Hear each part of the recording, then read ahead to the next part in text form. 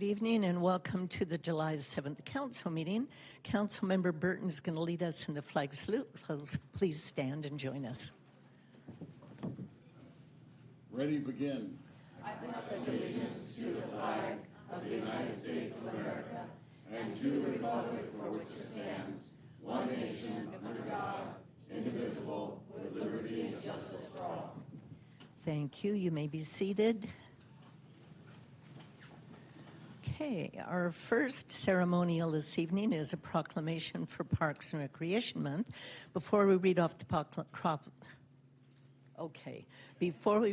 proclamation, we'll be presenting a video highlighting the Chino Community Services Parks and Recreation programming, as well as the staff who work hard to provide the Chino community with excellent service all year long. So let's watch the video.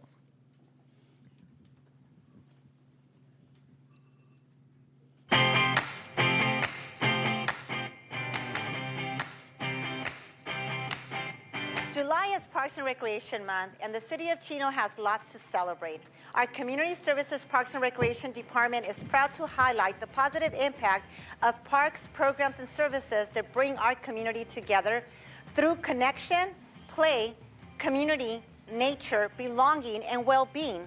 This is the power of... This year, we hosted the first annual Lunar New Year celebration, bringing together cultural traditions and connecting our community through song, dance, activities, and play. Events like this highlight the importance of creating spaces where our community can gather, engage, and feel a true sense of belonging. One of Chino's newest traditions is our Inclusion Community Celebration. This family-friendly event reflects Chino's commitment to ensuring that everyone feels that they belong. With games, vendors, and activities specifically designed for our neurodiverse community, we are creating a space where all community members are valued, connected, and welcomed. I love all the activities.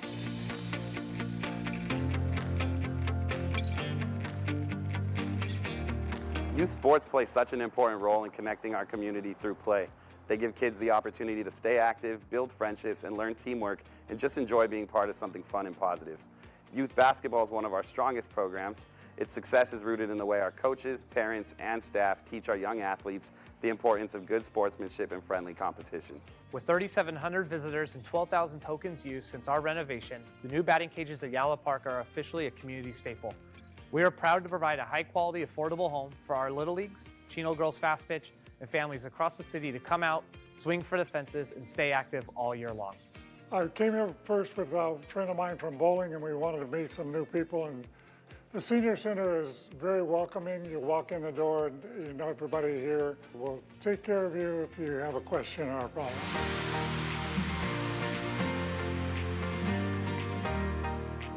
Our grounds team works hard every day to keep Chino's parks beautiful and well maintained. From landscaping to irrigation, we help keep our parks clean, safe, and welcoming for the community.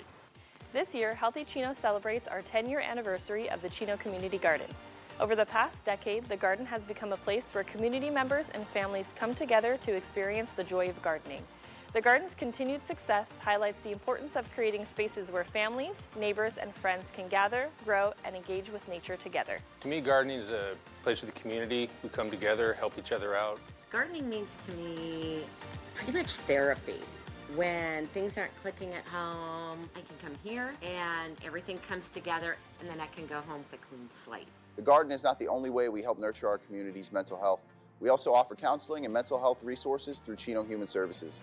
These programs help create a healthier, more connected community where people feel supported both physically and emotionally. The power of community is strong here in Chino. The power of connection is strong here at the Senior Center. The power of play is alive and well in Chino. The power of nature is continuing to grow here in Chino.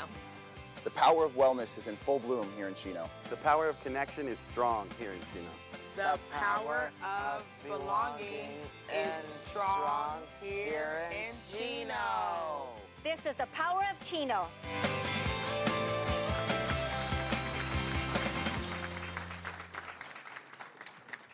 Okay, and our proclamation reads, Whereas July is nationally celebrated as Park and Recreation Month to promote building strong, vibrant, and resilient communities through the power of parks and recreation.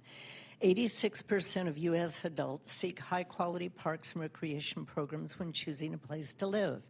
In Chino, we're fortunate to have approximately 297 acres of parkland and open space, which provides opportunities for our community to celebrate the outdoors. Parks and Recreation promotes physical and mental wellness for community members of all abilities through opportunities to be physically active and socialize with neighbors. Parks and recreation programs are vital to establishing and maintaining the quality of life in Chino and contribute to the economic and environmental well-being of our community.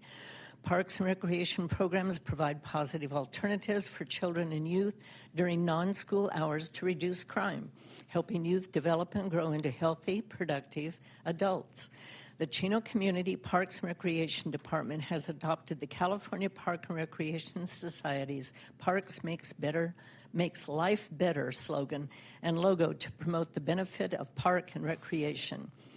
The City of Chino urges all residents to recognize the parks and recreation enriches the lives of its residents and visitors, as well as adding value to the community's homes and neighborhoods, making Chino a great place to live, work, and play. Now, therefore, I, Eunice Semiloa, Mayor of the City of Chino, do hereby proclaim July 2026 as Park and Recreation Month in the City of Chino and urge all residents to enjoy, recognize, and help promote the benefits derived from quality programs, services, and parks, which provide something of value to everyone. Neil? Thank you very much, Mayor. On behalf of, I'm so honored to be able to speak for this great department. On behalf of the council, Mayor Pro Tem, Dr. Reich, and all of the staff, we thank you very much for all that you help us do. This department is beyond amazing. You know about the fireworks spectacular, you know about the Youth Christmas Parade, and the Halloween Spooktacular. How about every single day there's different functions? Every day there's something where these green shirts are the first ones there and the last ones to leave. They're there before the sun rises, they're there when the sun sets. That's amazing. If you ever go to one of these events, listen to how they talk on the walkie-talkies. It's with such precision. And hey, make sure, oh, there he goes. There's a nice guy. Okay, make sure this is going to, it's over there. I'm speaking gibberish because I don't do what they do, but they don't speak gibberish. They do a great job every single day. I'm so proud to look around every single one of you. At any given time, you have all done an amazing job. Jeff and your team, thank you very much. Public Works, thank you so much for what you do. Our police department, let me tell you something. We've got the best police department in the country. Thank you for everything you do. Chino Valley Fire, thank you for everything you do. I don't think I'm missing anyone. Am I missing anybody? So on behalf of the commission, I do want to talk about the commission real quick. So there's Jamie, I'm going by seats because there's Jamie, Linda, Bobby, Carl, and Julissa, and most of us are here tonight. My fellow commissioners, thank you for what you do. They walk the parks every single day. They make sure that we have a report for staff. They make sure they talk to all of the community members. This is the power of Chino. And together, we make such a great organization. These green shirts, please stop and say thank you to them whenever you see them at an event because they're amazing. Thank you very much, Mayor. I said I would try to make it short. Neil said he was going to try to make it short. Neil cannot make it short. That's Neil. I want to thank you all also on behalf of the council and all of the residents. You do make our parks wonderful. You make our programs wonderful. So thank you very, very much. And this isn't even the whole department. So now we have to somehow get a picture. So squish in, everybody.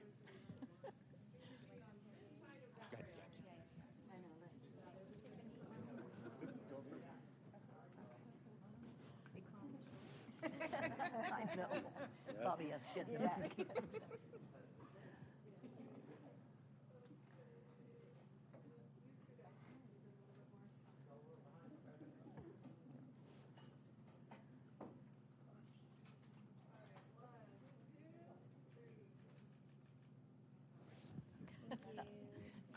Thank you again.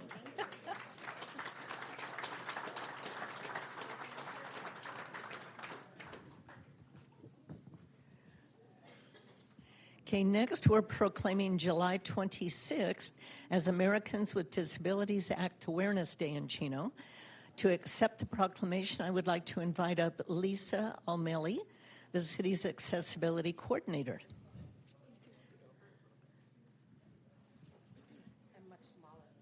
Yeah, not quite as many people. Whereas the Americans with Disabilities Act was signed into law July 26, 1990, to ensure the civil rights of people with disabilities and established a clear and comprehensive national mandate for the elimination of discrimination against people with disabilities. The ADA has expanded opportunities for Americans with disabilities by reducing barriers and changing perceptions and increasing full participation in community life. The City of Chino affirms the principles of equality and inclusion for persons with disabilities as embodied in the ADA, the laws of the State of California, and the ordinances of the City of Chino. Numerous organizations in the City of Chino and the County of San Bernardino work with constituents and communities to bring forth the promises of hope and freedoms envisioned by the passage of the ADA. The City of Chino, on the 36th anniversary of the Americans with Disabilities Act, celebrates and recognizes the progress that has been made by reaffirming the principles of equality and inclusion and recommitting our efforts to achieving full ADA compliance. Now, therefore, I, Eunice Hemiloa, Mayor of the City of Chino, do hereby proclaim Sunday, July 26th as Americans with Disabilities Act Awareness Day. Lisa? Thank you. Mayor, members of City Council, and community members, thank you so much for this proclamation for ADA Awareness Day. This year marks the 36th anniversary of the Americans with Disabilities Act, as you mentioned, signed on July 26, 1990. The ADA is more than a law. It represents the belief that everyone deserves equal opportunity to participate fully in community life. While we've made significant progress in the past 36 years, the work of accessibility is never truly done. Accessibility isn't just about ramps or curb cuts or parking spaces. It's about creating a community where every resident, visitor can come to our city and access programs and services and public spaces with dignity and independence. As the city's ADA coordinator, I am grateful to work alongside city leadership, and staff who continue to prioritize accessibility. In the coming year, we'll be building on that commitment and expanding ADA training for all of our staff, and also by approaching projects with accessibility in mind first. We're going to create streets and public spaces that are safer, more accessible, and welcoming for all. Thank you to the City Council for your continued commitment to inclusion and accessibility and for recognizing ADA Awareness Day. Together, I know that we can continue building a community where everyone has the opportunity to live, work, and thrive. Thank you so much. Welcome. Here's the proclamation. You get a picture.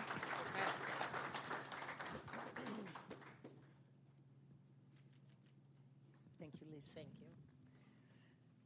Okay. Oh, next we have a special retirement. Now, I have mixed emotions about this. Would Captain Ryan Crowley and his family please join me up front?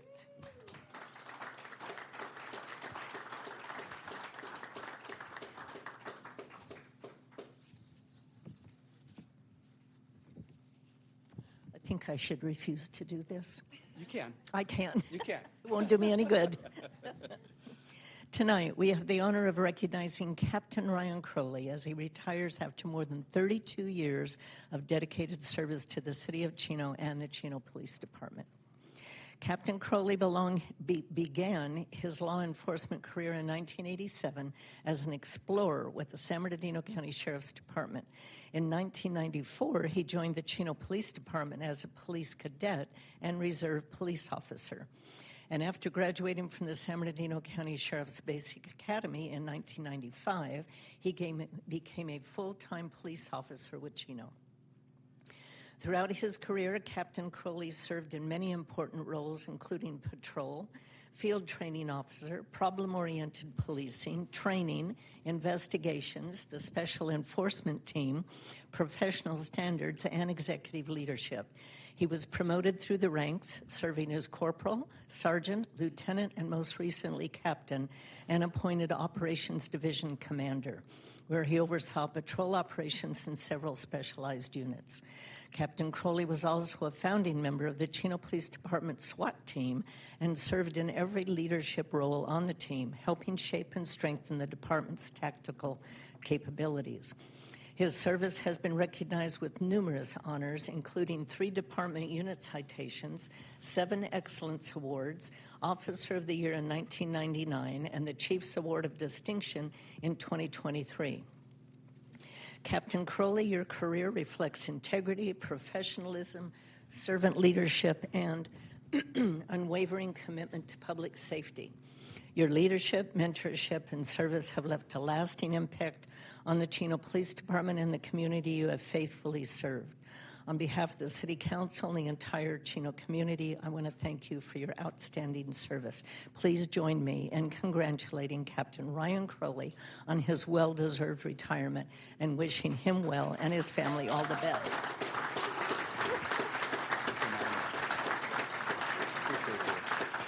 See you a lot.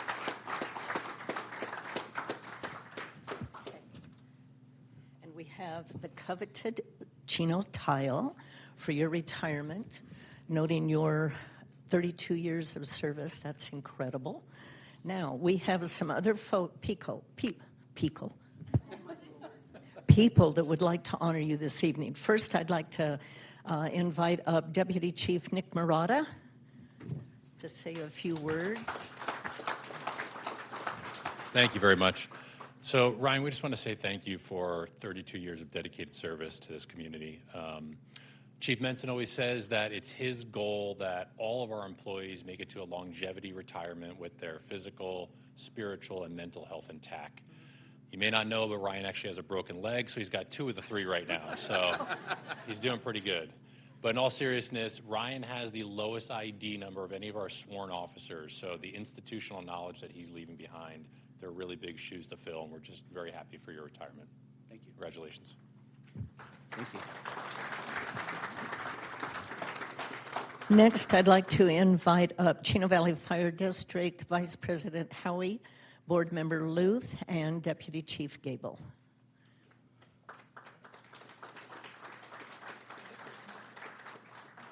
Thank you, Eunice. Appreciate that. Hey, Ryan, how are you? Hey, it's been a long trek, 32 years, and what Nick was just saying about your institutional knowledge. That's always the one thing when people retire.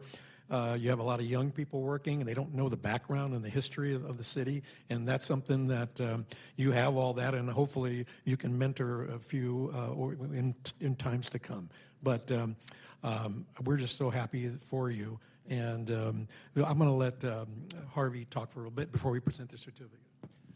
Okay, so I know Ryan best through Kiwanis. So from that perspective, this is a man who leads sometimes in front, sometimes in the background, but he's definitely a leader. He brings a lot of value to our club. He cares about this community. His leadership, his approach to things, he has an incredible gift to be able to organize events and try to make things better. And so he's been a wonderful part of the Kiwanis Club at Chino. I can imagine it's been the same for the police department, your leadership, and your skills and your gifts that you bring. So for the city, for the police department, definitely going to miss everything that you bring to the party. So best of luck in your future. Thank you. Thank you, Harvey. Well, and honestly, you're going to be tremendously missed. And I know we have 2 former police. You're not running for city council, are you? In the next 2? No. you don't live in the city, so he can't run for the council. He can move, all right? Anyway, on behalf of the Chino Valley Fire District, we want to present you with a certificate of congratulations for your 32 years, and have a great retirement, okay? Thank you. Thank you, sir. You bet.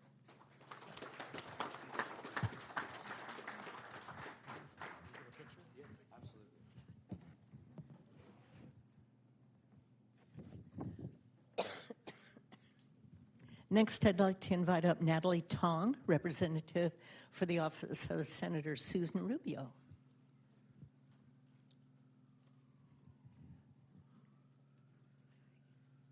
Good evening, everyone. Hi, my name is Natalie, and it's an honor to be here today on behalf of State Senator Susan Rubio to offer her sincerest congratulations on your retirement. And it is a pleasure to present you with the certificate of recognition that reads, on behalf of the California State Senate, it is my honor to congratulate you on your retirement. Thank you for Thank you for courageously answering the call to serve the city of Chino for the past 32 years. Our community was incredibly fortunate to have had you serve on the force. Your dedication and service through your various roles over the years have proven to be invaluable. I wish you the best as you embark on your next journey. Congratulations.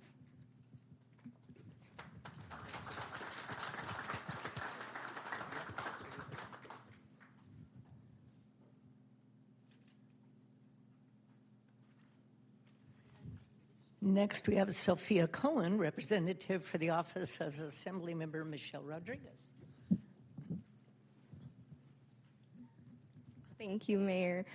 Good evening, everyone. So I'm here today on behalf of Assemblymember Rodriguez, and I'd like to present this certificate of recognition for your service in the Chino Police Department, and thank you for all your dedication and sacrifice and mentorship for our police officers still here. So thank you so much, and we wish you a great time in Cabo. I heard that's his first destination for retirement, so.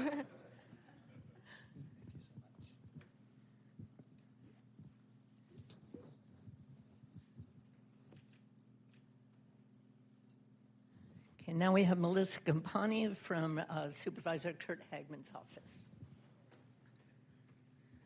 Well, good evening. Congratulations. This is absolutely wonderful, wonderful for you and your family. I just have a nice certificate from Supervisor Kurt Hagman congratulating Captain Crowley on his retirement after 32 years. And we've already had so many nice words said. I won't read the whole certificate, but I do think that I'd like to read this portion from Supervisor Hagman. Here's to a new chapter filled with happiness, tranquility, and the well-deserved relaxation you've worked so hard for. May retirement treat you well. It doesn't say in Cabo, but we can kind of pen that in. Wherever you may end up, and you may need somewhere with a big office because you have lots of certificates and plaques to hang up. But thank you so much. We appreciate your service. Thank you.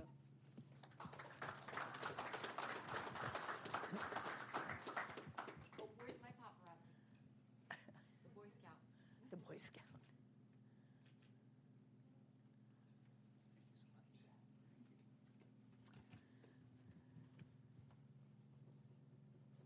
Well, Ryan, I'm afraid this is goodbye, but we're going to miss you. You know, this man has been such an excellent example to our officers. There is a way of life in our police department, and Ryan has exemplified so much of what our department stands for. He sets an example for our younger officers to aspire to be. We're very blessed in the city of Chino because of people like you. Thank you, ma'am. You know, and I want to thank you personally for all of your years of service. We're going to miss you a lot. I'd like you to introduce your wife, and then it's your turn. This is my wife, Holly. 27 years married. So, 27? Yeah, 27. Yes, 27. Yeah, no. Don't get that wrong. And thank people in this room for introducing us. So, Mayor Pro Tem. So, thank you, Madam Mayor. Thank you. It's been an honor to serve this community and the men and women of the Chino Police Department. 32 years has gone by very, very quickly. It's been fun. It's been exciting. It's been fulfillment. But it's gone by very quickly. So thank you, Council, for the support that you provide to our officers, that we may be able to have the equipment and the training that we need to be able to serve this community with excellence. And so I know we're very proud of our department, and it's with your support that we can do that. So it's been an honor and a privilege to serve this community in this department, and Thank you for recognizing me this evening.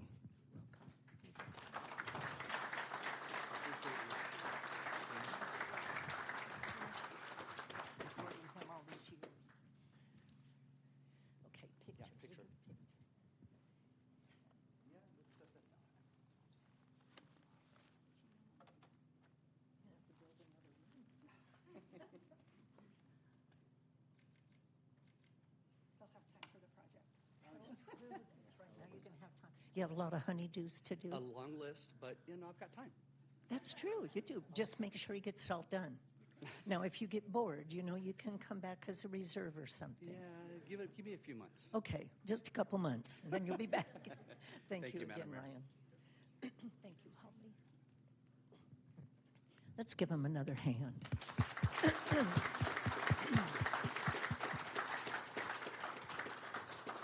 I know I'm really biased, but we have the best police department, I think, in the whole United States. And a lot of it has to do with people like Ryan, who really care about this community. It's very unusual for people to start as like an explorer or a cadet and spend their whole career with one department. That says a lot for the leadership in the department and the quality of the officers themselves. And they police each other, believe it or not. They don't put up with any nonsense from each other, which is nice. Well, yeah, I know, except for Dustin. Then there's Dustin. Okay, our next ceremonial for the month of July, I'd like to congratulate Tri Auto as one of our businesses of the month. Will the representative from the business, owner Danny Artiega, and guests please join me up front?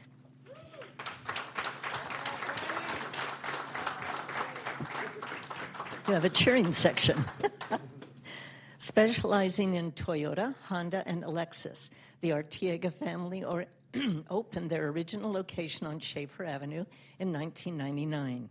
They quickly outgrew the location and moved to Central and became incorporated in 2007. Through the success of their business, they were able to purchase their current location once again on Schaefer Avenue. The Tri-Auto story is one of dedication, skill, and commitment to community. They're proud to support families in need through Calvary Chapel, Chino Hills, and they have a special place in their hearts for widows and families experiencing financial struggles. Tri-Auto is consistently praised for their attention to detail and honesty. Customers appreciate Danny's vast expertise when it comes to their vehicles, and many have been visiting his shop for decades. The Artiega family opened their business here based on a suggestion, and they are so glad they listened. They are part of local clubs and say that the residents of our community are like family. Please join me in congratulating one of our July 2026 businesses of the month, Tri-Auto.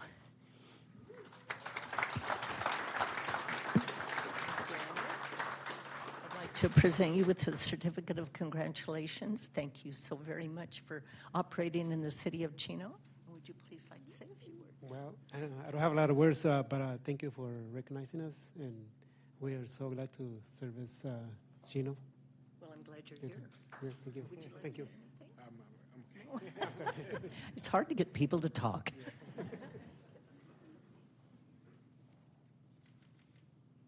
Thank you very much. Thank you, everybody. Our next business of the month has been a staple in our city for 40 years. I'd like to congratulate Ranch Burgers as one of our businesses of the month. Will the representative from the business, owner Alexis Ayala, and guests please join me?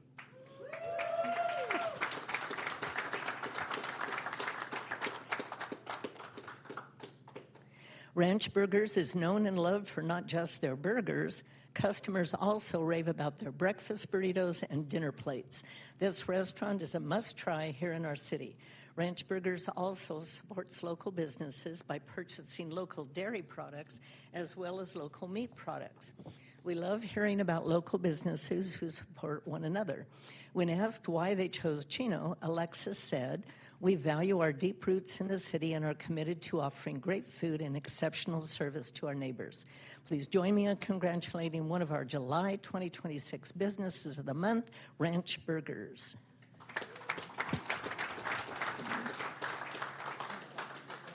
A certificate of congratulations. And would you like to say a few words? one of you. Okay. We just want to say we are truly honored to receive this recognition by the city of Chino. We want to thank everyone that has supported us, and we are really grateful for this recognition. Again, we look forward to serve everyone in our community. Thank you. You want to tell me your location? Oh, we're located? We are located right here on Benson and Riverside Drive. Yeah, and thank you all, and hopefully you guys can come and support us and get burgers, everything, shakes and burritos. Thank you. Yeah, thank you. Thank you. Thank you very much. Let's get up to the chair.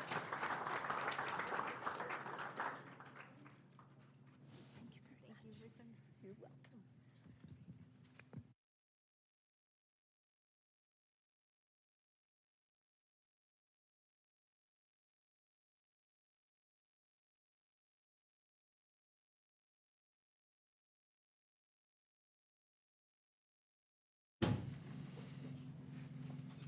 Okay.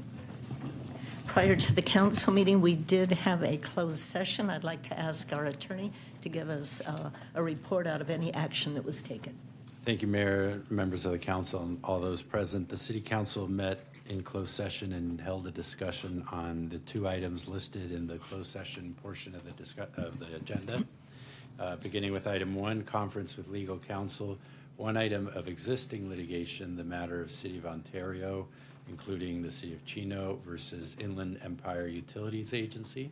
City Council received a briefing on the status of that matter, provided direction, and no further reportable action was taken.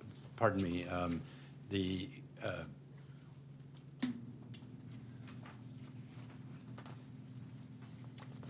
council unanimously agreed to pursue an appeal of that matter. Item number 2, conference with legal counsel. One item of anticipated litigation under the heading significant exposure to litigation. One matter, City Council received a briefing and no further reportable action was taken. That concludes the report. Okay, thank you very much.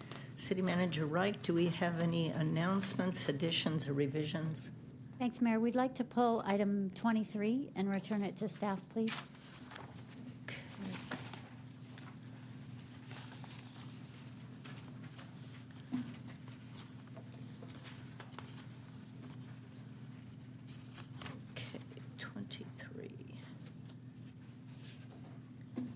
Okay.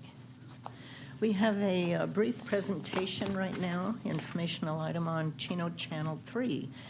This presentation will provide an overview of the city's government television station, including its purpose, programming, production process, and the various ways residents can access city meetings and other Channel 3 content. Hello, Mayor and City Council. My name is Ariana Fajardo. I'm your Communications Manager, and today we're talking about Channel 3. Channel 3 is the city's government television station. Its primary purpose is to provide residents with direct access to their local government and keep the community informed. The station also creates a permanent public record of meetings and provides access for residents who may not be able to attend in person because of work schedules, mobility challenges, or other commitments. In many ways, Channel 3 is another way to provide transparency and make government more accessible.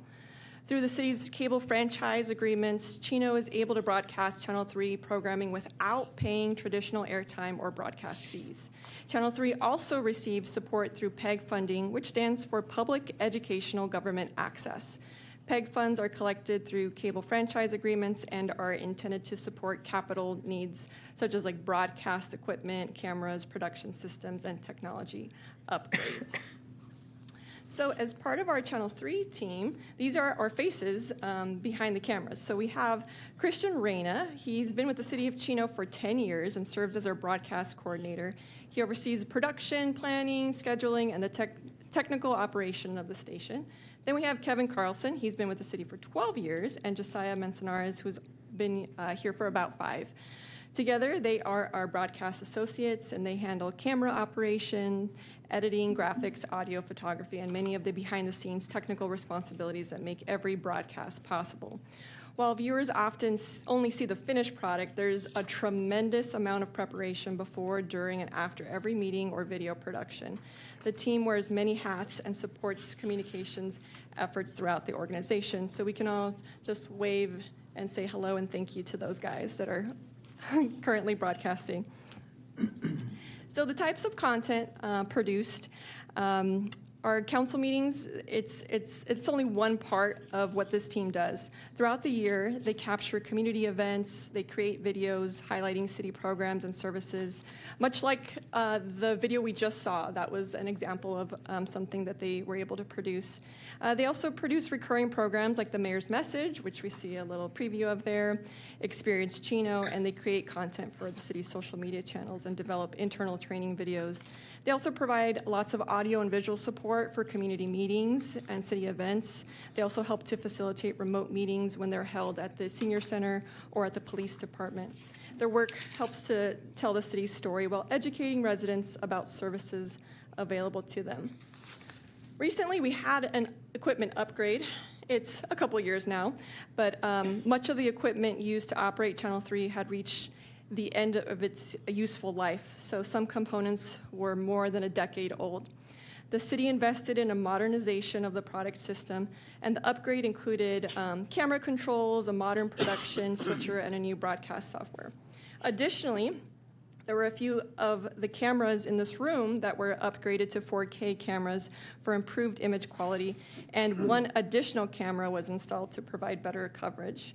So one of the best ways to illustrate this is for me to momentarily put on my director's hat here and have us take a look. So first, we're going to cut to camera 1. Now. Maybe momentarily. Thank you. All right, there we go. That's camera 1. So camera 1, this angle is primarily used for the speakers at the podium. So now we will go ahead and skip around to camera 3. This one is known as our safe shot. So this is a wide angle, and it's used as a transition scene when we're cutting in between close-ups. So this gives us a nice clean view of the room as well. Now, let's go ahead and take camera 2. So this one, there I am. This one is used for our staff presentations, and that's a dead-on view. So that's this camera right here, camera 2. Now, let's go ahead and go back to camera 3 for a transition. As I talk about camera 4, which is the camera right next to that, and Mayor, if you take a look at that one, we all get a nice close-up of you. Hi, Mayor. Now we'll go back to camera 3 for one more transition as I talk about our latest camera addition, which is camera 5. That's this one right here. Extreme close-up. Let's back that up. Back it up, back it up, back it up. Much better? Much better, but still not as good as cut to camera 2. All right, so camera 5 comes in handy. You might ask yourself, like, what's the point of that one? Okay, yeah, cool. So camera 5 comes in handy for when we are having some kind of a dialogue. So for example, if Councilmember Flores, let's take camera 5. Hey there. If he is having some dialogue with Councilmember Burton, let's cut to camera 4. Wave, Kurt. Then we can easily cut between those two council members. Whereas before, we would have to, there we go. We would have to cut to camera 3 to transition. The guys would have to hurry up and shift the focus and then go back to that person. And oftentimes we would just miss that dialogue. So then we would have to stay here on this transition. So I'll go ahead and take my director's hat off once again, and I'll hand the reins back over to Christian. All right. So we'll go back to the presentation. We're going to have one more like this, Natalie.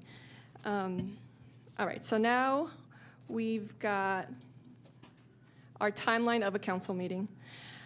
Before each meeting, the team arrives early to set up cameras, test microphones, verify internet connections, load presentation graphics, and ensure every system is functioning properly. During the meeting, they are actively managing the live stream, recording the meeting, switching between camera angles, as we saw earlier, and then they're monitoring the audio. Can I get a camera on me one more time? They also take care of the graphics. So for example, they'll display lower thirds like this one. Oh, no. After 10 years, they spelled my last name wrong. Oh, local government nerd. I'm just kidding. So we did that on purpose because while I am a local government nerd, that's not my official title. So sometimes we do make mistakes or we have unexpected folks come in and we don't have a lower third for them. So this is an example of what we would fix in post-production. So if we go back to our slide.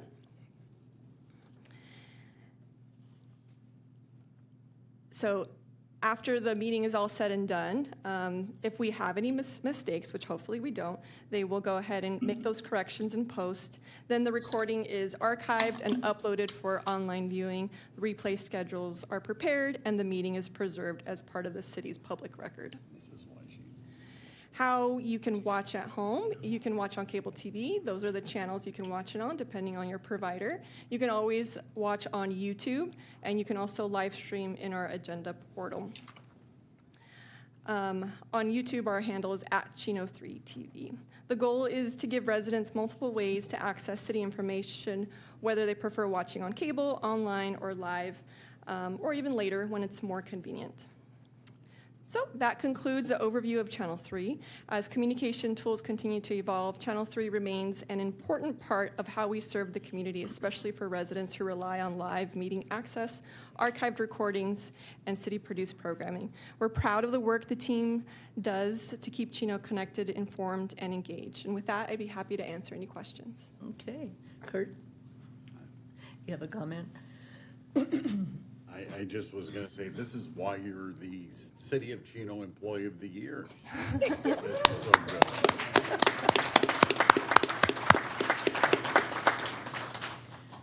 Ariana is great, and when she's on vacation, we all miss her very much. So I just told her this evening, you don't get any more vacations. You have to stay. Well, I missed you guys too, believe it or not. Thank you, Ariana. Excuse me. Okay, next on the agenda is public announcements. First, summer is in full swing, and our Chino Summer Nights movies series is the perfect place to spend a warm summer evening. Join us every Friday night until July 31st for family-friendly movies under the stars. Darn it. This year, half of our summer movies will take place in the newly opened Stuvie Family Park in the Preserve. Be sure to bring your blankets, snacks, and lawn chairs and enjoy a beautiful night under the stars watching exciting movies the whole family will love. To view the lineup, please visit cityofchino.org/movies. If live music is more your style, Chino Kiwanis Annual Concerts on the Lawn series is in full swing right here at Chino City Hall. Enjoy I'm having a time tonight. Toe-tapping live music every Thursday evening until July 23rd with special performance by bands the whole families will love. Join in on the fun. For more information, including the bands scheduled to perform, please visit cityofchino.org/concerts. Next, I invite you to join us as we mark 10 years of our community demonstration garden on Saturday, July 18th from 8:30 to 11 a.m.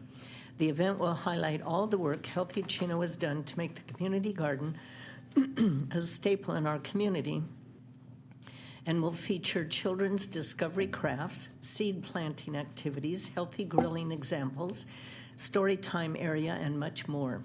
Be sure to bring your sneakers for the Community Garden History Walk, which visually showcases the history of the community garden. To learn more, visit cityofchino.org/healthychino, and we can't wait to see you there. Finally, we'd like to adjourn tonight's meeting in honor of two beloved members of the Chino community. Lori Viramontes was a beloved mother, grandmother, and great-grandmother who was the devoted wife of Henry Viramontes of Viramontes Express. They were married for over 30 years. She was born in Livermore, California, and lived in the Chino Valley for many years, becoming a pillar of the community alongside her husband. She's survived by her daughters, her grandchildren, and her great-grandchildren. She will be greatly missed by all who knew her. Lori passed away at the age of 78. She had incredible physical challenges, and as my husband used to say, she was one of the bravest, strongest women he ever knew. Wilma Dauma was the longtime owner of Chino Florist, one of the first florists to open in Chino, and one of our most cherished legacy businesses. Wilma was known as a hard worker who dedicated herself to her business and her family. She will be remembered fondly by her family and friends in Chino, Lake Havasu, and throughout the country. Wilma passed away at the age of 82. On behalf of the City Council and the entire city of Chino, we extend our deepest condolences to their families and loved ones of Lori Viramontes and Wilma Dauna. Tonight's meeting will be adjourned in their memory. Next, under public communication, this is the time and the place for the general public to address the City Council about subjects that do not appear elsewhere on the agenda. Due to council policy and Brown Act requirements, action cannot be taken on any action that's not on the agenda. We have several requests to speak that we will do first. Our first is Pastor Joshua Gaunt from the Chino campus of Sunrise Church. I'd like to ask you all to stand who would like to join us in an invocation. Thank you so much for having me. Let's pray. Dear Heavenly Father, Lord, I just thank you so much for local government. I thank you so much for the community servants that have been honored all this evening, and so much for their hearts, for their community, for what they do on a daily basis, Lord. I pray for strength, for wisdom for this City Council as they move forward with positive things for this community, Lord. Again, thank you so much for the opportunity that we have to come together, and in your name we pray. Amen. Amen. Thank you, Joshua. Thank you.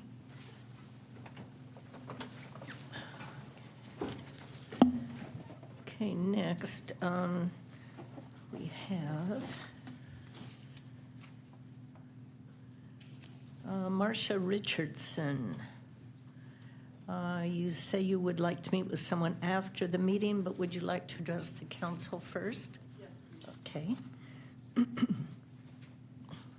My name is Marcia Richardson. I think you remember me from probably about 6 weeks ago. I spoke here about Griswold's receivership. Yes. That I've had that $100,000 bill from them, and I haven't heard anything from them. Well, I just got a bill the other day. They sent me a bill every month. This one was for $4,700, and one of the parts of it said, and it really upset me, was on April 24th they reviewed my file, and they're going to commence preparing ex parte application for authorization to list my property for as-is sale. And I'm just getting really stressed about this situation. Sorry, I don't want to start crying again.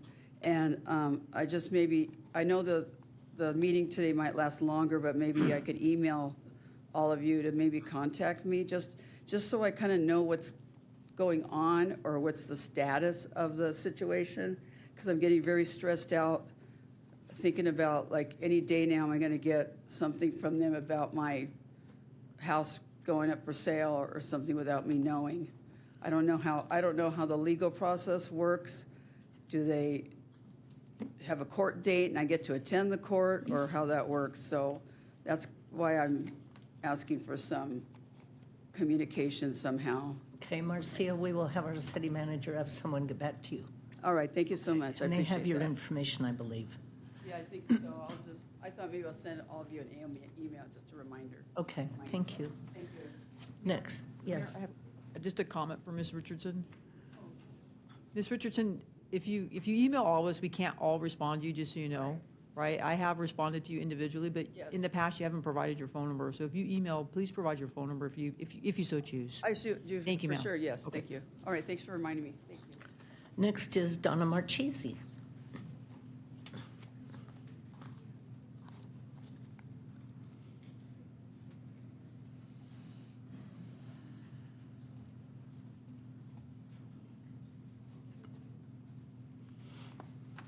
Good evening, everybody.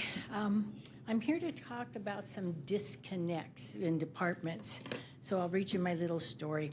So spring of 2025, figure I'm Sophia Petrillo, and I'm telling you, picture this. Spring of 2025, from my backyard, I hear a speeding car finally coming to a sudden halt near my house. I hear the car door slam and someone yelling. When I get to the front yard, I see an irate man beating on the front door of the house across the street. The residents come out and try to calm him down. I call the police department to send help, and I'm told this residence is not in their service area. I tell dispatch that Chino annexed this area 6 months ago. The dispatcher puts me on hold, then comes back and says she is sending a car. This area was annexed by Chino November 25th, 2024. I'm talking about the Yorba, Ramona, all that area. The same neighbors have flower and gift sales for the holidays. They never take down their signs, and they leave them on the telephone poles for weeks or months. I saw a city truck one day taking down yard sale signs, but he doesn't take the ones down near my house. And it's some little pickup. I put in a complaint through the Report and Issue app on my computer, and the reply I get is, location is outside of our service area. So now it's 1.5 years since the annexation, and another department doesn't know about the new part of Chino. So it's kind of concerning. Now, I was on part of the discussion group for the annexation process, and I understand there's about 4 or 5 little pockets in town. I don't know if you've annexed any more of them, but the city needs to have some kind of a chart that when you take something in, we need to tell the police department and code enforcement and Parks and Recs or whoever, because somehow you've got some disconnects there. So that makes me wonder if you have any disconnects in case we have a major emergency somehow. So Good point. yes. And another thing I heard the other day was about ham operators during emergencies when the cell towers go down. Do you guys know who the ham operators are in town? That might Would be. have to ask that of staff. Yeah, so just a little FYI, okay? Well, thank you, Donna. Thank you And very I'm much. Have a sure our good city evening. manager is taking notes on that. Okay, next is Mr. Scholl. You have regular general public comments and then something on the consent calendar. So right now, it's just your general comments. Correct. My name is Carl Scholl.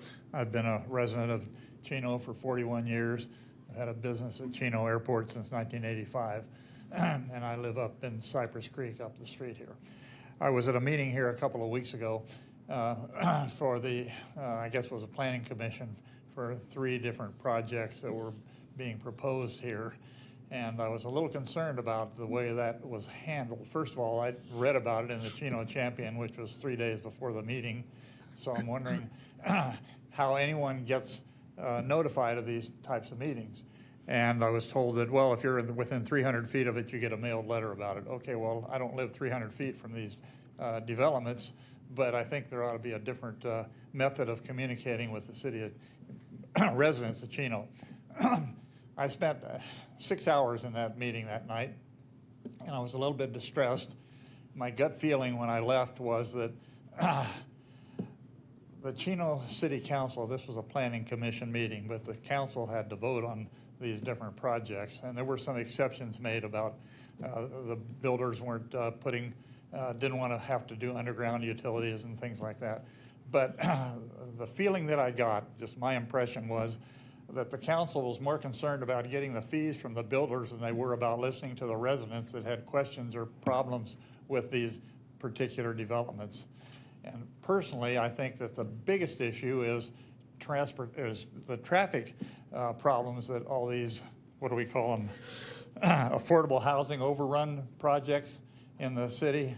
When you're building 300, apartment buildings in 5 acres or whatever it is. I mean, I've got the list here, but that's not relevant right now. But the bottom line is there's a lot of more vehicles that are impacting our traffic in our street. And of course, that falls back into the police department too, having to maintain all that. And I listened to the traffic manager that explained how they had done their analysis and so forth, and it sounded to me like this man had never even been on some of these streets that were being impacted that the residents were talking about. So I think it's important that maybe the council listens a little bit more to the residents instead of the builders. I am really concerned about that. There's so many of these new developments here, these affordable housing overrun things in the city. And I realize that that's a state mandate, and there's not a whole lot you can do, and there's certain laws and regulations that you have to abide by. But I think it's important to listen to what the residents have to say about these different communities too. I had never been down on Amsterdam Street in my life in Chino here for 41 years until after that meeting. And then I drove down there to see what the residents were complaining about the traffic and the fact that it's a narrow road, there's no parking and so forth. And I just wonder if that traffic guy had ever been down that street before and looked at it before he provided a report that said it's not going to be a factor. So just my impression of what was going on. I think the council needs to be paying more attention to the residents and not letting this place turn into thousands of more apartment buildings like it's going on up on Euclid and Walnut. Yes, okay. That is just disgusting. Thank you. Thank you, Mr. Scholl. Oh. One other quick question. Has anybody defined affordable housing? The state has The their... state has? Well, I've never yeah. seen that just seems crazy because, there's 10% of these houses that are in these overlays that are quote unquote affordable. But what does that really mean? I mean, you're not taking people off the street that are homeless and throwing them in these places, are you? I don't think so. So it seems like a lot of BS to me. Thank you. Thank you. Next is Mr. Bob Nigg.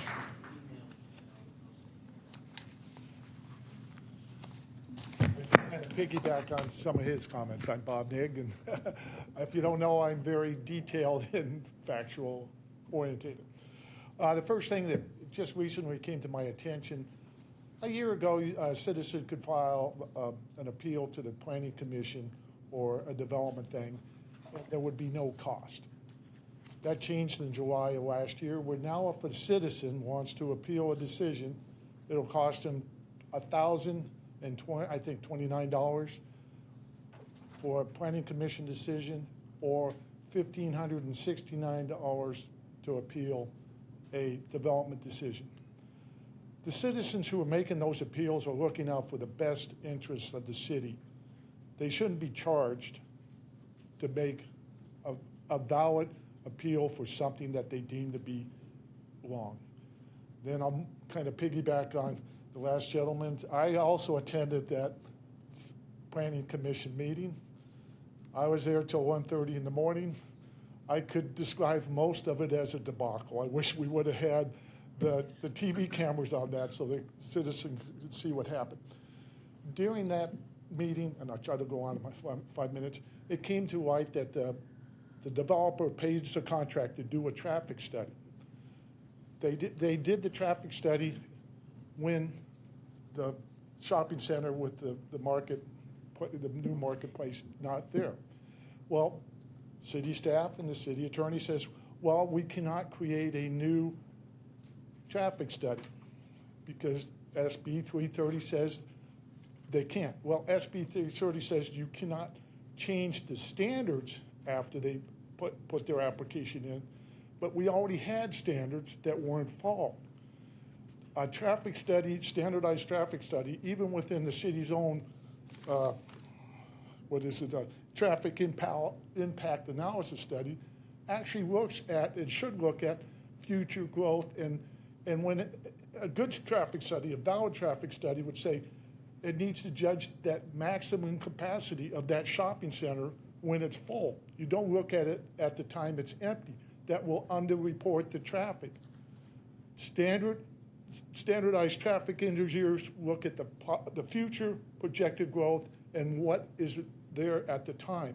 So they should do the maximum amount of traffic that would be generated when that shopping center is full. They should use standardized things, 2 to 3% growth, or when you have developments going all over Riverside, the high-density developments, those should be included in the traffic study. SB 330 does allow the Planning Commission to hold up to 5 meetings on the development status. There was no reason that the commissioners asked that they couldn't continue that meeting and ask for an accurate traffic study, not a new traffic study. Now, would it have made a difference? Who knows? Until you have the facts, you can't make an accurate decision. Our density standards are mandated unrealistic by the state. I totally agree with that. We're behind a rock in a hard space. But we can use health and safety standards to deny these high-density developments if you have objective, factual data in the zoning code, and I'll come to that on item 17, that you can use to say this will negatively impact the health or safety of our citizens. You might not be able to cancel the project, but you could have the developer put in mitigating things that would help prevent that. So that's my comments. I'm going to have much more in my 5 minutes to say, come up on the zoning code. Thank you. Thank you, Bob.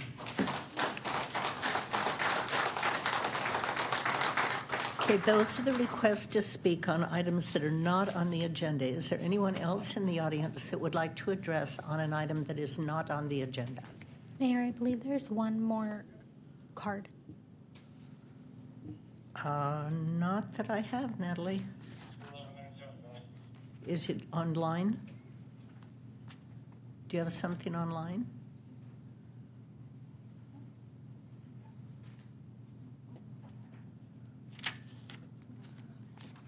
Everything else has item numbers on them.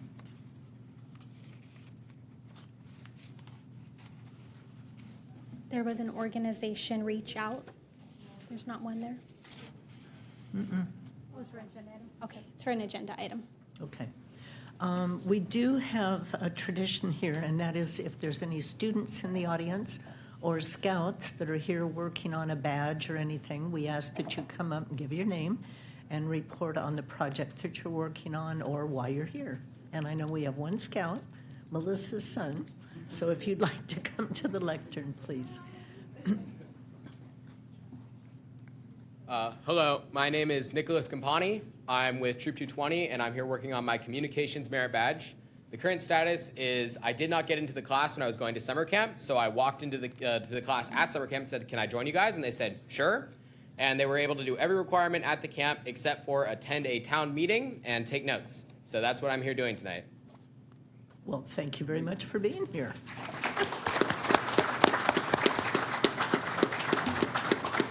Now, are you working on your Eagle? Yeah. Well, congratulations, and I hope you finish it. Anyone else in the audience, any students or Boy Scouts, Girl Scouts? No? Okay, then we will move on. Under consent, we do have comments from Mr. Scholl on item number 5. Mr. Scholl.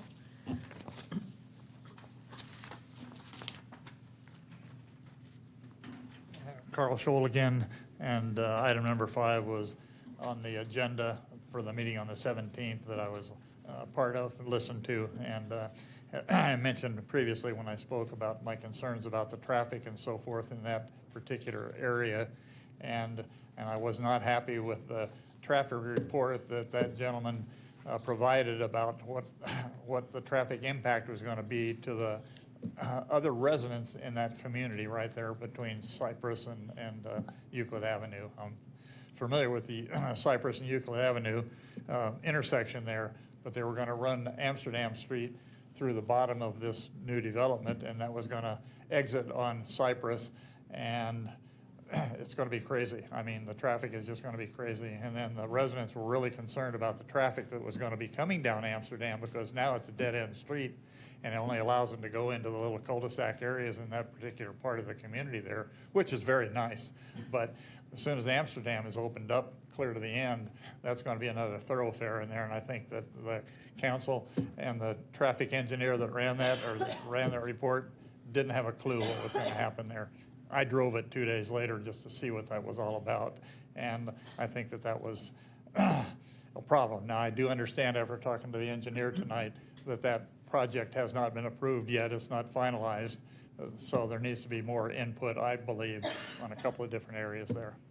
Thank you. Thank you, Mr. Scholl. Is there anyone else that would like to speak on any of the consent calendar items? Or do we have anybody online? No? Any council comments or questions? Then I want to entertain a motion for approval and a second. I need a verbal motion and a second. I'll make the motion. Okay, motion from Councilmember Lucio, I'll make the second, Mayor. second from Councilperson Comstock. Please vote. And consent calendar passes unanimously.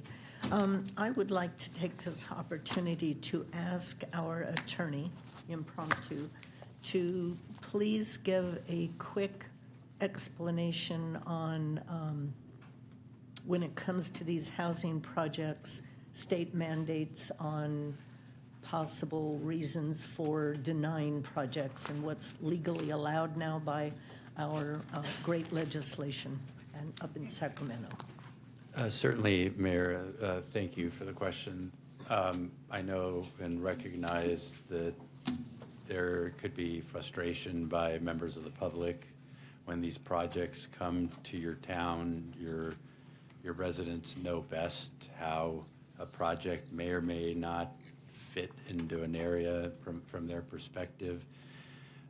What our as you mentioned, Mayor, our legislature, our California legislature, has done to cities with respect to housing projects that meet these criteria, basically, for example, a multifamily housing project, to the extent it meets the objective standards of a city's code, and Chino is no different. The legislation applies statewide.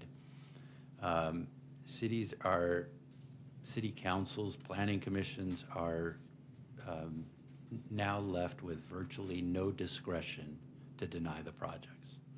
The only opportunity to fully deny a project is dependent on making a finding that under state law is considered a specific adverse finding.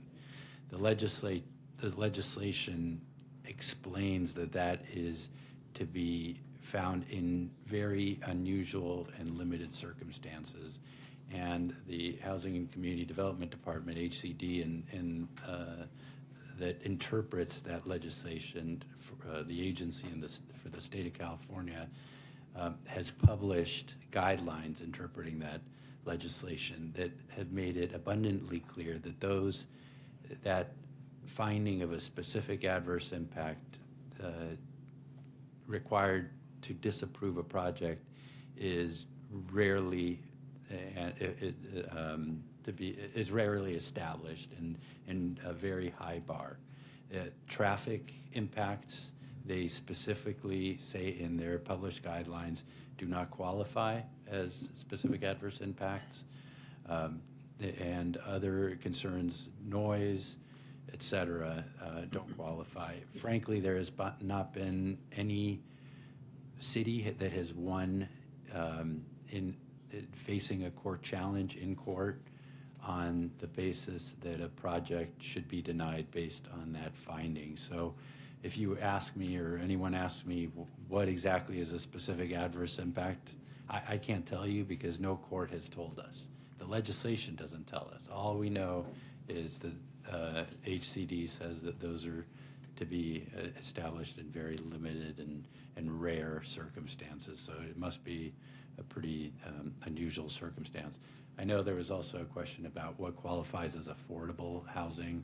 It's a very good question. I know with the pricing of some of these units, it's hard to imagine they are actually affordable.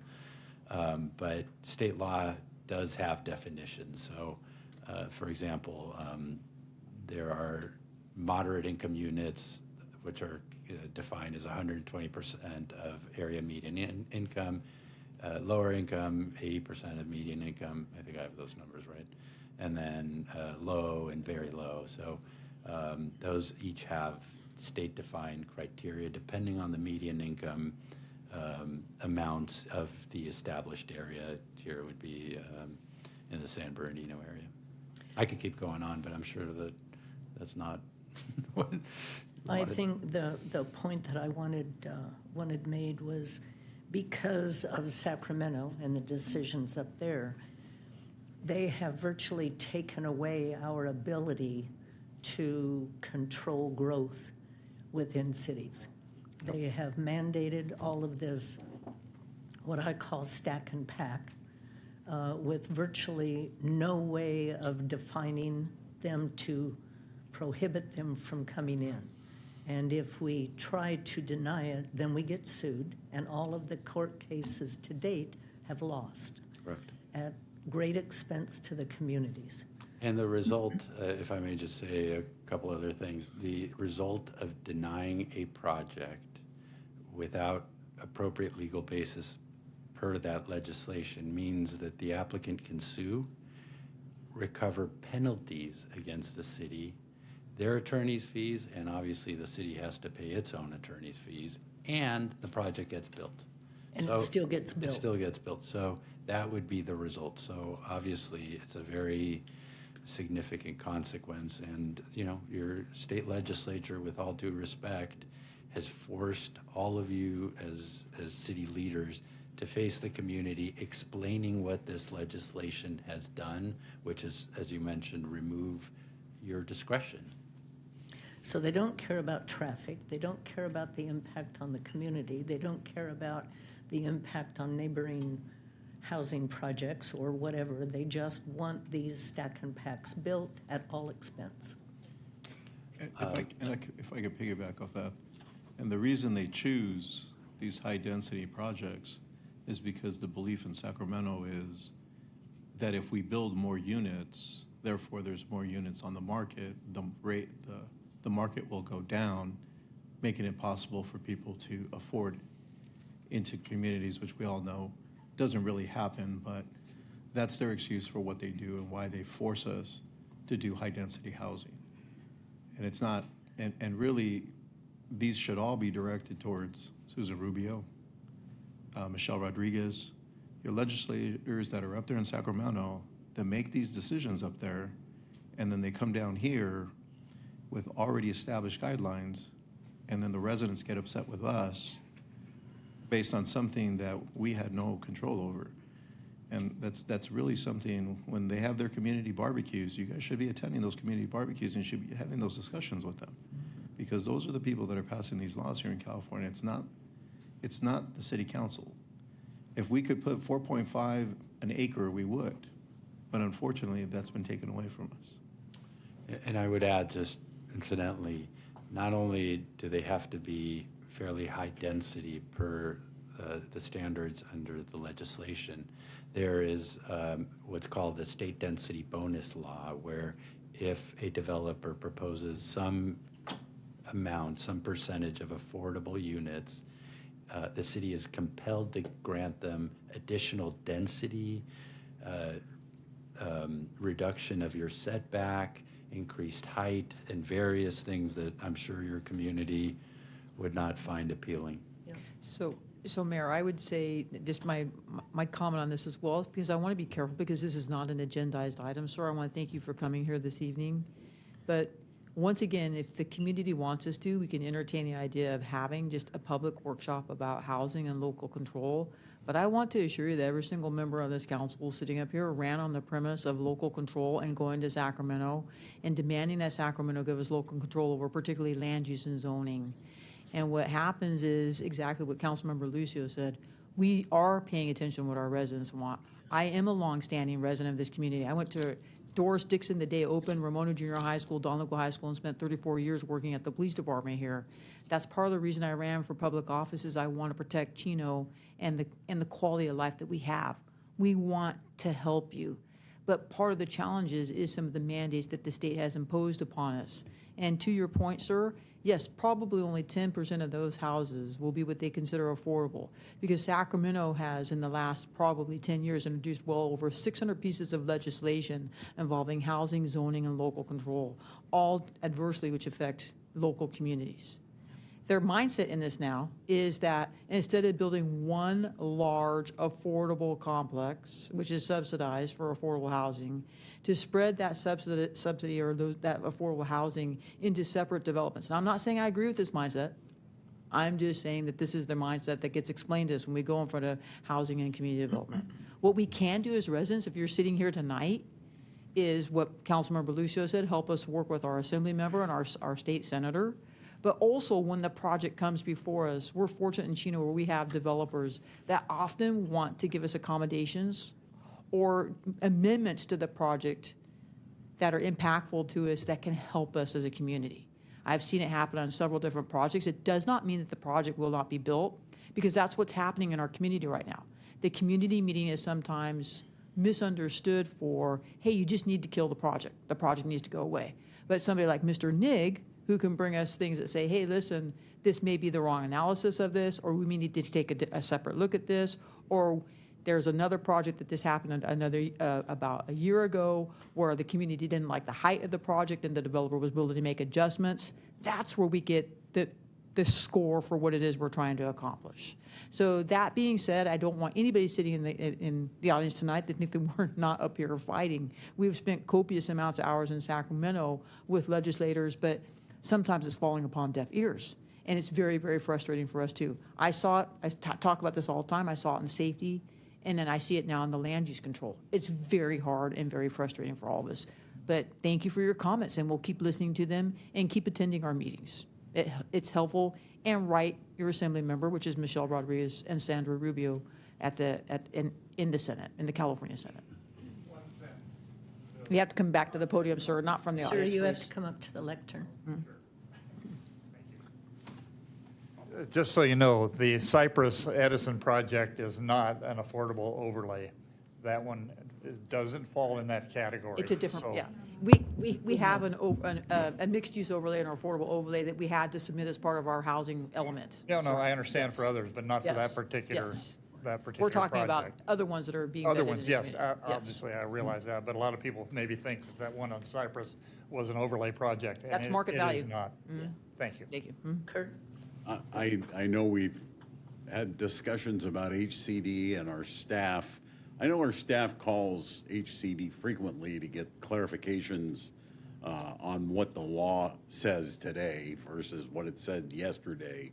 It's forever changing, and HCD takes its sweet time in getting back to us. Ladies and gentlemen, it takes forever for HCD to get back to our city with answers to our questions. I'd just like to recommend to our staff that we put things down on paper and make hard copy requests to HCD if we just have a simple question. We need to start to really document all of our calls to them so that we have some kind of leeway and some footing in the event that we want to go forward in another direction. It's very, very difficult to deal with HCD up in Sacramento. We've done it. All the council members here, including the mayor, have been up to Sacramento. We've sat and had discussions with them, and they act like we're crazy. And it's very, very unfortunate. I'd like to thank Mr. Scholl and Mr. Nick for coming up with your concerns as well. But thank you very much, Mayor. Okay, we'll move on now to public hearings. Item number 16, introduction of ordinance number 2026-007, sign ordinance amendment, PL 26-0057. I'd like to declare the public hearing open and ask for a report from our assistant planner, Chris Cortez, and our city planner, Andrea Gilbert. Good evening, Mayor, members of the council, and community members who have joined us tonight. This is a proposed comprehensive update to Title 16 of the Chino Municipal Sign Code to amend and reorganize multiple chapters of Title 16. This sign code is being brought about in response to a court case, Reed versus the Town of Gilbert. This court case noted that local jurisdictions can no longer regulate the content of a sign and that regulations must be equal for all signs. As a result, the city sign code has been amended to eliminate any content-related regulations. A majority of these changes were made to temporary signs, such as banners and yard signs. In addition to amending the code to become content neutral. This update is also including the introduction of new sign types such as murals, creative signs, and electronic message boards. In the current sign code, signs such as banners and yard signs, and more specifically real estate signs, are subject to the most content-related regulations. The proposed sign code will eliminate such regulations to comply with the new ruling of Reed versus Town of Gilbert. For instance, signs that are placed on yards will be categorized into 3 general yard sign types, regardless of the content featured on them. They will still only be allowed on private property. Banners are also subject to this change. They will no longer be subject to content-related regulations.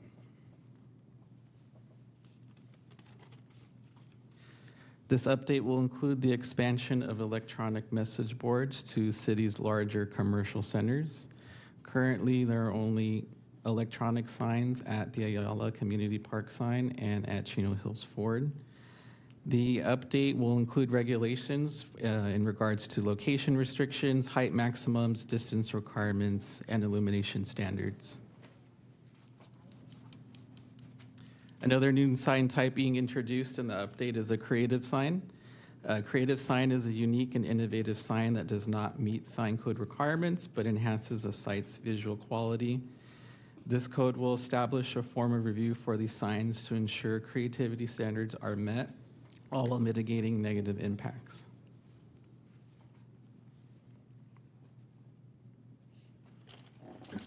A mural program will be established to allow public art in the city of Chino, which is currently not allowed. Standards will also be put in place in regards to size, height, location, and materials for future murals. The program will also establish construction and maintenance standards for murals.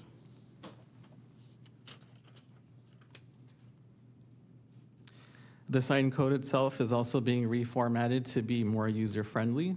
The code will use a number of visual examples of how to calculate different things such as sign area for different sign types and height. The sign code will also have its own glossary with terms and definitions for specific sign types and sign terminology. And they'll also be accommodated by example photos. That way, anyone of any expertise for signs, such as new business owners or sign companies, are able to navigate our sign code.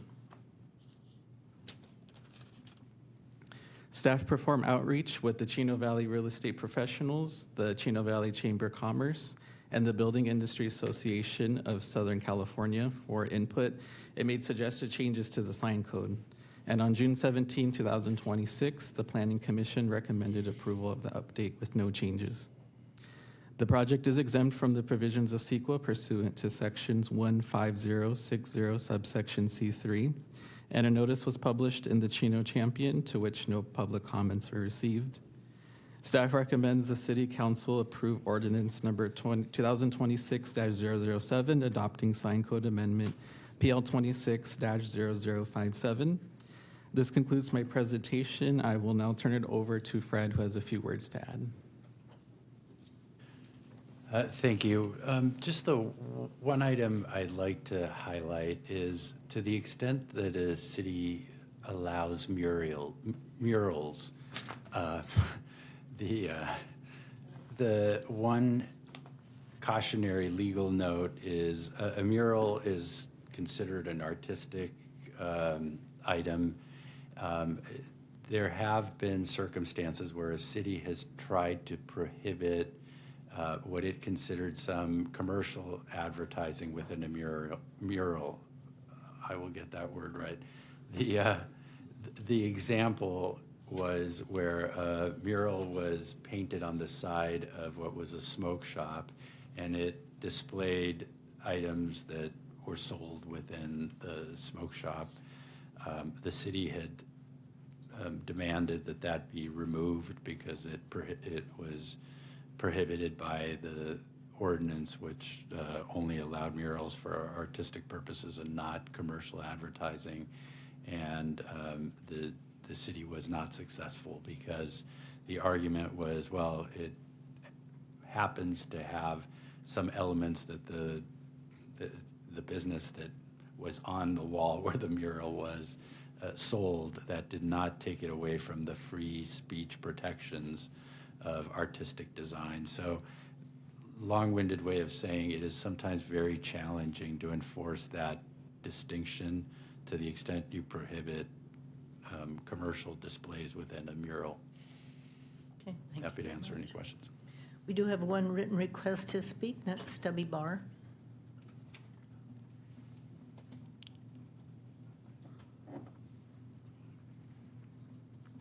Good evening, councilors. I had an objection on a technical legal thing, but I'm going to follow up on that with staff. A couple of comments. One is, thank you, Mr. Galante. The murals tend to lead to First Amendment arguments that things that we possibly might consider pornographic or obscene, and that we can't do anything about. That's something the city needs to be on top of and encourage. Unfortunately, I think our hands are tied just like they are with the housing law. The second thing is staff's reported that we have 3 electronic signs. We actually have 5. Maybe staff is not aware, but there are 2 extremely large jumbotrons on Calvary Chapel. So, thank you. Fred, is there a way to prohibit sexually explicit? Yes, there are court decisions where the courts have ruled that to be outside First Amendment protections. Mr. Barr is correct. There could be a fine line, but to the extent that, based on community standards, it's considered obscene, sexually explicit, and the like, those have been upheld in defense of First Amendment allegations. And do we have those protections Yes. within this ordinance? That is written in the ordinance. Okay, thank you. That was the only request I had to speak. Is there anyone in the audience that would like to address the council on item number 16? Okay, seeing none, I will close the public hearing, turn it over to comments, council comments. Any questions or comments? Kurt? Chris, does this mean with this new sign ordinance, you're talking about banners, does this now give a business like Moon Nursery the ability now to advertise their business with a large banner attached to their fence, whereas before they couldn't do that? Yes, they could, and in this case, they wouldn't be restricted in what they can do in terms of content, whereas with our current sign code, Moon Valley would be limited to having just a grand opening banner or a promotional banner. That's it. But with this current, or with this update that's before you, those categories will be eliminated, so they can have a sign that just says Moon Valley, could have their hours. We wouldn't be able to restrict the content that they put on the banner. Great, thank you. And Fred, on the, in reference to the pornographic style murals, and what you mentioned, the commercial advertisement type style, could that also be incorporated into that as well? So, for example, the draft code before you already has, this is subsection, it's 16.02.070 on murals. Subheading D says murals shall not depict any crude, obscene, or derogatory content or imagery. So that is included. Okay, thank you. Any other comments from council? Yes. Questions, Karen?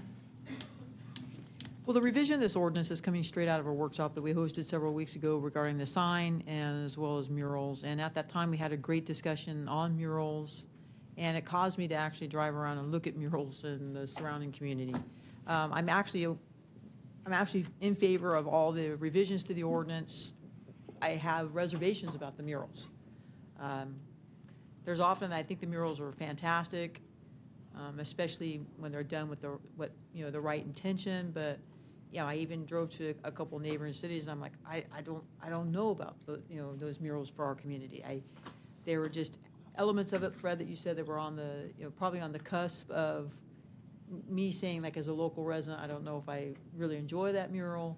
And once we go down this path, there are going to be murals here on businesses that we would say, hey, that's not really what I think we intended with murals. The other part of it is I don't understand how the ordinance clarifies, like, once the mural goes up, like, how long does it stay there? Does it have to come down after a certain period of time, that the maintenance, could we go into more explanation of that? Please? Yeah, I can touch on that. Yeah, okay. Yeah, so where the mural is placed, the property owner is responsible for maintaining it. At any point, we don't have a time limit on how long the mural can be up, but it does have to be properly maintained. If at any point the property owner wants to remove it, what was there previously, so if it's on a blank stucco wall, that wall has to be completely refurbished to its pre-existing condition. So if at any point an owner doesn't want the mural, or if someone purchases a building and they don't want it, if they want to remove it, there is a regulation here that it does have to be refurbished to the original condition. Yeah, that's not really my concern. My concern is, like, after the mural goes up in the sun and the weather, after it starts looking tired or vandalized or something happens to it, like, what are the safeguards in place for us to require the person to refresh the mural so that it looks appropriate and nice? Yeah, so a weather coating has to be applied to it, so we have that standard in, so Okay. to maintain it, to delay that, the fading that happens here in, sunny Southern California. Also, for any weathering or damaging that occurs to the mural, it is written in here that the property owner is responsible for that maintenance. Okay, so it would become essentially what you're explaining to me with our ordinance and with those standards, it becomes a code issue where we would have to pursue it from a code perspective and requiring the owner of the mural to either repair it, remove it, or somehow fix it, right? Yeah, in this case, it would be the property owner who is responsible. Mhm. Okay. So let's say, for example, we have this mural up and somebody comes up and just vandalizes it, spray paints over it. So it's not weathered, the paint's not cracking, but it's got all kinds of graffiti over it. What recourse do we have at that point in order to make them either fix it, or how much time do they have to take that? I mean, because any vandalism that we normally have in the city, we try to immediately remove it. So if their mural gets vandalized, how much time do they have to fix that vandalism? Or do we have anything in the provision that requires them to fix it? And is there a set time limit for it? There is no set time limit outlined in the sign code for how long they would have to fix the mural, but if someone did come in and vandalize the mural, that would be considered maintenance to it, that they have to keep it in its original condition. And I will add, you have code enforcement provisions, so to the extent it's maintained as a nuisance with graffiti, et cetera, there is a noticing and times attached to those notices to address a violation of your code, which is the lack of maintenance. Presumably, the weather coating could allow some removal of the graffiti, but I say it's different, Fred. Like, we have a graffiti issue right now, even on some public and private property. Like, we have a team that's going to go out there and address it so much simpler than they are with the mural. They're not going to be able to do this with the mural. I mean, they're not going to be able to go out there and address graffiti the same way they do on the side of a, without like we just damaging the mural. Yeah, it's going to be different. And I would venture to say that the owner of the mural is probably not going to want our public works people to go out there and work on it because of them considering it something artistic, right? And our that's not designed to go out there and repair the mural like our public works guys. I will add that the council can allow murals with some of these regulations or prohibit them altogether. So that's not a First Amendment problem because you're not picking and choosing which ones are allowed. You're simply prohibiting them all. So that is an option for the council. I'll apologize for throwing a wrench in it tonight because I know we talked about it at the workshop, but I just wanted to make sure that this is something we want to do with the murals moving forward. Just want to discuss it. I think I really encourage us to allow the murals, but I think if it looks like it's going to be problematic, then I would ask our staff to bring that section back to us. Kurt? Fred, this is probably for you. You know, if a mural goes up and it has inappropriate content within it, who makes that decision on what appropriate versus inappropriate is? Well, the first stage would be your staff, right? The staff would see it. It could originate from a complaint from one of your residents or commercial property owners or tenants. That would then lead to an informal request to have the mural removed or the offensive display addressed. If the owner of the mural does not agree, then it turns into a code enforcement process. And that process could get all the way up to a court, and then the judge decides on that. But certainly, as I mentioned, from First Amendment standpoints, the way a court would look at whether that is obscene, sexually explicit, would be based on community standards in the area. So that's how the judge looks at it and makes that determination. Thank you, and I would agree with the mayor. I think we should probably wait on the mural end of this and have staff take another look at it. We need to probably have more of a discussion. No, I think you misunderstood me. I think we need to go forward with it, but if it looks like there's problems, bring it back. But I do have a question. Usually signs have to go through a permit and reviewed by staff. Is that going to be the same with murals? That is correct. There will be a review process for murals. As they go through the process, an application would need to be submitted. It would be reviewed by staff. We do also have written into the code that murals that are installed without the city's approval shall be deemed and treated as graffiti. So that would take care of the issue of murals that just pop up that haven't gone through the proper process. So they would have to show a rendering of what they're going to put up. Okay. Correct. I didn't Which understand. then gives an approval. Yes, Right. okay. I understand. And we would look at the mural and ensure that it doesn't have the commercial speech in it to advertise the business at that point in time. Right. I You know, understand. there are some communities, like Claremont has some murals, and they're just beautiful. And you can take a absolutely boring blank wall and make it look really nice. Ontario's done it as well, recent. Any other comments, questions? Comments, questions? Sure, Fred, I have a question. So with the mayor's suggestion, right, not her suggestion, but one of her thoughts was, okay, we go through with this, see what it's like. If issues arise from this, from either the community standpoint, from the council standpoint, whatever the case may be, we want to bring this back. What does that look like? If we bring this back and we say, you know what, we want to do away with this, but the mural's already up, they've already gone through the process, the administrative process. What does that look like in terms of? That's a very good question. Any change to a code applies prospectively. So to the extent an operator secured all of the appropriate permits, as Andrea mentioned, and put up the mural, that would be a legal non-conforming use once you change the code to prohibit it. So until they redo the wall or it gets significantly damaged or becomes unsightly because they failed to maintain it, unless one of those things happen, it can go on and on. Just like it is now with signs. When we change it, they're allowed, they're grandfathered in until they update it or whatever, and then they have to meet current standards. So I guess what's going through my mind is with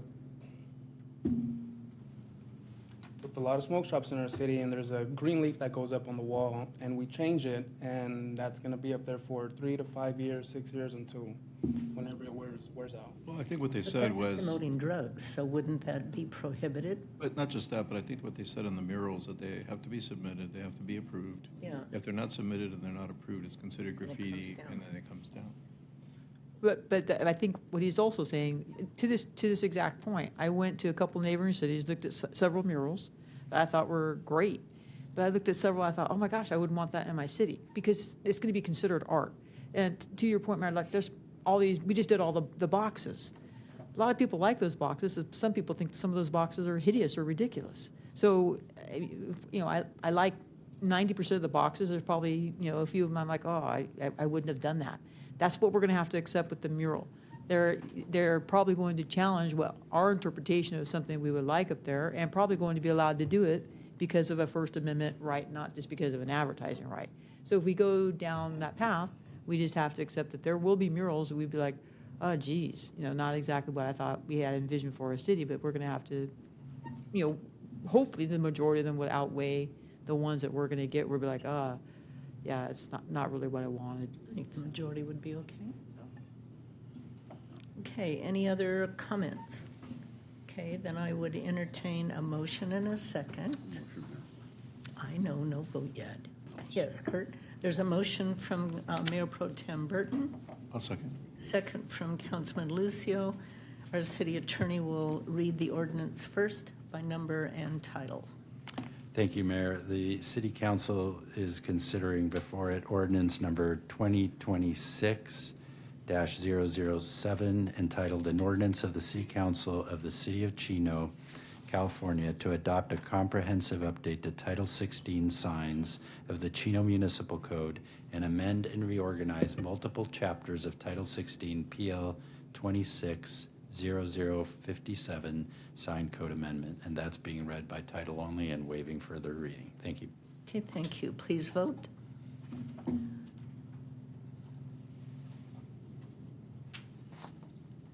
We're a short one. Okay, the item passes 3 yes, 2 no, the no being Councilperson Comstock and Councilperson Flores.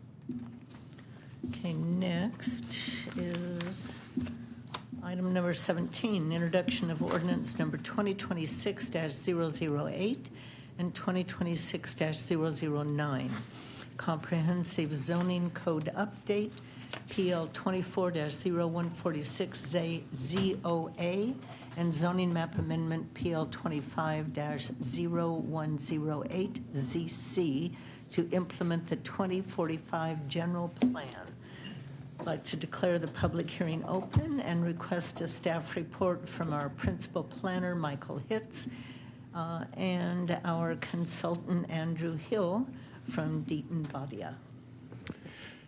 Good evening, Mayor and council members. So before you tonight are a comprehensive zoning code amendment, PL 24-0146, and zoning map amendment, PL 25-0108. These updates are a culmination of efforts that have taken place over the last several years related to the 2045 general plan that was adopted last September.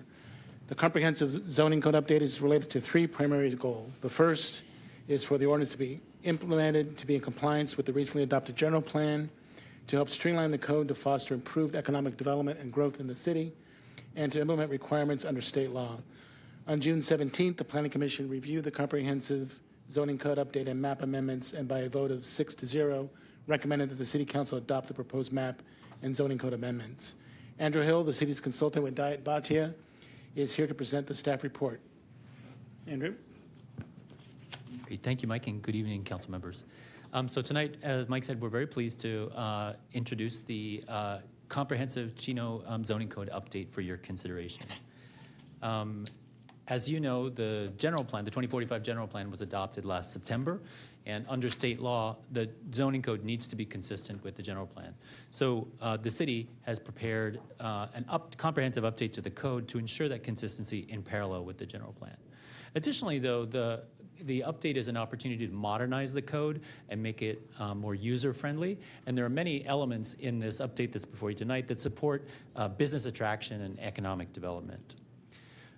So all of the key concepts that are incorporated into the code were vetted with the community and city decision makers through the general plan update process. Additionally, between the fall of 2024 and early 2025, we held a series of study sessions with the Planning Commission to review initial concepts, get Planning Commission feedback on them, and refine them for inclusion in the draft code.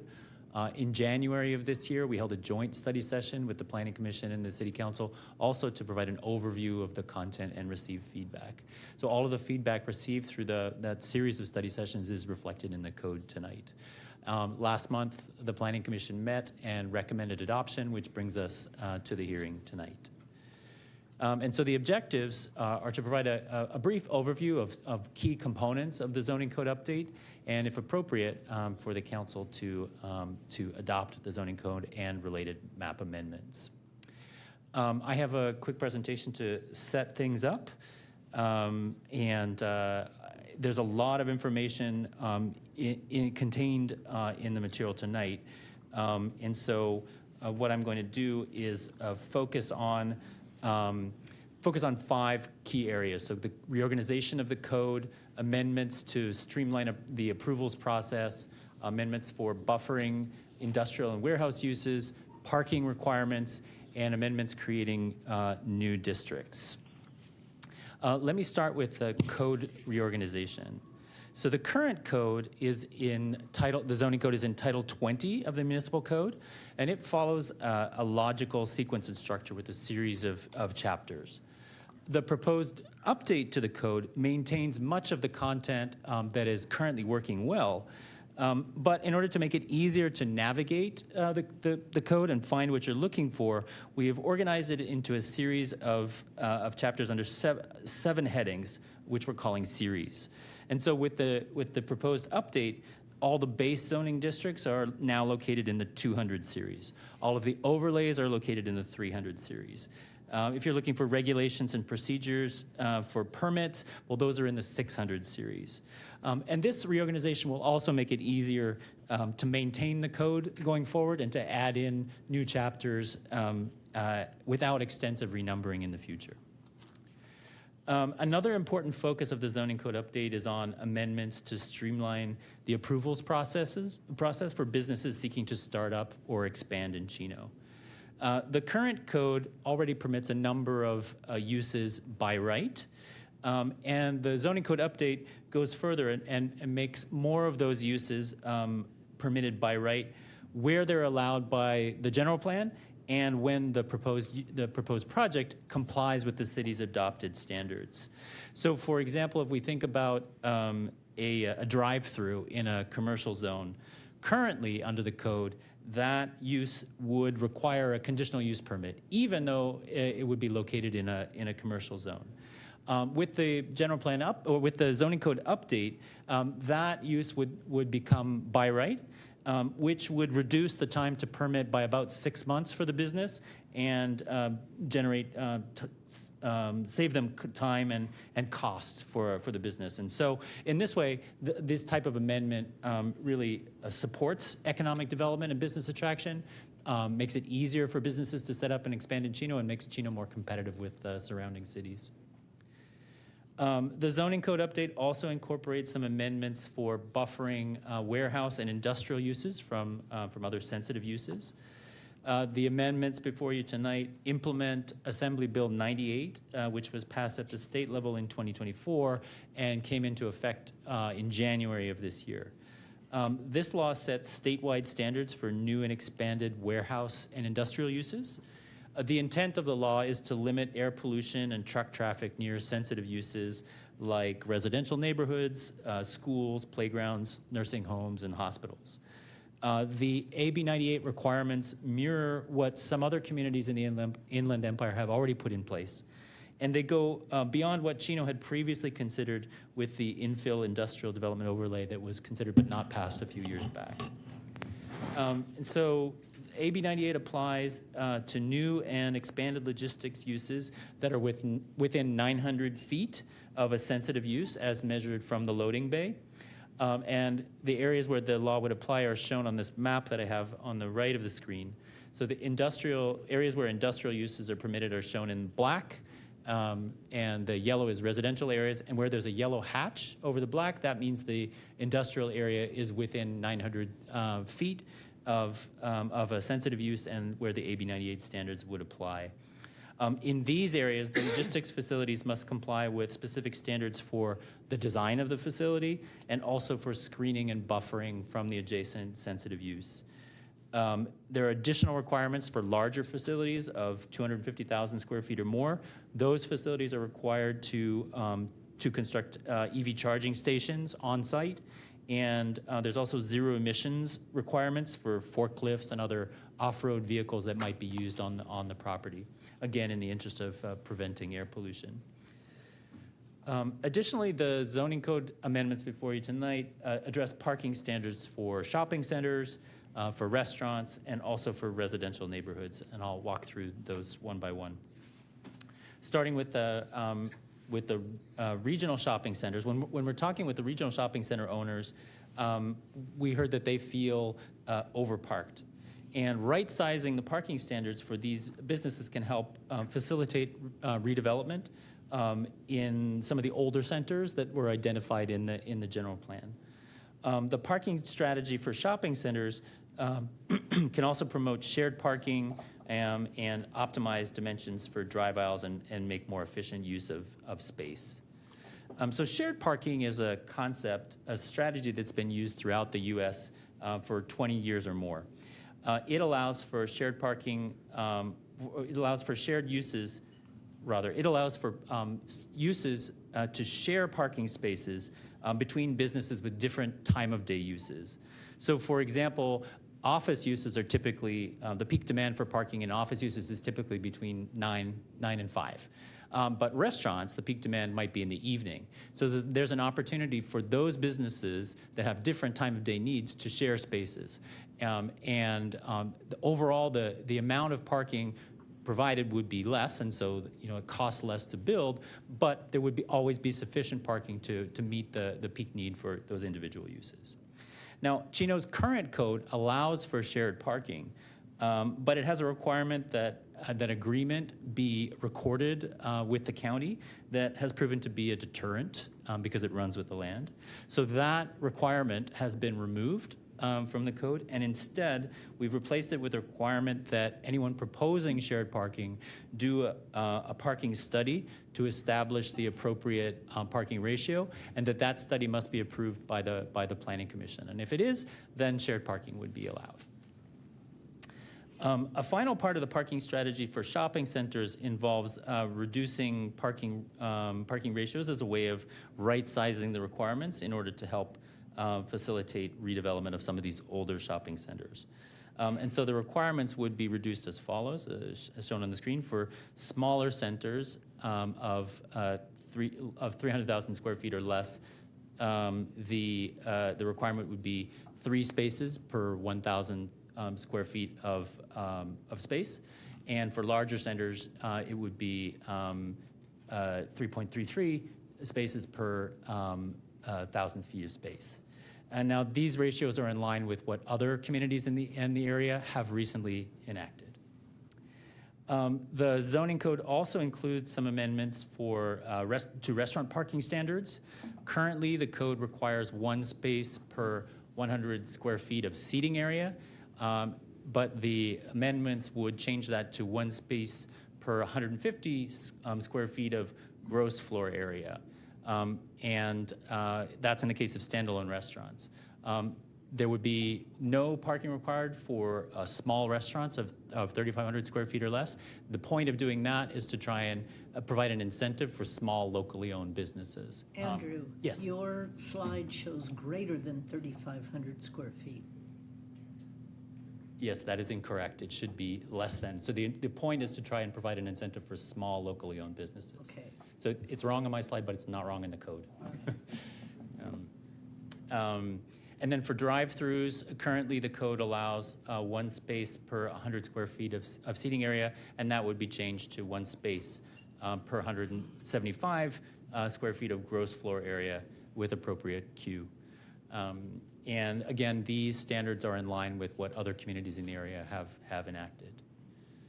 And then the availability of parking in residential neighborhoods is a topic that came up again and again in outreach to the community. Large families and multi-generational households mean that parking is often in short supply in neighborhoods. And so a strategy to address this could be to reduce the amount of front yard landscaping and allow for nicely designed front yard parking. We have some images of what that could look like. Now, Chino's current standards for front yard landscaping are very generous. In the RD1 and RD2, it's a minimum of 70% of the front yard must be dedicated for landscaping, and in the RD4.5 and RD8, it's a minimum of 60%. If that was reduced by 10%, you could allow for 1 more parking space in the front, again with generous landscaping and nice design. And so, for example, how this plays out.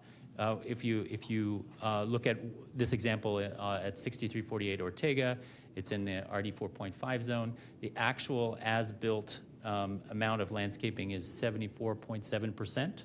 If you reduce that by 10%, you still have 67% of the front yard is landscaped, but you have one more parking spot. And so the idea here is to maintain generous landscaping standards, but allow for additional parking to ease those neighborhood parking pressures. And then finally, the zoning code update also incorporates some amendments to address parking supply in multifamily developments. Guest parking amount the requirement would be increased from 1 space per 10 units to 1 guest parking space per 7 units. And this is based on a recommendation from the Planning Commission. And then the applicability of tandem parking is also expanded in order to optimize the use of space and provide more parking for multifamily units. And then the final part of my presentation deals with amendments to implement new land use designations from the general plan. You'll remember that the general plan created 4 new land use designations: the residential mixed use, the boulevard mixed use, employment mixed use, and downtown.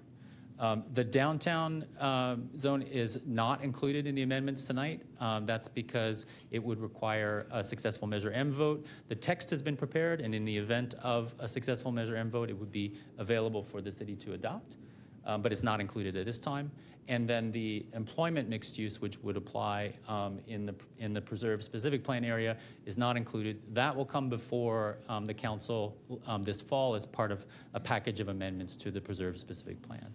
So the 2 new designations that are in the amendments tonight are first the residential mixed use, regional mixed use, pardon me, and this implements the RMU designation from the general plan, which applies in 2 specific areas: north of the 60 freeway in those larger regional shopping centers, and also in the Majestic Spectrum Center. The intent. It's intended for uses that will attract people from all parts of Chino and from the surrounding region, and including retail, restaurant, commercial, recreational, public facilities, and professional offices. Multifamily residential development is allowed only on sites where the city has already adopted the mixed use and affordable housing overlays. So no change there from what's already been adopted. Is your slide off on this as well? I think, yes, I may have used the wrong symbol. So the permitted FAR ranges from 0.3 to 1.0 for smaller parcels, and from 0.3 to 1.7 for larger parcels. This is quite a generous amount of FAR. It's permitted on a sliding scale. And so a property owner in one of the regional shopping centers can get at the lower end of the scale the 0.3 by right. But if they want to progress towards the higher end of the scale, they would need to provide community amenities such as outdoor dining spaces, possibly a kid's play lot, something that can activate the space as well. So the concept is to allow for greater non-residential FAR in exchange for community benefits that can enliven the space. Along with this, the code includes development standards with requirements for ground floor transparency, for the orientation of entrances to promote walkability and visual interest in the development. It allows for varied roof lines, for facade articulation, and it requires the installation of shade structures, walkways, and trees, all in the interest of making these desirable places to be. And then the second new district is the Boulevard Mixed Use, BMU. Again, this is implementing the BMU designation from the general plan, and it applies on some centrally located segments to shopping centers on centrally located segments of Riverside Drive and Central Avenue south of the 60 freeway. The intent here is to promote a Main Street mixed use, if you will, and allow for a range of uses, including retail, restaurants, commercial recreational uses, museums, clinics, professional offices. Again, multifamily residential is allowed on some parcels, but only where the city has already adopted the mixed use and affordable housing overlays. No additional application of the overlays here. Similarly, the permitted FAR ranges from 0.3 to 1.0 for smaller parcels and 0.3 to 0.7 for the larger parcels, and the same process would occur. A property owner could get at the lower end of the scale by right, but in order to get towards the higher end, they would need to provide those community amenities intended to enliven the spaces and make them desirable places to be. And again, the symbol is incorrect. Correct. Yes, unfortunately. And for the associated development standards here again would they provide for non-residential ground floor transparency, the orientation of entrances to promote walkability and visual interest within the development. They allow for varied roof lines and facade articulation for visual interest, so you don't get big boxy development. And they require the installation of shade structures, walkways, and trees. And along with this, there's a series of zoning map amendments that implement these changes. This map is showing the former designation and what it's been changed to. And so that brings us to the recommended action. If appropriate, staff recommends tonight that the council adopt an ordinance implementing the text changes, and then another ordinance making the map change, the associated map changes as well. And so tonight would be the first reading of the zoning, and then second reading would be on July 21st, and if adopted, the code would go into effect 30 days after that, on August 20th. And before we get into public comment, as mentioned in the staff report, staff had received some email correspondence and phone conversations with various property and business owners, most related to the map changes. I spoke with them to clarify how the map changes would impact their property. During those interactions, the information was clarified with them. In addition, 3 letters were presented to the Planning Commission. Those are attached to your staff report. One from the Sierra Club / Freight Communities Action Coalition regarding truck routes in the general plan. That was presented to the City Council back with the general plan, and that's already been adopted, that new truck route map. If there are any questions related to that, our traffic engineer is here to answer any questions. An additional letter was received from the City of Pomona. Ada Khan, the Deputy Director of Office and Economic and Business Affairs for the City of Pomona, addressed those comments to the Planning Commission, as well as Pomona Council Member Nora Garcia. Both appreciated staff efforts to minimize the impacts of industrial development to the residents of the City of Pomona, and wanted to make sure that both cities continue to work together in the future. Ms. Garcia also submitted a letter to you tonight, the follow-up letter that is at your dais. The letter indicates that the City of Chino and Pomona have a good relationship and wishes for the City of Chino to take the residents of Pomona into consideration when working with developers on projects on their shared boundaries of the two cities to minimize the impact to those residents. As you saw, at least for logistics, many of those AB 98 standards would apply to our border properties on the border of the City of Pomona and Chino. An opposition letter was also received from a resident, Robert Nigg, primarily related to affordable housing overlays and other code revisions that was presented to the Planning Commission.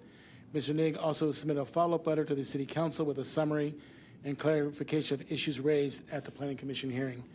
There were a few issues of concern raised by Mr. Nigg in the past, as you may recall, related to the mixed-use overlay district standards. One was related to the allowance of public storage buildings to be constructed in the mixed-use overlay districts.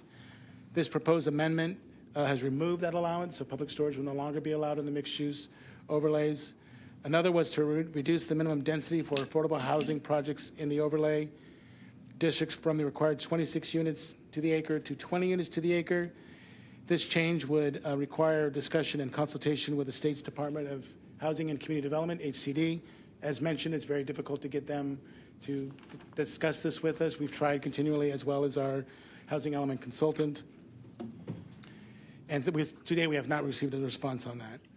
A third request was for the reduction of building height in the mixed-use overlay district. The updated ordinance did include a reduction of height from 50 to 45 feet with the allowance of an increase in height to 50 feet if the building was to have a sloped roof. Talking about a vertical mixed-use building. These heights would be needed if there was a commercial use on the first floor of a vertical building. In recent correspondence with Mr. Nigg, he had brought up a valid point that if a purely residential building was to have no retail component, it should match the height of the building in the affordable housing overlay, which is 40 feet, up to 45 feet with a sloped roof. This is a reasonable reduction for consistency. Staff is asking that the council, when action is taken on the ordinance, that this amendment be included, reducing the height of residential-only buildings in the mixed-use overlay to 40 feet with the allowance of 45 feet if designed with a sloped roof. Staff will make those amendments and bring that with the revised ordinance at the second reading. A third letter was also received just late this afternoon from Cal HDF, a nonprofit housing advocacy group, with some concerns related to the accessory dwelling units, the ADUs portions of the proposed amendment. They had mentioned that they appreciate the city's efforts in updating the code to be consistent with state law, but have made some interpretations that they believe need additional amending. Staff have reviewed the recommendations, do not fully agree with their interpretations. Staff have been in correspondence and meeting with HCD regarding various required amendments to the zoning code, including ADUs, and was asked by HCD to, once we revise the ordinance, to send that to them for review. It seems best to let HCD weigh on the code amendments to inform the city if any additional amendments are needed. One important note is that 20.503.010 of the ADU section indicates that this section is intended to be consistent with state law, but in the case of any ambiguity, state law would apply in the interim. If HCD was to find that the amendments are needed, we will make those amendments next year's, along with likely other housing legislation that require code amendments. A 1/8 page ad was placed in the Chino Champion on June 27th, 2026, and the city sent out information out on social media platforms. Additionally, a 10-day notice was mailed to all property owners who are subject to the proposed zoning map change. This notice exceeds the legal notification requirements and is adequate in scope for this project. As far as the environmental is concerned, the city of 2045 general plan was previously prepared, an EIR, I should say, for the 2045 general plan was previously prepared for this project pursuant to sections 15080 through 15097 of the California Environmental Quality Act, CEQA. The guidelines were certified, this guideline was certified by the Chino City Council on September 2nd, 2025. The proposed zoning ordinance amendment and zone change do not include any changes to the project, and no new significant impacts were identified. Therefore, the project was within the scope of the EIR adopted in connection with the city's 2045 general plan, which adequately describes the activity for the purpose of CEQA. So additional environment review is not required. And as mentioned, staff recommends that the council adopt the 2026 ordinance 008. I'm sorry, ordinance number 2026-008 for PL 240146, and approve the introduction of ordinance number 2026-009 for PL 250108 for the zone change, for the map amendments. That includes staff report. We're here to answer any questions you may have. Thank you, Michael and Andrew.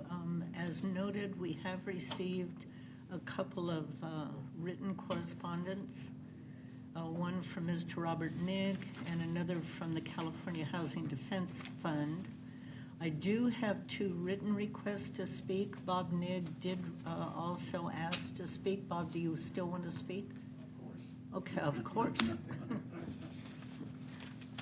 I was hoping you'd say your written was enough, but that's okay. No, and I understand.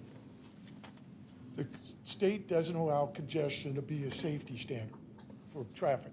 Yeah. But it does allow line of sights, crosswalks, signals. Those are the things that we need better objective standards in the code. They're not there. And I understand. You have a 1,619-page packet tonight. There's no way you can go through the details that are necessary. However, there are some very important issues I wanted to discuss, and I'll try to go through it as quick as possible. I think it's a little bit premature, and until you really understand the effect of these things, I think it should be continued. The reduction of parking from 50 to up to 50 to 75% insured parking is unrealistic. That should never be allowed. It's too subjective. You need better objective standards. You can't accept a parking study from the developer. That's how we've gotten into these messes. The parking. There was a state standard under 65915P. It's only applicable if there's a 10% low income or a 5% very low income. The Eden development was developed with 9%. The city did not need to, and there was no state mandate for reduced parking for that development as it currently stands. Under the Bankers Hill 150 case, if they hit 10%, they're going to get unlimited waivers. So half the zoning code that we have now is out the window. But that's why these objective safety standards become critical. And I went through and listed as many as I could, that should be, not all of them are going to fly. There's a very high standard bar that the state has set, but we could enforce some of them. The zoning code, you said they contacted HCD to reduce it to 20. That was what HCD approved when we had the housing element submitted. We changed it in a 2-week period. Why? Developers. They won't respond. What you do is you put it in a draft zoning code, send it to them under law that's required under 65585, and demand that they give you a written finding. That's the law. Verbal contact has no legal bearing. If you send it up to them, you got to go through a process, but all they can do is say no, and we're where we're at. What if they say yes? We can reduce the density in some of these developments because there's 91 of these overlay districts, 47 are mixed use.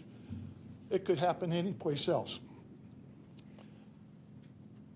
The California Supreme Court ruled against the city who joined in the appeal on the Redondo Beach case. There's a very strong argument that allowing a developer to subdivide the property and put 100% commercial on those other lots would be unlawful. That's another issue that should be put into the zoning code. Make our HCD give you a written finding. There's no need to hide behind it. Well, they won't answer. We have technical reasons and laws we could have HCD enforce. The density. Why we exclude residential density from the floor area ratio from these developments, that's not what the state requires.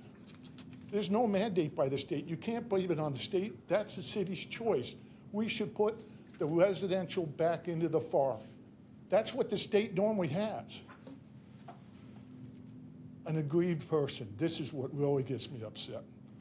Unless you live within 300 feet of a project, you don't have the right to appeal under your change in the zoning code. I've cited numerous the state cases, even the Supreme Court, that says that's unrealistic. It's too subjective. When you put in a high-density development in the city, the whole city, blocks around it could be affected. Every citizen should have the right, and that should be stricken out of there as quick as you can do it.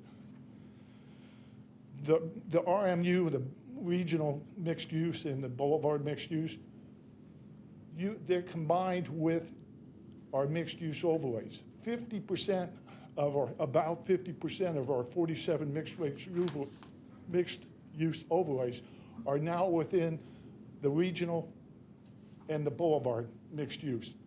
That's a whole another issue. The regional has a 5-story, 60-foot, 5-foot tall thing. But if it's on a property that's already zoned under our regional housing needs, you got to put a minimum of 26, should be 20, or if it's just residential, 26. Bob, But you're again, almost out of time. okay, one last thing is the state does with 65585 is what you can use to have the state give you written findings. You shouldn't be passing this ordinance and then submitting it to the state for approval. If it's denied, you're subject to all kinds of penalties. If you have any questions, I'm happy to answer. Thank you, Bob. Thank you. I also have a written request to speak from Mr. Curtis Nixon, something about zoning change lighting timing. Thank you for giving me the time. I'm the business property owner for the corner of Central and El Prado, 3.5 acres. We have 4 buildings there, and I'm addressing the changes. I don't see that it's been addressed for our availability of continued use with the current usage. We have medical centers on my property. I have 2-story office centers there. We employ a lot of people. My own business is there. I employ about 70 people there. My tenants, I have 10 separate tenants. And that property continued use under the current stipulations or definition is really not addressed properly. It's being rezoned as M1, and our current use could be affected in the future. I did send in a letter. I got that addressed. They did not give me an adequate response to say that that would be addressed as either continued usage, modification for continue. It could impact my financial investment there. I got about $14 million invested into that property. It's the first property of the entrance to the city. I take a lot of pride in that property. I make sure that it is at the highest level of condition. We also have excellent parking there, which leads to my next problem. You guys made approval of the changes on Central heading south to add 2 turn signals or turn lanes. That impact has put families and lives at risk. To exit our property at the end of the day, it's almost impossible because of adding the additional lanes turning in from heading south on Central, on Del Prado. My employees, my tenants' employees, and the individuals that are using the businesses there are at risk every single day. That's the southeast corner, correct? Correct. And I think did it's address supposed to be right turn only coming out of those driveways, correct? No, we have right to make a left turn. It's the only way that we can exit and head to the north side of the city. It's always been that way. What got changed was the adding 2 turn lanes from the left side as you're heading south on Central. So that extenuated the traffic condition. The other thing is the traffic timing for the lights was changed. I addressed that with the traffic individuals who managed that. They said that had not changed, and it's absolutely been changed since the car wash and the gas station was there. There is no gap in the lighting for a right turn lane coming from the north side to the two lanes coming in. It's consistent. The traffic is just constant. There's no way to exit that property. And we did a study with our tenants, and roughly 50% of our employees, my employees or my tenants' employees, have and were always making left-hand turns there.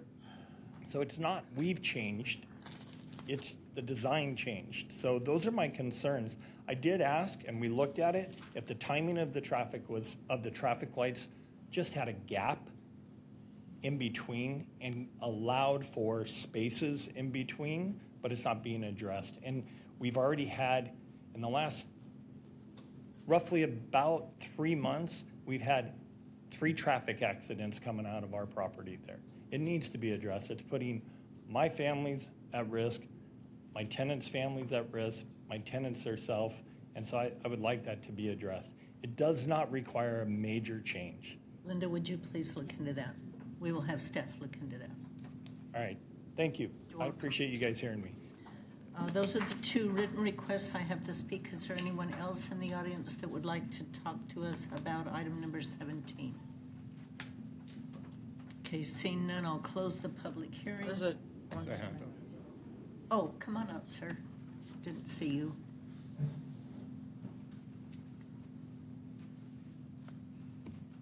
Hi there, I'm Daniel Mitrano. I wanted to talk to you a little bit about what you guys were talking about with the state, how they have your hands tied on everything regarding the development. And part of that I see is that they're taking away your discretion as a governing body. Mm-hmm. You represent, and we voted to bring you here to do what's best for Chino, and I know that's everything you guys are trying. But one of the issues I run into is the fact that we go to the planning commission meetings, we come to these meetings, and everyone's hands are tied. So what's the point of having all this if it just basically becomes a rubber stamp to do everything, allow any developer to do whatever he wants in our city? Just about. And to me, one of the big problems is you lose your discretion as a governing body. There has to be something in the law that allows you to say, well, then what's the purpose of having our city council if they could not reject the project because our attorney says that there's very minimal, narrow guidelines? Well, what's the point of doing all this? Why don't we just tell developers, come in, here's the price, go ahead, build whatever you want? Welcome to our frustration, Mr. Medrano. We wish we could change the legislation in Sacramento, and that's up to the voters to do, is to find out how your representatives are voting and change it. Right, but it's not just that. I think part of it has to do with the fact that you guys as a governing body have some legal requirements or obligations to people. I remember when I worked in LA County, the Board of Supervisors they were trying to take something away from them, and they said, that is our discretion. You can't take away our discretion. They're So I don't changing, know. they're drastically changing our ability. They do not want us to have power. And they're little by little taking away all local control. Right. It's horrible. No, It's heartbreaking. it They're is. changing communities. Yeah. But that's all I had to say. I just think that it's a travesty that, we elect all of you. We understand you want what's best for Chino, just like all the rest of us do. But, to have all that taken away, I mean, let's just not have these meetings or anything. Let's just, whatever they want, put it in. Well, we believe in continuing to fight, but we're not going to get the city sued for millions and millions No, of dollars either. So I understand it's that hard. We need to appeal to people like you and other residents to help us appeal to Sacramento and get other people in office that will listen to the people. Yeah, well, See, Mayor, we can't give up hope. so I'll give you an example. I went up to Washington, D.C., and I met with some of our legislators on the federal level. And I asked them, why is it so different when it comes to the state of California government as opposed to the federal side? And they said the reason for it is because it's so close between the control of the House, the control of the Senate. And it comes down to, if you have so many assembly members that are on the House of Representatives side that do things that the community doesn't want, and they lose their seat, they lose the majority of that, which means they don't have twice the budget, they don't have twice the people, and they lose power and the prestige and committees. And so that's why you'll see people like Maxine Waters, who during 2020 was defunding the police, and now she's turning around giving money to LAPD because it was unpopular, but she doesn't want to lose her seat. So then I asked them, well, what's wrong with California? And they said, well, California has a supermajority. The majority of the people in the legislature are Democrats, so they can't lose. So they'll pass whatever they want because it's a one-party system, whether it's popular with the people or not, but they have no way of losing because everybody continues to vote for them. So there's no reason for them to change what they're doing. They just continue on even if you don't like it. So that's the majority. So that's why it's important that if you voted for those people, then you need to go there and you need to talk to them and you need to tell them how upset you are. And if they continue to not vote in the direction that you want them to vote, then you vote them out of office. But they've rigged the system so much that there's really nothing we can do, unfortunately. And I would also add, Mr. Medrano, that I can assure you that if we just set up here as a body and just said, hey, developers, do whatever you want, you really wouldn't like the developments they would bring to our community. And you don't have to go very far to see. I mean, you can just go Benson Avenue between Phillips and Mission and look at some of the development that's going in there, the lack of setbacks, the lack of some amenities that are happening to some of those projects. And I think that is this governing body's responsibility, is to make sure that we're holding people, even that those are the rules right now, that we're holding them accountable, that they are obeying what few rules that we have left, to make sure that we can get the best development possible. And there are opportunities with our developers where when we come to the table to them, they have made changes for us. Now, they're probably not all the changes that we would like to have, but to Mark's point, there is so much housing law that's changed at the local level. It's so hard for us, but we do have a responsibility up here to, like you said, to be at the table and still fight and try to get changes to go in the opposite direction sometimes, and that's the responsibility of the people here, our staff, and our local lobbyists and legislators. That's why I'm also involved with Cal Cities, because that's one of our largest lobbyists at the state level is for local control. It's very frustrating. That pendulum has swung a long way, and we can hope at one point through that it will start to swing back the opposite way. But we do need help from people to state their frustration with the changes in the laws, particularly to housing. So no, you don't want us to disappear because we want to try and, But according to the attorney, they're almost impossible. Well, some of the things are impossible, but there are things in our code that we can still do. There are certain requirements that if they're going to build in this direction, that amenities and different things, landscaping, and one of the things we have to deal with is like the Surplus Land Act, and we have a lot of surplus land here with the state, right? And we are actively, that's one of the reasons, to Mark's point, that we've tried to take control over that area and master plan it, because we don't certainly want the state to come in and just say, hey, we're just going to build what we want down there. Sure. So that's one of the things that we're up here fighting for every week, every night, and listening to other people to give us suggestions for ways for us to get the best development that we can. Thank you. I appreciate all that. Thank you. Yes, sir.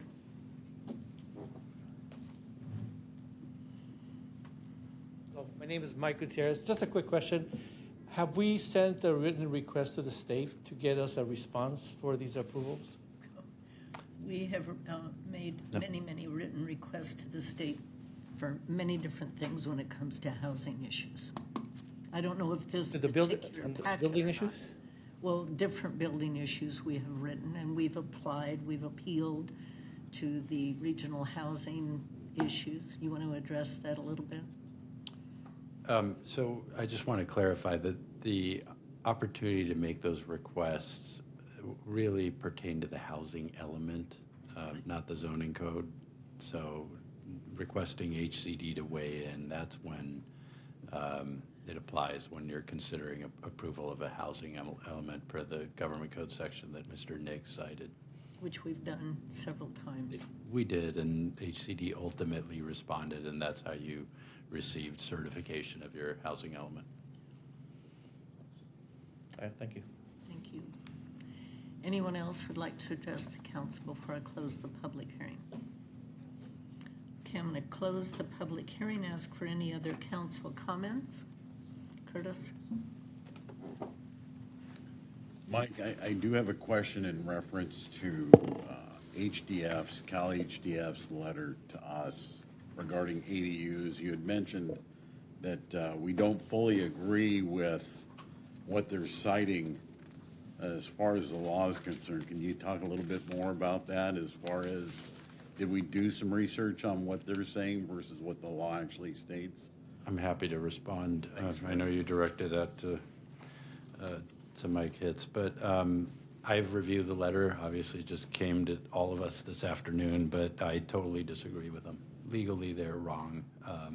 They are saying that we cannot impose any size limitations on ADUs. That's inconsistent with the very wording of the government code. If you look at section, well, you're not going to look at it, but just as a reference, government code section 66-321 specifically allows public agencies to impose limitations just so long as it doesn't exceed the amount that's stated in state laws. 850 feet is an authorized amount.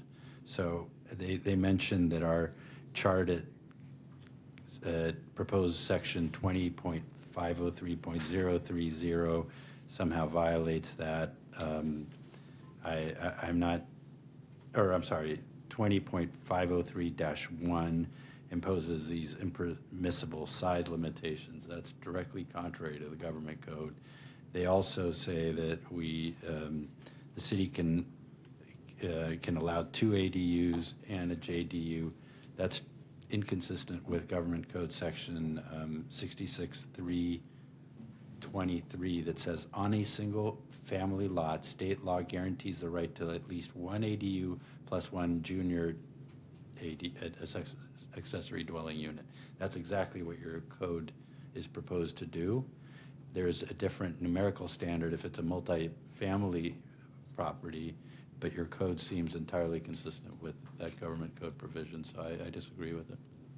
Okay, thank you. And in reference to our zoning code, I believe Mr. Nigg had brought up something about a traffic report over in the area of Mountain and Riverside. Mike, can we do an amendment to that? He cited something about SB 330 that would allow us to go in and tweak that a little bit. Can we do that? Can we go out and revisit that?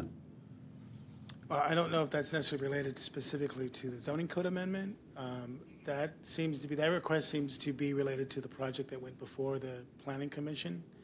I think we'd have to reevaluate that. If my understanding of SB 330, it's kind of a point in time when they submit that application. So when they did the analysis, that was the point in time when that becomes the standard of what they review. Traffic studies aren't necessarily an objective standard. They can be very subjective because there's a lot of interpretation in there. So with that that's really with that particular project. I'm not sure how that ties into directly to the zoning code amendment. I believe the developer could be asked to do that change, but I don't believe they're required to. All right, thank you very much. I don't have any further questions. I have a couple of questions. Mike, when it comes to the borders between us and Pomona, I know we've got some meandering lines that split lots. How did you address that within the zoning? Well, anything that was brought in, so some of that was brought in with the recent annexation that we did up in that area. The line is a little wonky because some of it does go into the middle of some buildings on the east side of the channel. That's a whole process that we need to coordinate. We've already spoke with the county about in the future working through how we move that property line probably to the center line of the channel at some point, and then we have to transfer those properties both to the county of Los Angeles and to the city of Pomona. So that still has to be done? That's something that has to be done in the future down the road. More likely that would be applicant-driven from the property owner himself who has desired to do that. Speaking with, this has come up a little bit, speaking with LAFCO, that's something that would likely have to start with the city of Pomona. They have to go both LAFCOs, right, from both counties? It's complicated. Yeah. As you can imagine. But Right. why that happened, who knows? Yeah, it's crazy. I mean, you have a building that physically is in two different counties. Right. It makes no sense. So, but we did coordinate when we went through that with the police department that because all of that buildings are served by the city of Pomona, Pomona PD responds, Pomona Fire responds. If for some reason something is on the Chino side, and later down the road there's an investigation, then our PD may have to get involved, but the initial emergency response would be from Pomona. So we're still working on cleaning up that boundary. Right. And That then might take some also- time. Question also on your slide on AB 98, the zones near the industrial zones near residential, those hashed areas.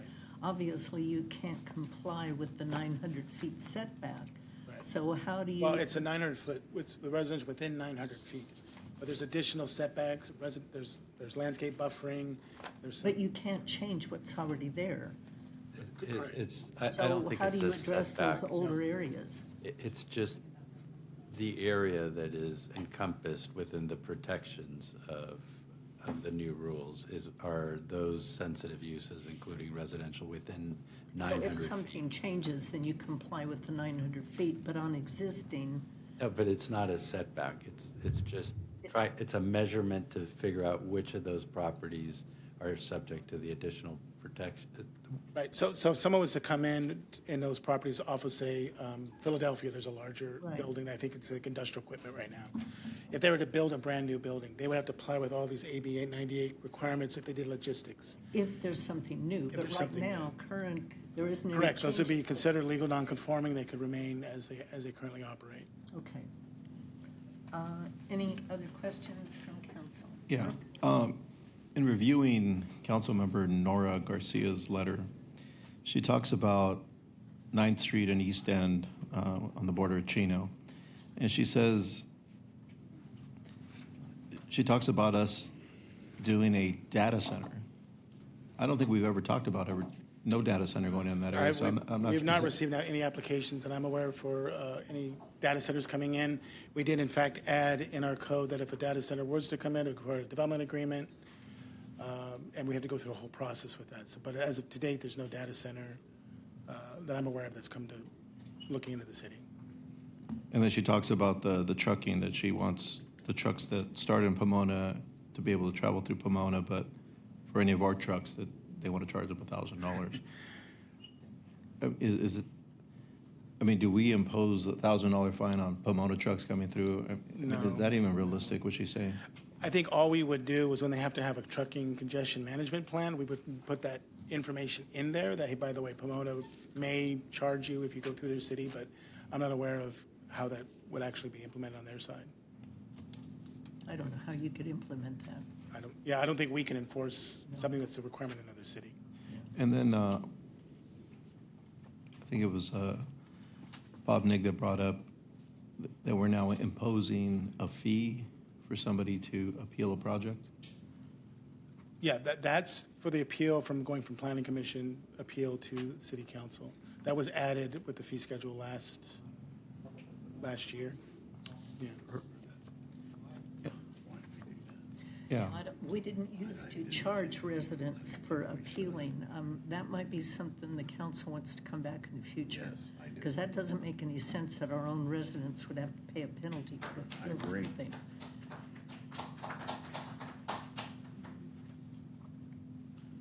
I believe that's contained in the user fee resolution, so the Yeah, I council think- could revisit Then do that. we need to have that brought back?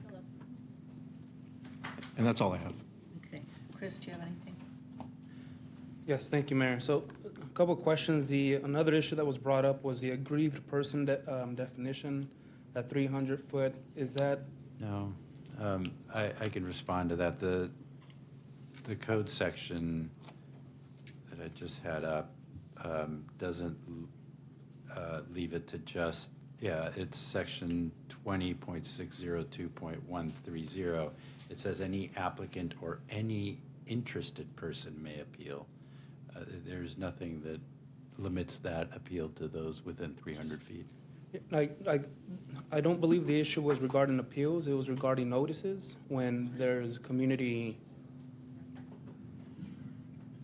I think what he's referring to is the legal requirement that you have to notify people within 300 feet of a project.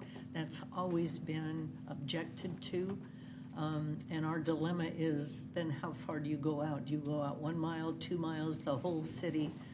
300 feet doesn't seem to be appropriate in a lot of issues, but then again, who makes the decision on how far do you send the notification out? I would think that you would just do it within that neighborhood. I mean, if the neighborhood goes beyond 300 feet, but it's geographically within a couple of major streets, you should notice those folks. Well, but then if it's like down on Schaefer, you'd go all the way north, probably to the 60 freeway. Then I think we should do So what it. do you call a neighborhood? I don't know how you define that and be objective. If I'm not mistaken, though, when the projects came up from Riverside and both of them, the one on Mountain and the one on, I think, what is that, Magnolia, they had community meetings, correct? So they noticed people, we put it on our website, and on our Instagram accounts, and our city websites.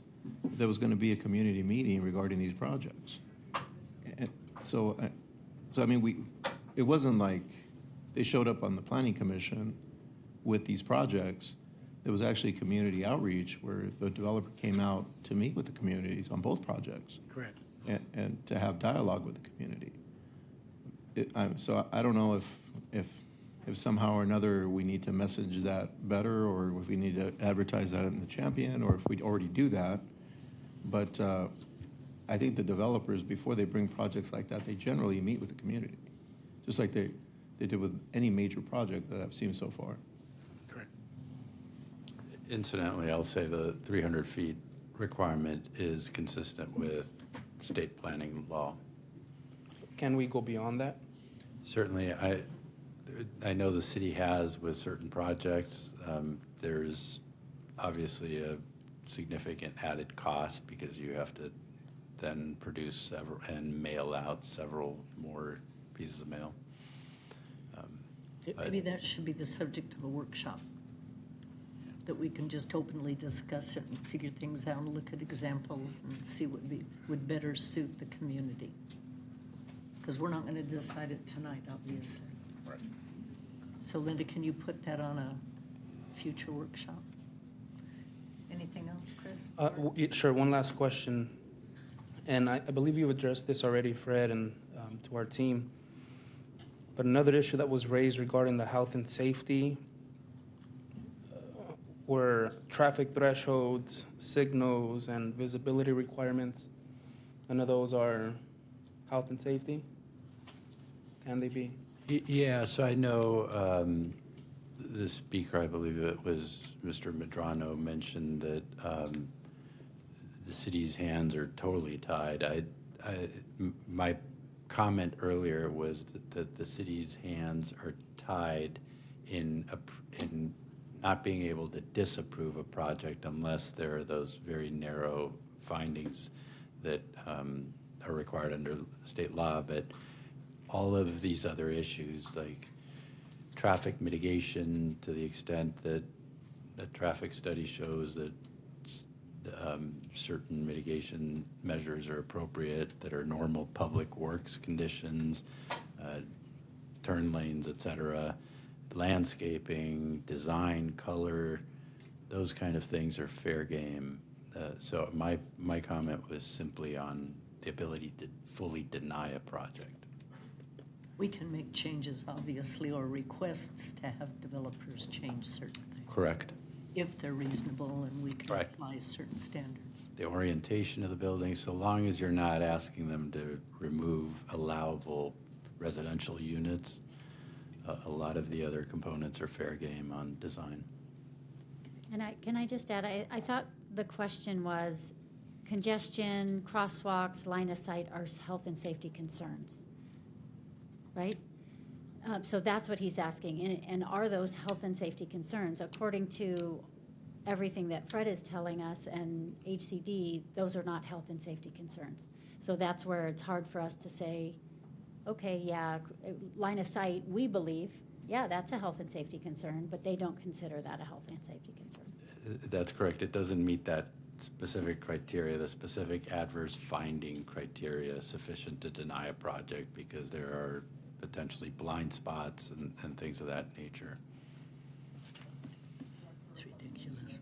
I have a question. Curtis. Mike, I'm looking at our Chino zoning code update,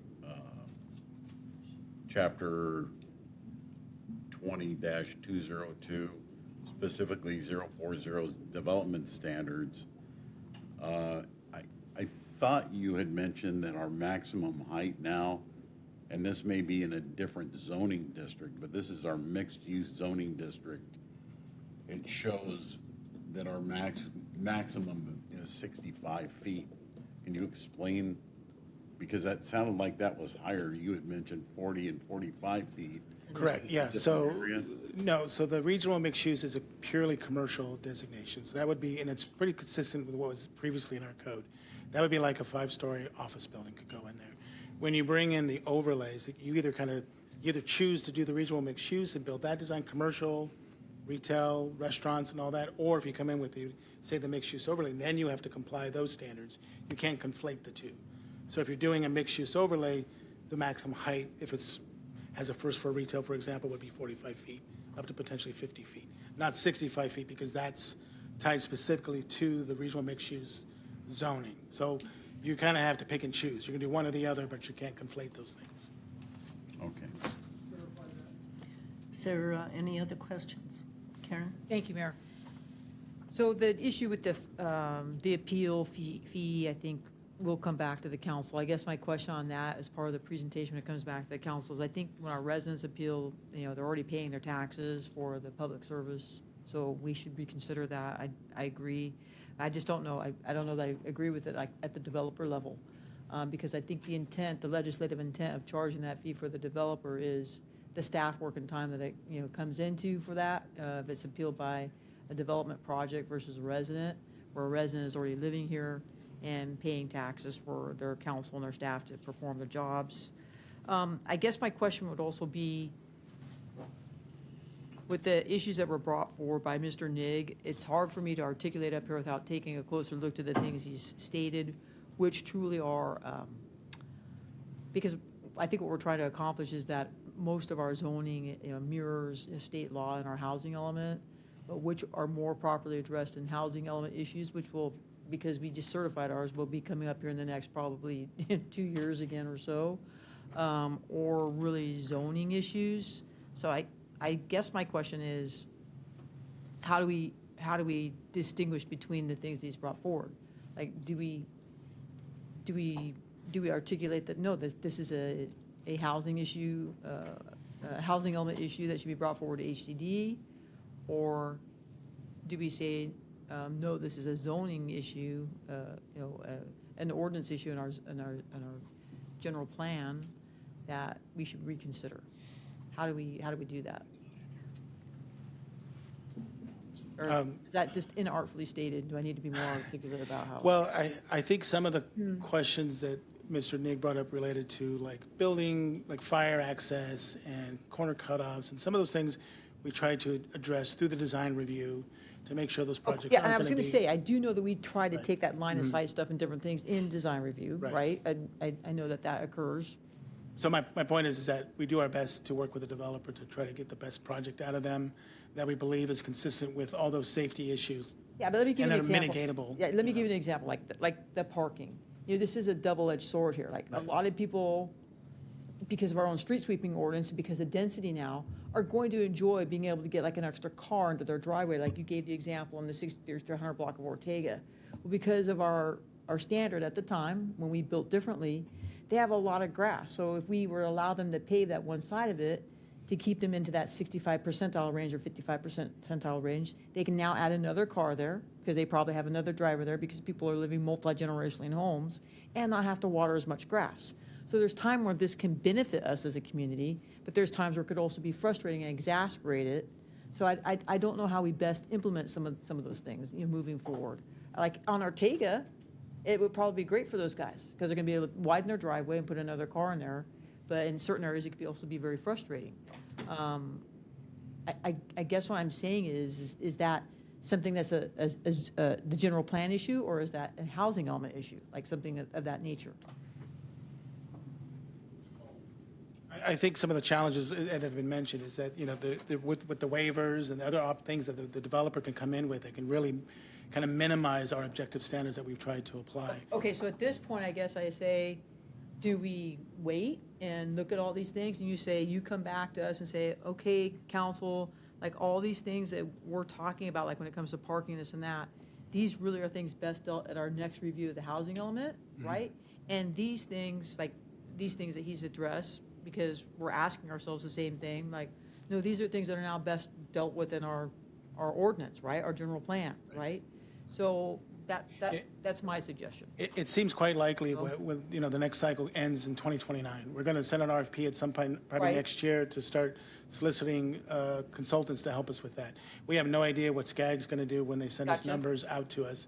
So we want the public to get greatly engaged in that process so that they can chime in on the challenges that we currently face related to the mandates that are put on by the state and those allocations that are put down on us.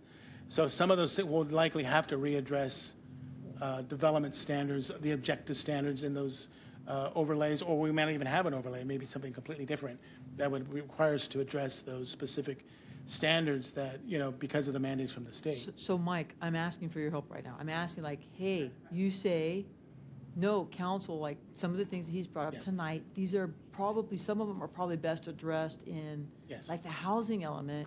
But do we take a look at some of the things he's also said and go back and say, are these also, before we adopt the ordinance, do we look at the ordinance? And you're shaking your head no, Fred. Yeah, but I'm I'm just having a conversation with my staff member. I know you can chime in just a second.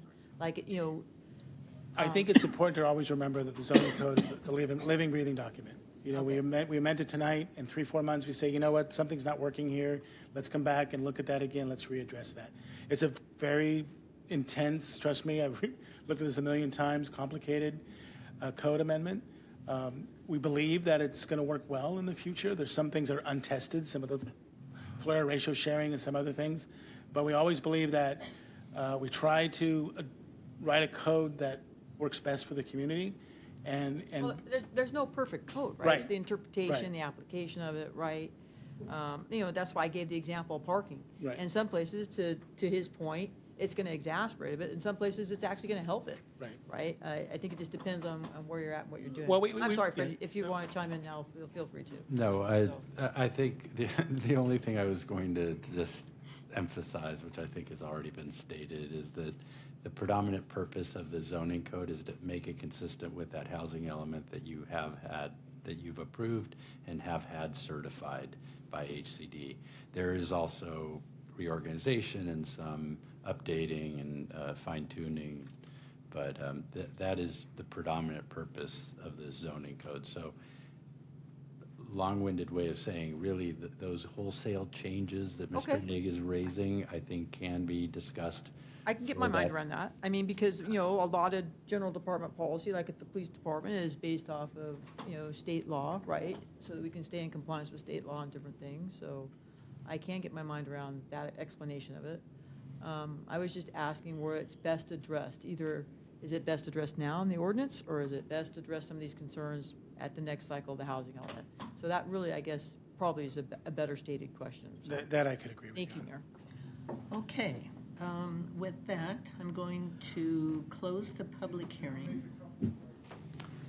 Mayor, since the council's already started to deliberate, That's right, I already did. close it. reopening the public hearing, I think really creates a procedural problem. Okay, no, Bob. All right, so I would request a motion and a second verbally. Hello, council. I'll make the motion. Okay, there's a motion from Councilmember Lucio. Is there a second? This is weird. Okay, I'll make the second.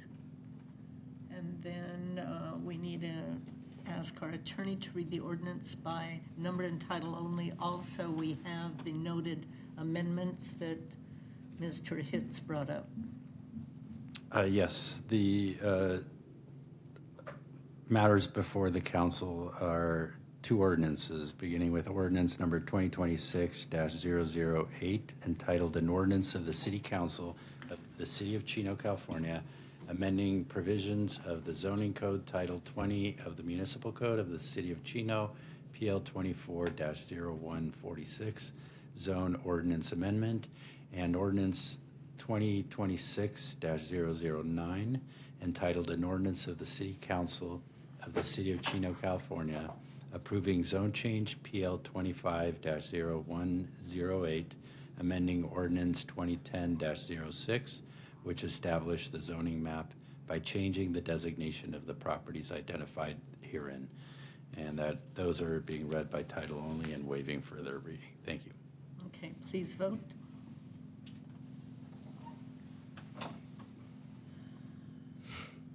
We're missing two.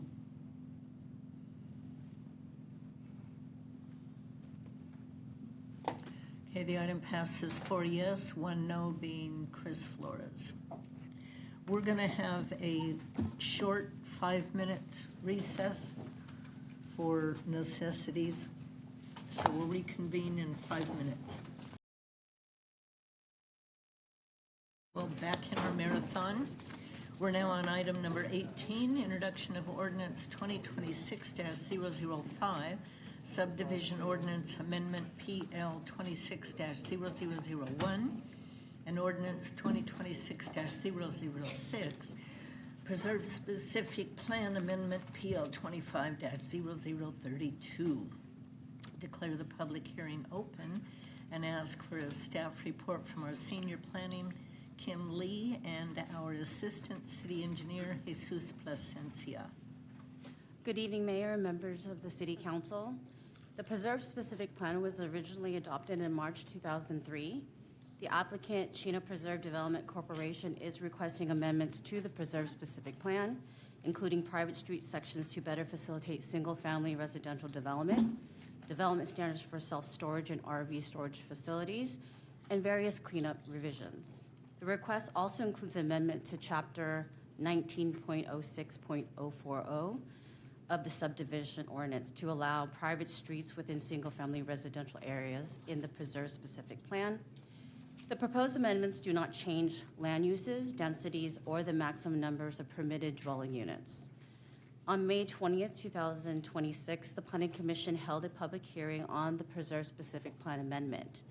While the Preserve-specific amendment requires a recommendation by the Planning Commission, the subdivision amendment does not, as it is a legislative action. It was presented to the Planning Commission for informational purposes only. The Planning Commission voted 7-0 to recommend approval of the Preserve-specific plan amendment to the City Council. The first component of the amendment relates to private street sections. Gated communities are permitted through the applicant's development agreement. However, the city's current subdivision ordinance does not allow gated single-family subdivisions with private streets. To address this, the applicant is requesting an amendment to the subdivision ordinance to allow private streets within single-family neighborhoods in the Preserve-specific plan area. On March 23rd, 2026, two private street sections were presented to the City Streets and Infrastructure Committee. The first street section includes parkways, sidewalks, and parking on both sides of the street, as shown in the street section on the left. The second street section allows for the removal of the parkway and sidewalk on one side when lots side or rear onto the street, while still maintaining parking on both sides, as shown in the street section on the right. As initially proposed, both street sections were intended to apply citywide. The committee supported the first option, emphasizing the importance of sidewalks on both sides of the street due to concerns from past projects. While the second option was reviewed, the committee did not support applying it citywide. Instead, the committee specified that if these street sections were to move forward to City Council, that these sections only be permitted in the Preserve-specific plan area. Noting that the Preserve-specific plan is a master plan community with design characteristics distinct from the rest of the city. To implement this, amendment to the subdivision ordinance is required, as private streets are currently limited to commercial, industrial, and multifamily developments with limited exceptions. The proposed amendment would allow private streets within single-family residential areas in the Preserve-specific plan. In addition, the Preserve-specific plan is being amended to incorporate the two private street sections that are before you to be used in single-family residential areas. The second component of the amendment relates to development standards for self-storage and RV storage facilities. As part of the applicant's development agreement, these uses would be permitted with the approval of a special conditional use permit within the low-density residential land use designation at a specific location along Chino Corona Road across from the California Institute for Women, as shown in the map before you.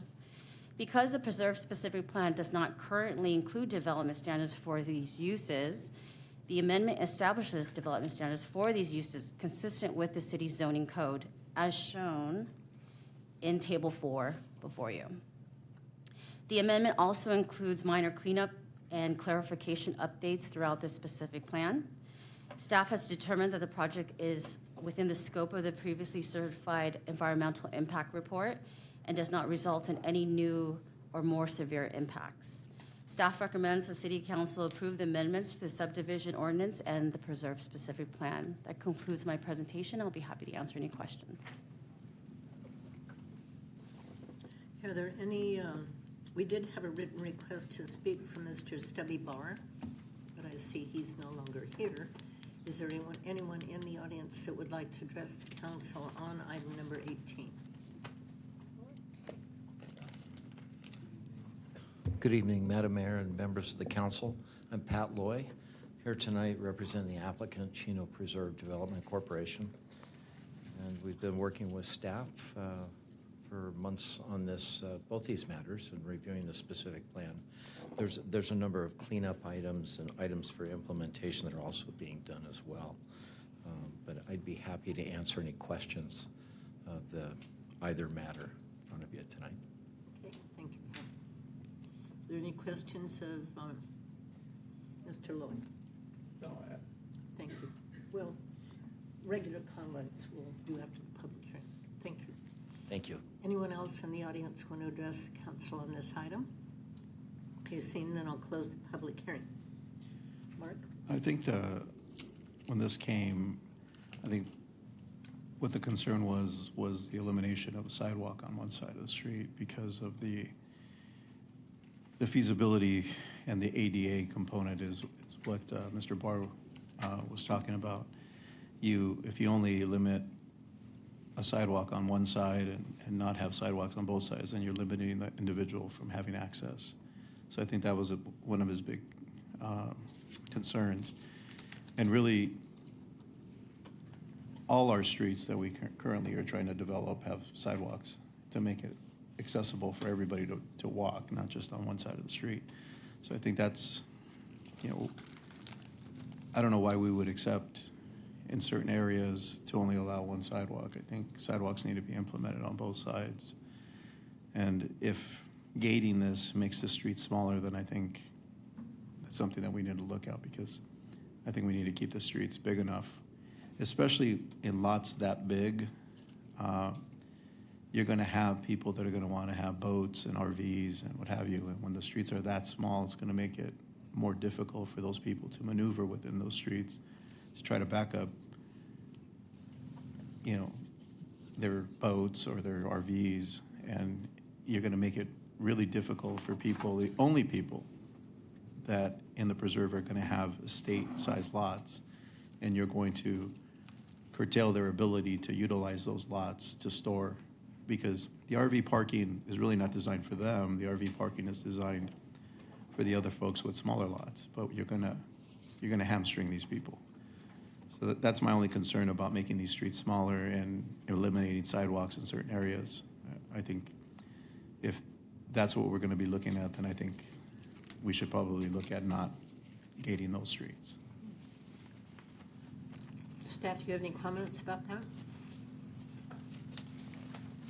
Yeah, I think the typical section without the sidewalk on one side, as Kim mentioned in her report, it's a limited exception, so staff has the discretion to determine whether it's allowed in certain areas. And I think the idea is to look at how the site is going to be laid out once they have subdivisions moving forward, and determine if there's a particular situation along a certain street where there really isn't like a public benefit to having a sidewalk on the opposite side of the street, such as when there's no homes fronting that side of the street.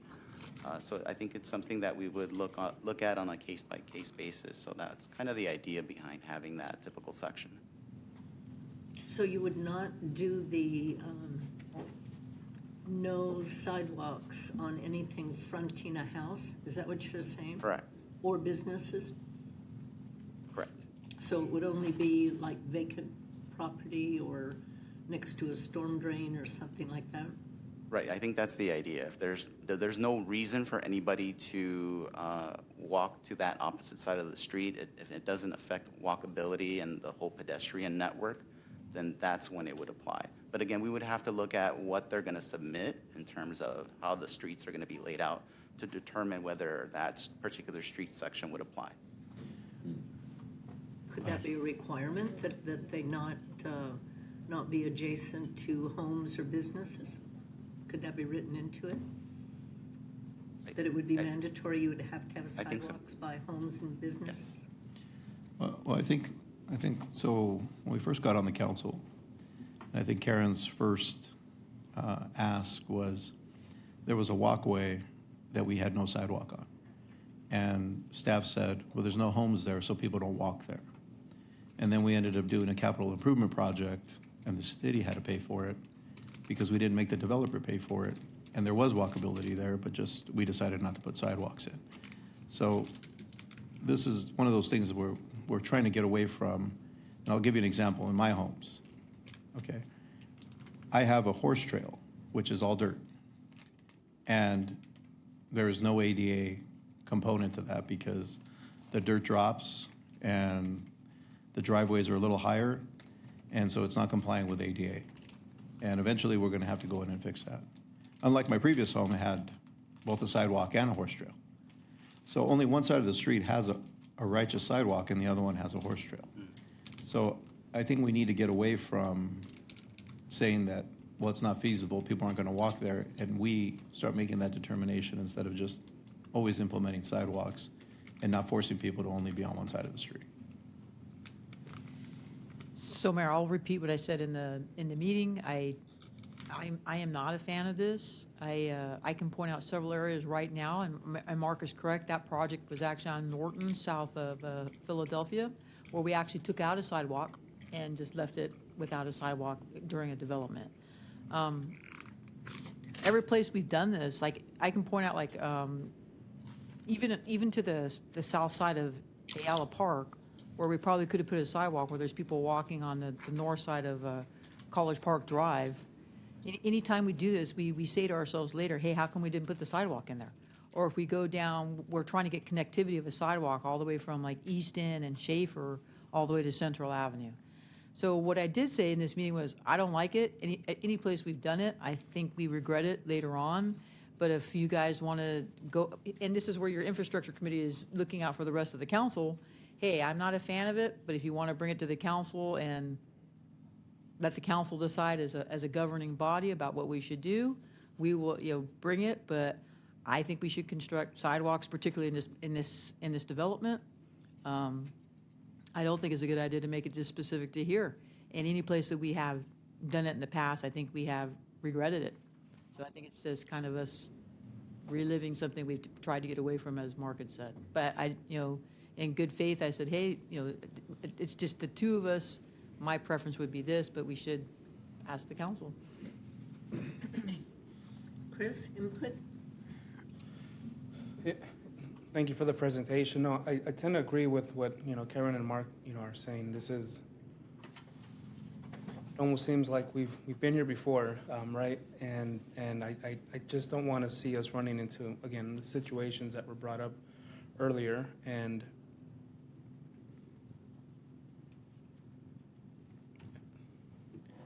yeah, I don't know. I guess I would want to hear what, Kurt and the mayor have to say, but at this point, yeah, again, this is not something that has served the city well in the past. Kurt? So I've seen several areas throughout the city that only have one sidewalk on one side of the street and nothing on the other. And then a development south of an area that doesn't have a sidewalk. Why we allowed that to happen, I don't know. It makes no sense because now we have to go back in and put in sidewalks to allow that walkability. In this particular instance that I'm thinking about is there's a school, the kids had to cross the street and they'd walk down a couple of blocks and then it'd turn into an area that didn't have a sidewalk, so they'd have to cross back over again and walk down that side of the side. It was a major safety issue. We've corrected that. But I think right now we need to get ahead of the problem and require a couple of sidewalks on each side of the street. If something goes on with one side, that you still have the other side open, and we're not going to have to deal with it later. Well, it sounds to me that this is not going to get council support. So rather than just vote it down, I would recommend that we send it back to staff.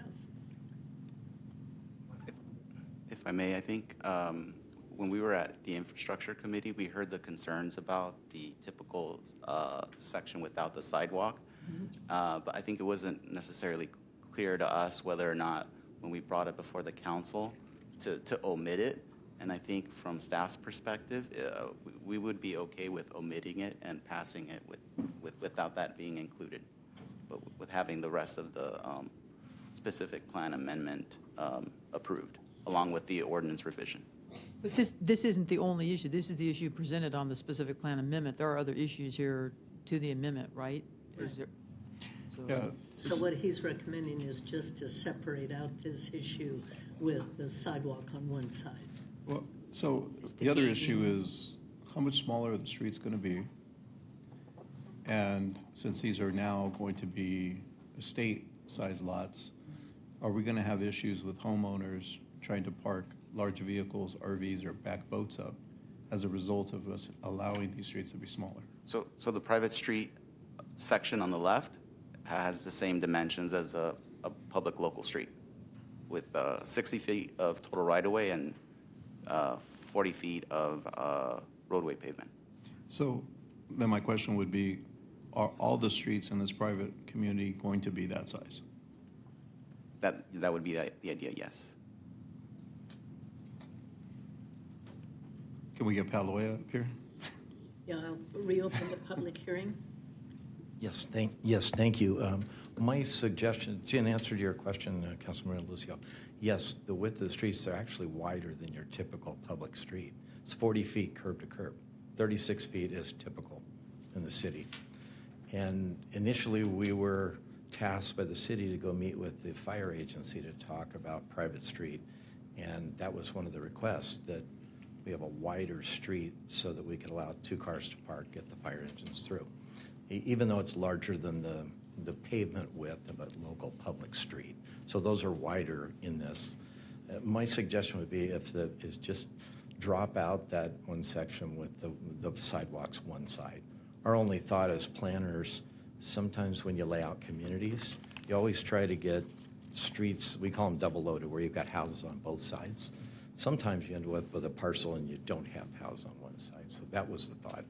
But if it's concerning, I just say, just scratch that out. And if the other proposal is acceptable, then adopt that one private street standard. So on the display, you would delete the one on the right, where it's the sidewalk on one side. Is that what you're suggesting? Yes. Yes. Yeah. So you would have the reduced parkway, Mhm. but you would have sidewalks on both sides. Correct. You'd have the picture on the left, but not the one on the right. But can somebody, like in the staff report, refresh my memory about the gating and the RV parking with the general cleanup? So if we're making with the sidewalks and the gating, I can't remember, Mark, what we talked about in the gating in the infrastructure committee, with the gating of the private streets. I can't remember the issue. Do you guys recall our concerns that we had on that particular meeting? I think it was related to, are you referring to concerns over infrastructure safety access? Yes. I- Because I think that the gating, did we determine with the safety access that the gating would actually create a little, I think a safety concern that's worth discussing as to ingress and egress to the development? Wasn't that one of the things we talked about? I'd also like to mention that the applicant's development agreement allows for gated communities. So this is just one of the mechanisms for them to move forward to be able to do private streets and be able to gate the community. Well, I think the development agreement allowed for gated communities and the ones we've already built. Right. But I think this requires us to say that this community can be gated. I don't believe the old DA said that this community was going to be gated. So although it allows it, our ordinance after the fact changed it to where no private streets were allowed. So that's why it's before us. So that's some of the concerns that I think we had was because of the emergency response, the in and outs and those kind of things. And I agree with you, Kim. I think one of the things that came up in that meeting was by us gating it, I thought we were changing emergency ingress and egress to the location somehow that we talked about in that meeting. I just can't remember the specifics of it. Do you remember the specifics of it? I do not. Remember that? Yeah. Because I did say, I'm like, hey, I'm not so sure I'm a fan of that gating if it creates a response issue. I do remember talking about that. I just don't remember the specifics of it. Mayor, council members, so what I remember from the meeting, I believe it had to do with, because of the block was down there, the assurance that it wasn't one big gated community. You were concerned and recommend that Pat and his team put a roadway, public street in the middle, and have it not one, it would have access from a centralized spine, so to speak. And I believe, I don't recall what you said after that, but I remember it was Yes, explained that's that way. exactly it. That we talked about it have Two different gates. two and different gates, yeah, two communities. different community, yeah. Mhm. So is that part of the design still? Is it broken up into two communities with different entry points? That would be, when we come back in with the design, a concept that we had, yes, there would be two different communities, but we would look at that with staff. You might have multiple gates, depending on the number of homes and access points and so forth. But part of the reason I think we're here is that staff's right. We did have the ability to gate communities, subject to city's approval on the projects in our DA. And then in 2019, the code changed, which said you can't do private streets in single-family neighborhoods. Well, if you gate a community, it's got to have a private street. So that's what's brought us back here in discussion with staff. They said, well, what you really ought to do is come back and amend the municipal code and see if council's okay with that. And then that led to, why don't we get approved in our specific plan amendment a street section, a private street section that we know we could design with rather than. So bring I a project in. recall that now, Pat, and my question was to the city attorney, can we do the privatized streets only specific to the preserve and the specific plan? Does it, when we do it to the preserve, will it automatically apply if another developer in the city, if you remember this, now wants to gate another community? And I do remember us talking about that, like, hey, are we sure that by changing the specific plan, that we won't automatically be required to do it in another section of the city now? That was one of the issues. That is correct, because you're not amending the zoning code. You're amending Okay. the specific plan that only applies within the boundaries of the preserve. Okay. I also will note that, pardon me, the development agreement states that future authorizations for gated communities or private streets for single-family residential development shall be governed by the then applicable provision of the Chino Municipal Code. There's nothing that required you to adopt this code, but that the concept was we were going to leave it up to the discretion of the council as to whether or not you would permit it. So that's what it was. It was those three things. And then I might add. The access from the middle of the community, Mayor, the sidewalks, and then whether or not the gating of the private street would require us to do it, for developers in other areas, which we said, hey, is worthy of discussion with the council. And I think so I think initially when we looked at it, it was one gate in and then one gate out. And then when we talked about it, they talked about basically two separate neighborhoods, both with different entry points with a public street and giving access. So I just want to make sure that if we approved this ordinance and it is gated, that for some reason it doesn't go back to the original plan where it was just all one neighborhood with one way in, one way out, that it is approved, but it's approved to make sure that there's a public street that gives access to both neighborhoods like we discussed. Well, and I don't think we're approving an ordinance, right? We're approving a specific plan amendment, so we don't have to change our ordinance to do that, right? Is that correct? No. We're not changing our ordinance. We are. There are ordinances, but there's specific plan. Yeah. Well, We do have Councilmember private, Comstock? one second, There- Pat. We okay. do have private street areas where there are issues. Right. The Hampshire Village off of Riverside Drive has a horrible problem with their private streets, getting anything enacted when it comes to illegal parking and that kind of stuff. Which is what brought us here, Mayor, which is why we said, hey, listen, I think we should be careful with this. There have been, but. Pat? I should clarify, you're also changing the subdivision ordinance, not the zoning code, but that is Thank a you. component.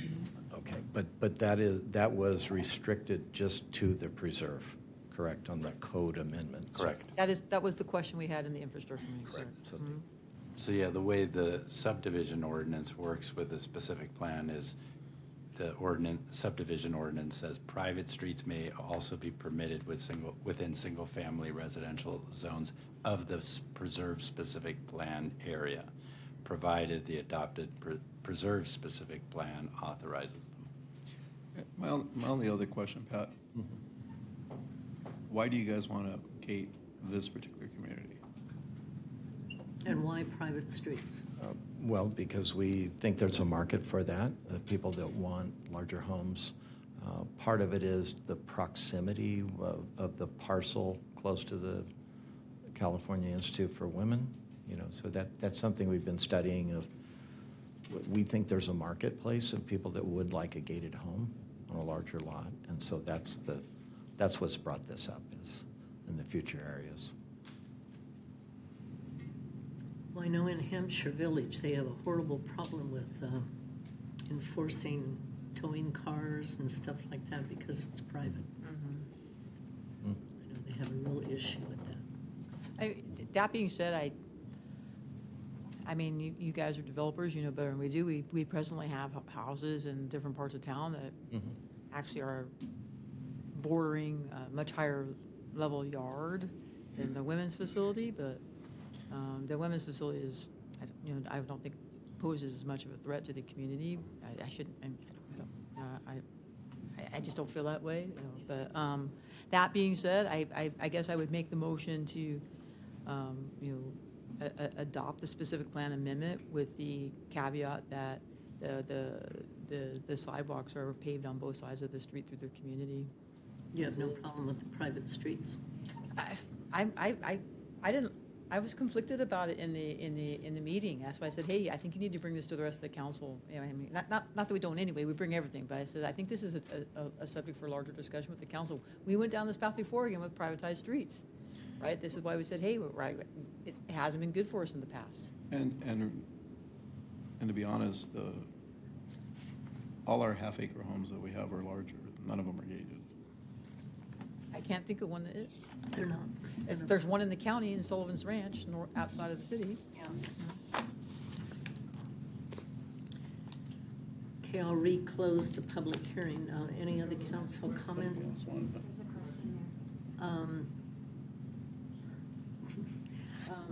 Any other council comments or questions, Chris? No? Okay, so you have a motion that modifies and I'm removes. going to rescind my motion. Okay, so before us, we have actually an ordinance that allows sidewalks on one side and the other changes. Is there a motion and a second to approve the ordinance as it stands? No. So this item is not going to pass. So do we send it back to staff to rework it? I'd recommend that. So I guess the question is, you could simply remove the diagram that authorizes no sidewalks on one side tonight. You can send it back with perhaps some direction, or I'm not sure it's clear what staff is supposed to do. Yeah, well, I don't think we are either. The mayor's trying to prevent the applicant from having to start over if there's an opportunity for them to go back and maybe articulate more clearly the need and bring it back. I think that's the option the mayor is offering to the staff and the applicant, but maybe I'm wrong. Could, unless the council wants to take an action to remove the option of having a sidewalk on one side and then pass this item. If there's not support for that, I would recommend sending it back and letting staff work with the applicant, see if they can come up with something that I would say the infrastructure committee would support coming back to the council. And if that's a recommendation, I'm assuming not continuing it to a date certain, No. but actually renoticing it. Yes. Okay. Is that clear as mud? Okay, we will move on then. Is there, I'm sorry, so is that a motion to direct staff to do? Do we need a motion to direct staff? Yeah, I to would do that? recommend it. Okay. There's a motion from Mayor Pro Tem Burton. Is there a second from Councilman Lucio to send it back to staff for rework and also coming back to the infrastructure committee before coming back to the council? Okay? Yes? Okay. Please vote.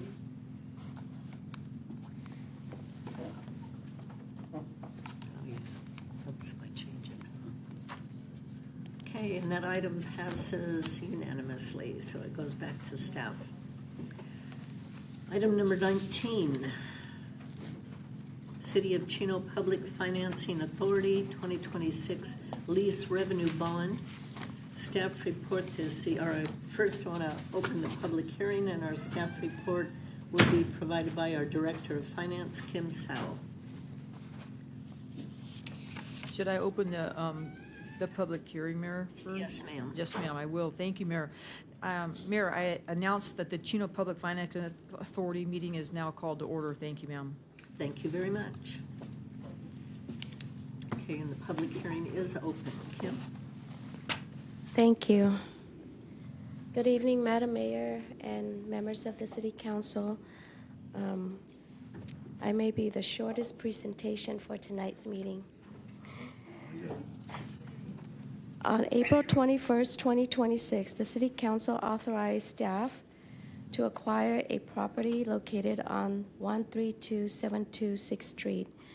The acquisition was not previously anticipated and therefore was not included in the budget.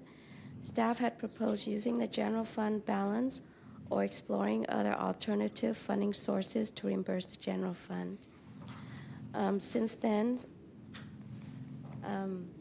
staff has worked diligently over the past few months to bring the 2026 lease revenue bond financing package for Council's consideration this evening. We have engaged the following team of professionals as part of this effort: Anzo Galvan as bond counsel, KNN Public Finance as municipal advisor, and Raymond James as placement agent. The 2026 lease revenue bonds will be a direct purchase transaction where a single lender will purchase the entire bond, which is the appropriate method of sale for a transaction of this size and repayment term. Raymond James, acting as the city's placement agent, distributed a lender RFP to 7 commercial banks that are active in this line of business, and the city received 6 responses. BMO Bank had the most favorable interest rate and financing terms, which I will talk more about it on the next slide. The borrowing will fund the acquisition of 6th Street site, fund certain soft costs associated with the effort to develop the site, and fund the cost of issuance for the financing. The revenue bond will be a fixed rate of tax-exempt transaction with a repayment term of 15 years, and the city's senior center will be the facility subject to the financing lease. As you can see on this table to the right, the total sources of $3.2 million equals the total uses, and the true interest cost, which is the blended borrowing rate, is 4.25%. The average annual payment are approximately $291,000 per fiscal year, and total payments are about $4.46 million. The bond is subject to early redemption at the option of the city starting in year 3 at the various premiums shown below. And then at year 6 and beyond, there will be no premium. So basically what this is saying is that on year 3, the city has the option to pay down, to pay off the debt early. But in doing so, in year 3, you will see that we have to pay a 3% over the balance of the principal. However, in year 6, if we wait that long, we can pay off the bond with no premium or no penalty. This table shows the payment schedule. Principal is paid annually starting October 1st, 2027, and interest is paid semi-annually starting October 1, 2026. The interest rate is 4.25 fixed, and although we note here that the transaction contains provisions where the interest rate could be increased upon either an event of default or event of taxability. So both circumstances we think are very unlikely. So if the city defaults for any reason, the interest rate may be increased. This is the timeline, shows the actions we are taking tonight, which is to hold a public hearing and also for the city council to approve the resolution for the bond issuance. And then next week, we anticipate that the bond, the escrow will close on Thursday, July 16th. This concludes my presentation, and our recommendation is that the City Council hold a public hearing and adopt Resolution 2026-0448, authorizing the execution and delivery of the various documents that are attached to the staff report, and to issue the bond in an amount not to exceed $3.5 million, authorizing the execution of the necessary documents and certificates and related actions, and likewise that the City of Chino Public Financing Authority Board of Directors adopt Resolution 2026-01, executing this similar action and authorizing the execution of necessary documents, certificates, and related actions. And this concludes my presentation. Okay, I have no written request to address the council or the financing authority on this issue. Is there anyone in the audience that would like to address the council or financing authority on this issue? Seeing none, I'll close the public hearing and open it up to council comments. Chris, do you have any comments? No comments, Mayor. Thank you. No comments. Kurt? Nothing. Karen? No, thank you. Okay, then I would entertain a motion and a second, I make the please. motion, Mayor. Motion from Councilman Flores I like the second, Mayor. and a second from Councilperson Comstock. We don't need city attorney, do we? No. I just have, mine and Chris's screen went completely black. We can do a voice roll call vote. Okay. Voice call vote then? Councilmember Lucio, Yes. Councilmember Flores, Yes. Councilmember Comstock, Yes. Mayor Pro Tem Burton, Yes. Mayor Ulloa. Yes. Okay. Madam Chair, would you please adjourn the Public Financing Authority? Yes, thank you, Mayor. The Chino Public Financing Authority meeting is now adjourned. Thank you, Mayor. Okay, and we will go back to the regular council meeting and on to item number 20, under new business, issuance of bonds for Community Facilities District 2023-1, Sage Cedar. Staff report this evening, once again, will be from our Director of Finance, Kim Sao, and our consultant, John White.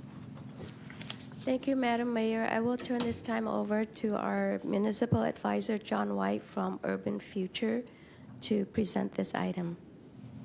Good evening, Madam Mayor and City Council. It's my pleasure to present this CFD bond financing. This is for CFD 2023-1. The district was formed in June 6th of 2023. It's part of the specific preserve plan. The bond proceeds will be used for the acquisition and construction of certain public improvements. We'll give you more detail later. The district is not a pay-go district. You may remember we've had this conversation on other developments, which is to say the developer will receive reimbursement from the bond proceeds and will not receive in the future surplus tax revenues. So it's not a pay-go. What they get, the bonds will be sold and what's available out of the bonds will go to the developer, and that's it. So it's not pay-go. Any questions on that? There's some other districts where it's a different arrangement. Real quickly on the developer, it's TriPoint Homes IESD. It's a California corporation. It's an indirect, wholly owned subsidiary of TriPoint Homes, a Delaware corporation, and it's incorporated, and their stock trades on the stock exchange. This particular development is 188 single-family detached condo residential units consisting of 2 developments, Sage Court and Cedar Row. As of June 1st, 125 of the 188 units had been sold. So that's roughly 67%. Of the remaining units that have not been sold, 63 of those are owned by the developer and 19 are in escrow. We're in July, so I imagine even more in escrow, but that's as of June. So things are the same, if not better, since June 1. Here's a visual of the district. It's bounded by Pine and Bickmore Avenue and the East Preserve Loop. I'm sure you're familiar with the area. Real quickly on the bond structure and financing, the estimated amount of the bonds is $11,295,000. This will be a 30-year bond, which is typical with the other CFD bonds that the district has sold. And there'll be principal payments due in September 26 to 55.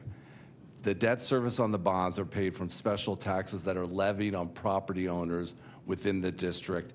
There's a funded cash reserve. If for some reason there's delinquency and there's inadequate collections in a given year to pay debt service, there's a reserve that's equal to maximum annual debt service. So you always have a year in reserve. I'm not aware that any of your bonds have ever hit the reserve, but it's a security feature that investors like. So that's, now, while that reserve is in place, you will invest it in an interest earning account, and the interest earnings will be applied towards that payment. So while it's an added cost, it is working for the taxpayers.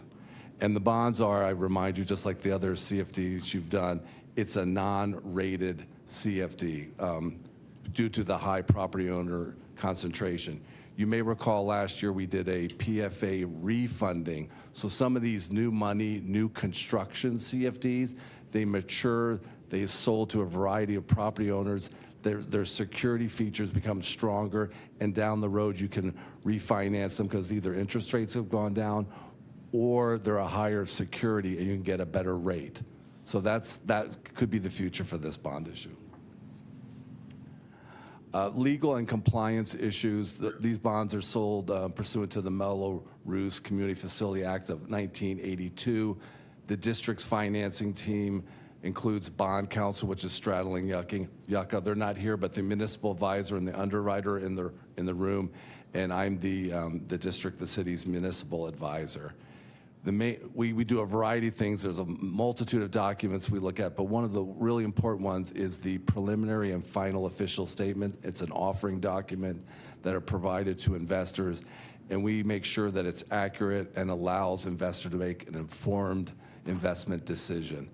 We also have a continuing disclosure agreement. The OS provides a view of the district at a point in time. The continuing disclosure obligates the city to provide annual information so that investors see how the district evolves and develops over the 30-year life. We had talked about the bonds being secured by special tax revenues. They're levied relevant to a rate and method of apportionment, which was adopted in June 6 of 23. You see the matrix here. Basically, the larger the unit, the more that you pay. If you just look at residential property less than 1,401 square feet, the rate would be $4,135 per year, going all the way up to greater than 2,600, which would be $4,765 per unit. Any question on that? Just shocked. I mean, the cost of the unit plus property taxes plus this.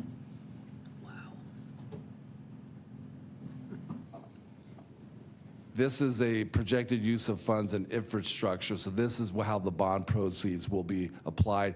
This was prepared back in 2023 when the rate and method were being prepared. So these costs have probably gone up. But again, the bonds will be sold, we'll maximize the proceeds, and that and only that will go to the developer. But this is a list of the costs that were done back in 2023 when the CFD report was being prepared by Webb Associates.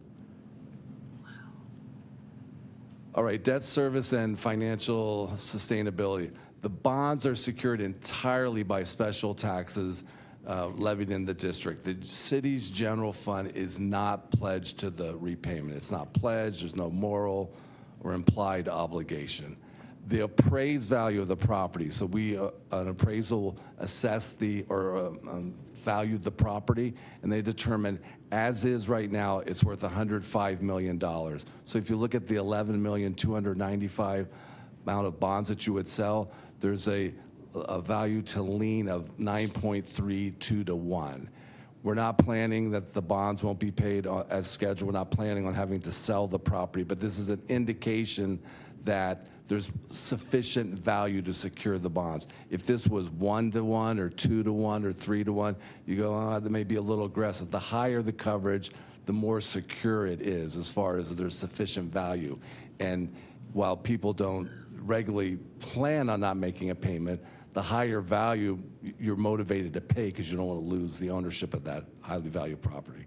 Again, we mentioned there's a reserve fund and there's a foreclosure provision where if property owners don't pay for a while, the city will initiate foreclosure to capture those taxes. The debt service is approximately $710,000 per year for a 30-year life. These are fixed rate bonds, just like on the other lease revenue bonds. When the bonds are sold, you'll know with certainty what the debt service is. That's not going to change regardless of what happens to interest rates. And the repayment ratio is under 2 to 1. It's 1.89. That's taking the 21 million and dividing it by the 11,295. So it's a low repayment. Question. Yes. You mentioned if the payment's not made, the city would foreclose? Oh, sorry. So, good question. So we would hit the reserve fund, and so that the investors would get timely paid. What I'm saying is that there's a provision in here that if property owners don't pay their taxes and they go delinquent for a sustained time, you initiate foreclosure procedures as a way to recoup the delinquent taxes. So what, the mortgage company, though, doesn't have first right? The city would actually foreclose on the property? Right, in order to get it, yeah. And It wouldn't just lien the property? no, they would foreclose it. Now, the mortgage company, the bank may intervene and pay it, but we have to get the taxes out, so we foreclose. Interesting. So does it work? I would think it would lien the property, not foreclose it. So does it work like a tax lien, where technically, if a person doesn't pay their property taxes, the person that buys the tax lien is the first one, and then the mortgage company is the second? And usually the mortgage company will take possession before that happens, so they don't lose their property. I'm not quite sure how's it. Yeah, that's correct, sir. Okay. Interesting, okay. Obviously, it's never happened, so in this instance, yeah. Just didn't seem right. Any other questions?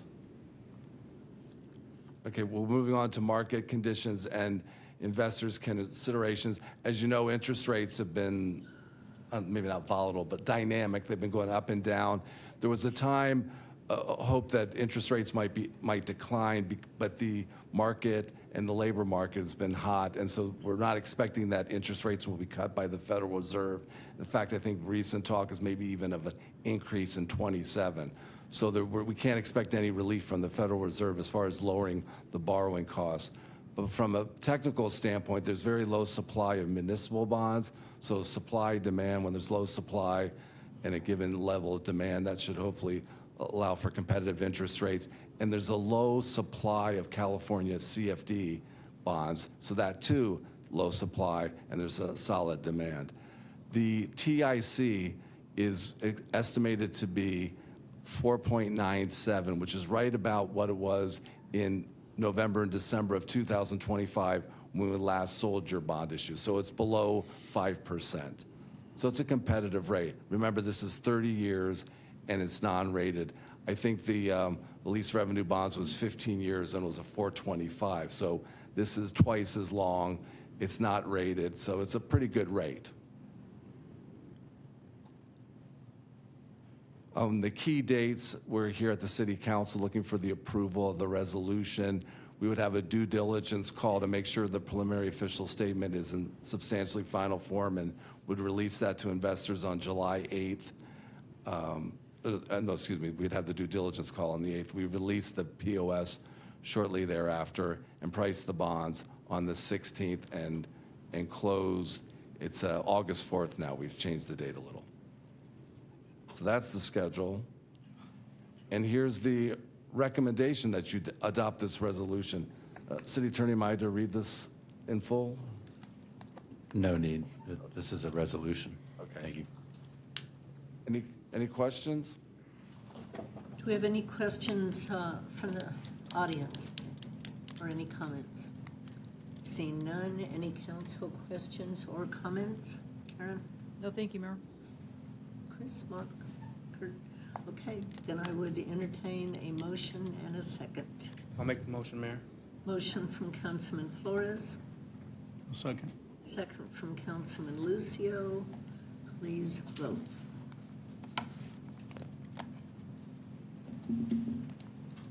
Item passes unanimously. Item number 21, introduction of ordinance number 2026-010, adding chapter 9.90 to the Chino Municipal Code. Staff report this evening will be from Lieutenant Jesus Jaquez and Deputy Chief Nick Murata.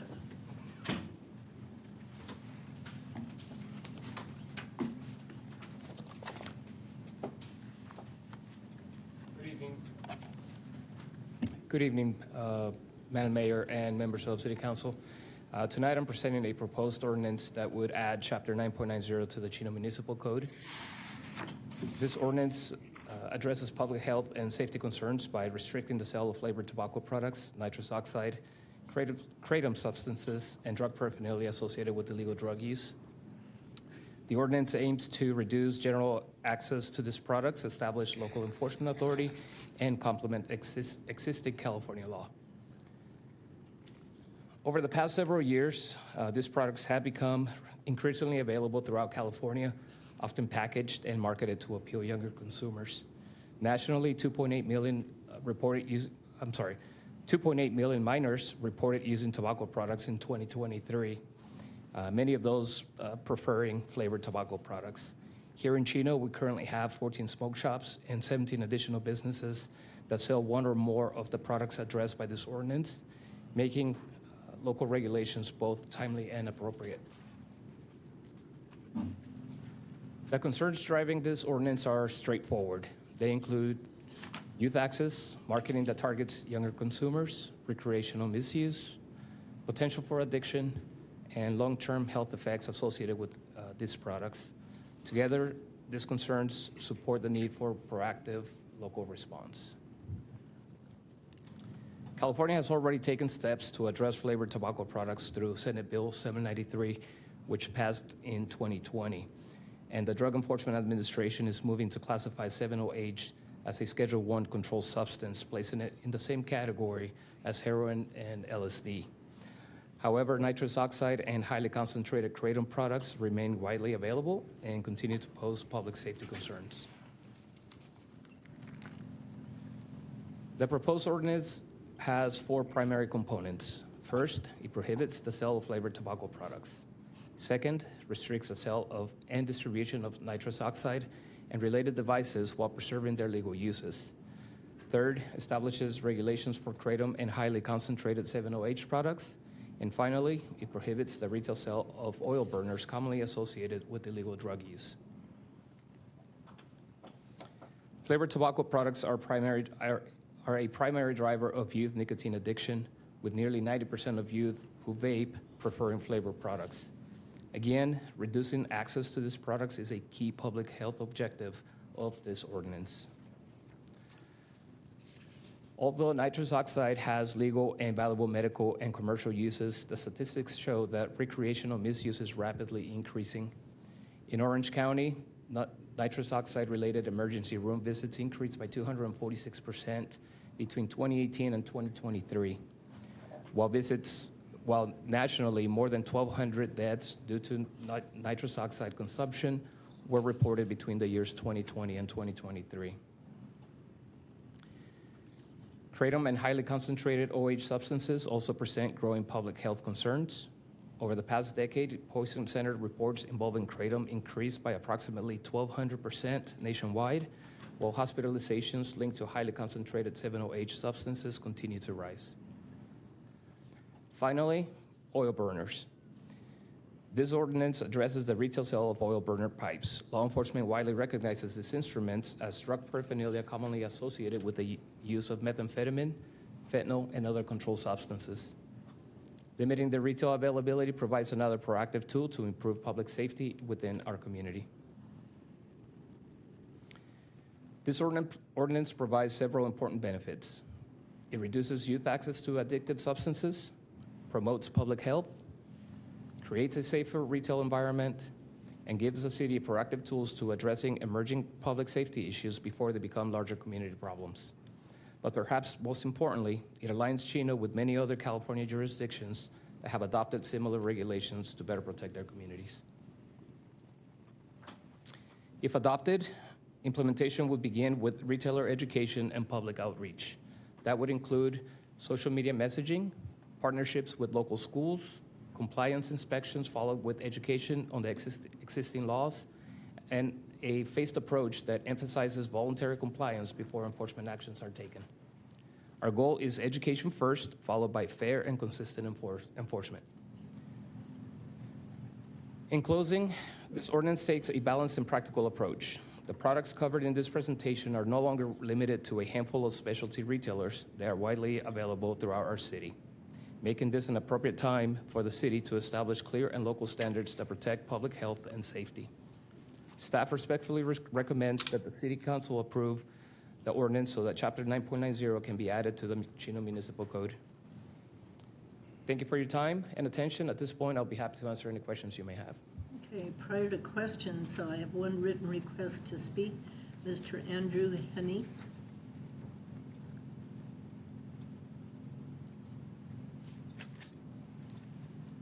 Good evening, Mayor, Chino City Council, and community. Thank you for allowing me an opportunity to speak. My name is Andrew Hanif, and I'm an outreach specialist at Reach Out. Reach Out is a nonprofit that's been serving the Inland Empire and the city of Chino for over 50 years. My work focuses on substance use prevention. I'm speaking today about the proposed flavored tobacco, nitrous oxide, and kratom ordinance introduced to the council. This proposed ordinance regulates 7-OH, a kratom extract.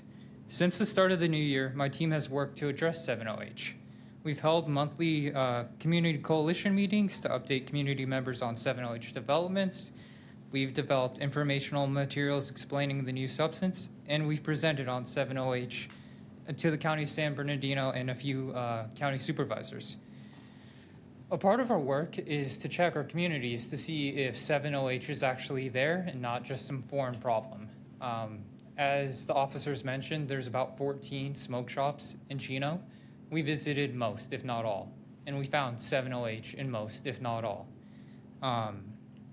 In front of the council, we provided packets that are pictures of 7-OH in Chino smoke shops.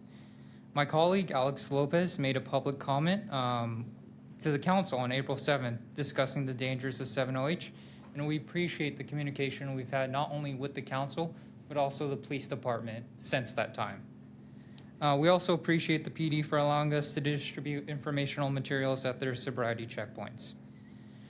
For those in the audience who may be unaware, 7-OH products are sold in smoke shops as energy or mood enhancers. They're careful to avoid medical claims because then they would have to be approved by the FDA.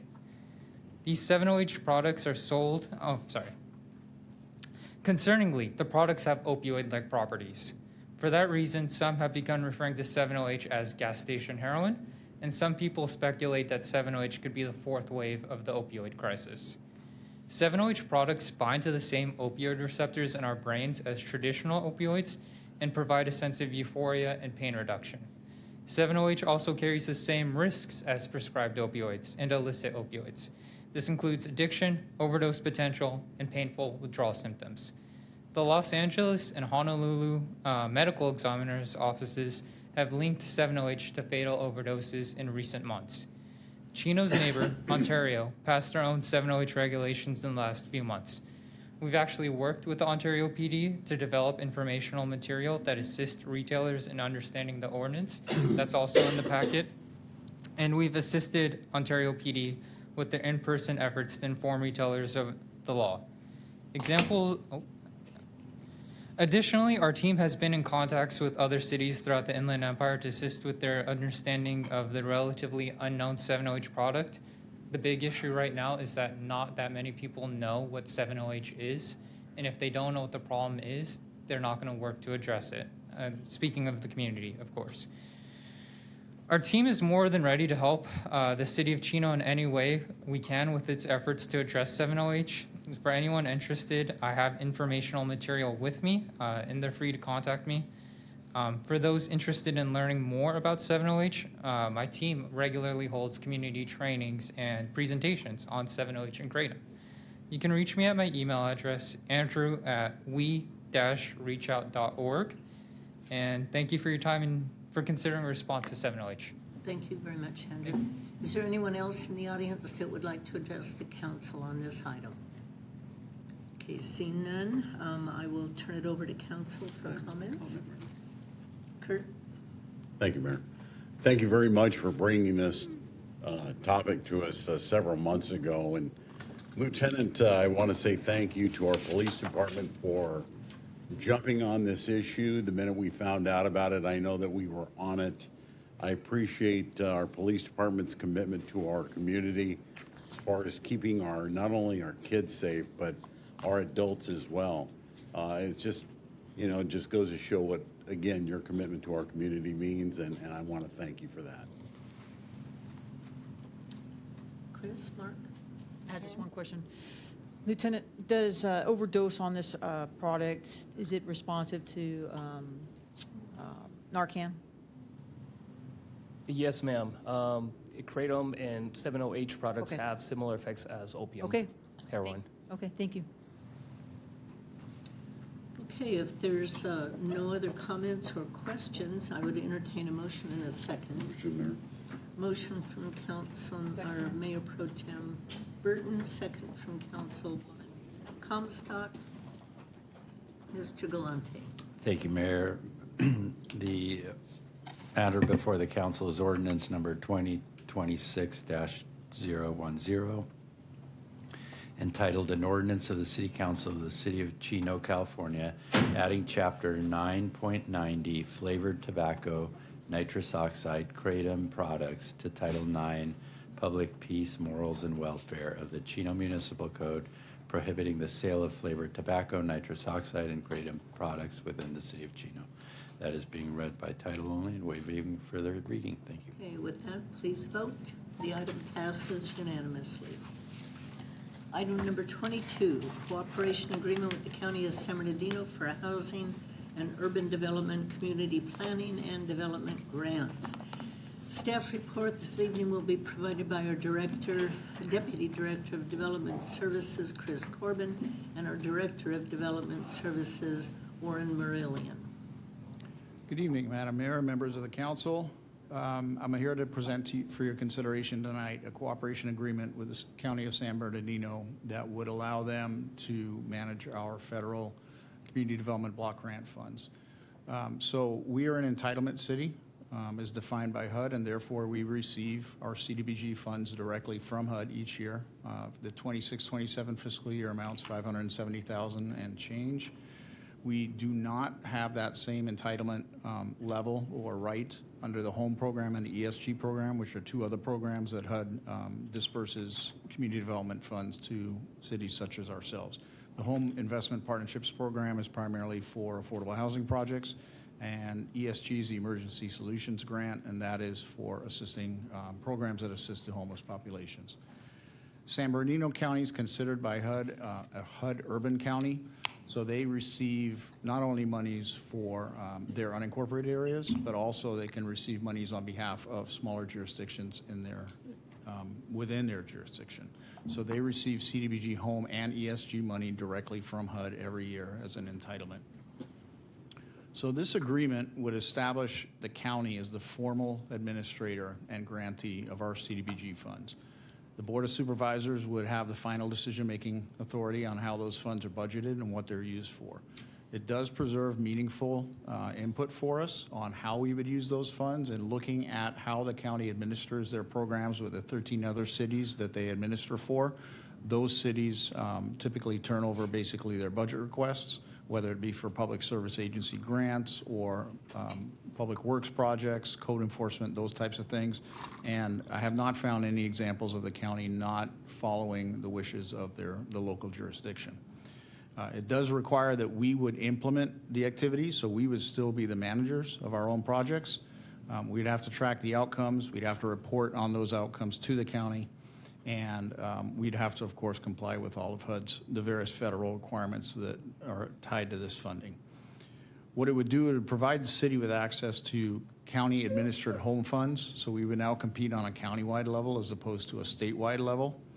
And also the ESG-funded programs that the county operates, such as rapid rehousing, emergency shelters, and some of the things that we already do. There would be some overlap with our quality of life team, but it does give us a chance to tie into those resources a little bit better. And also it would make us eligible to have some of those people that we do refer to the county have access to certain things like rental assistance that we are unable as a city to provide. So the benefits to us, it would significantly reduce our administrative burden. We have one full-time staff person in housing, and they spend between 35% and 40% of their time over the course of a year dealing with the administrative requirements of the Community Development Block Grant Program. A lot of that, not all of it, but a lot would shift to the county. The development of 5-year consolidated plans, annual performance reports, annual action plans, environmental review documents, all that would shift to the county. We would still have to be involved in determining how we want to spend our money, so we'd still presumably go through the exact same process of receiving grant applications from our nonprofit agencies in town and deciding how we distribute those public service agency grants, and then also determining what types of projects we want to support. In the past, most recently, we've been doing a lot of alleyway improvements for a number of years. We're also funding parking lot improvements at Monte Vista Park, so we would still have the ability to pursue those types of projects. So we would benefit from the county's expansive experience when it comes to managing all 3 of these programs. And like I said, it would preserve the city's ability to identify its funding priorities, contingent on the Board of Supervisors ultimately approving what we asked for. So considerations in this. This is a hard one. You'll notice in my staff report in the fiscal impact section, I talk about this is a difficult one to work out what's the net gain on. We certainly are going to have a significantly reduced administrative burden on our staff. That's going to be helpful because we're trying to grow our programs, and getting our staff off of the administrative work and onto more program and project management work will be very helpful. That said, again, ultimately, the county is going to have final say on what gets done with our monies or with our requests for the funding. We will continue to incur staff costs. Some of those can be offset. For example, if we continue to do public works projects, there will be a project engineer that's still responsible for overseeing those projects. Some of that work the county would take over, but the actual management of the project would still remain on us. We would be able to recover some of that staff time and cost that goes along with managing those projects. So at the end of it, at least for CDBG, we're going to greatly reduce our administrative burden, but we're also going to lose direct access to some of those administrative funds. Just as give you an idea of where we're at, this year we have $67,000 in CDBG monies allocated to staff, to full-time salaries. So that's kind of the amount that we're talking about here. What becomes more difficult to handicap or to calculate, I should say, quantify, is what type of home funding, what might we get out of this agreement, now just having to compete on a county level as opposed to a statewide level? And then also, what's the value of the programs and the access that we're going to get to county-funded emergency solutions grant programs like the rapid rehousing, rental assistance for people at risk of losing their homes or losing their apartments. So those ones become a little bit harder to identify. It is a 6-year agreement with a mandatory minimum 3-year term. At the end of those 3 years, either the county or the city can choose to leave the partnership and return to having things the way they were before. We could go back to being an entitlement city, getting our funds directly from the county. So with all that said, we recommend that the council adopt a resolution number 2026-041 approving the cooperation agreement between the city of Chino and the county of San Bernardino for housing and urban development, community planning and development grants for program years 27-28, 28-29, and 29-30, including one automatic 3-year renewal for the following 3 program years, unless terminated in accordance with the agreement. And approve the Community Development Block Grant City-County Delegate Agency Agreement. And finally, authorize the city manager or their designee to execute all related documents. That concludes my report. I'd be happy to answer any questions. Is there anyone in the audience that would like to address the council on item number 22? Seeing none, council comments or questions? Just a quick comment, Mayor. This was brought to the Housing Committee. I know that Kurt and I, talked about this, and we just thought at the time it was a great recommendation for 2 simple reasons: the access to more funding and the reduced administrative burden. I think is is a benefit to the city. And given that, sure, it is a 6-year contract, but we can opt out after 3 years. Hopefully, we can get a project in within the next 3 years. But I just wanted to share that. Thank you, Mayor. Okay. Kurt or Karen? Okay, then I would entertain a motion in a second. I'll Motion second, Mayor. from Mayor Pro Tem Burton, second from Councilman Flores. Please vote.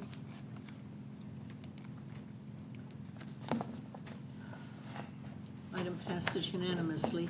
Item number 23 is being pulled and sent back to staff.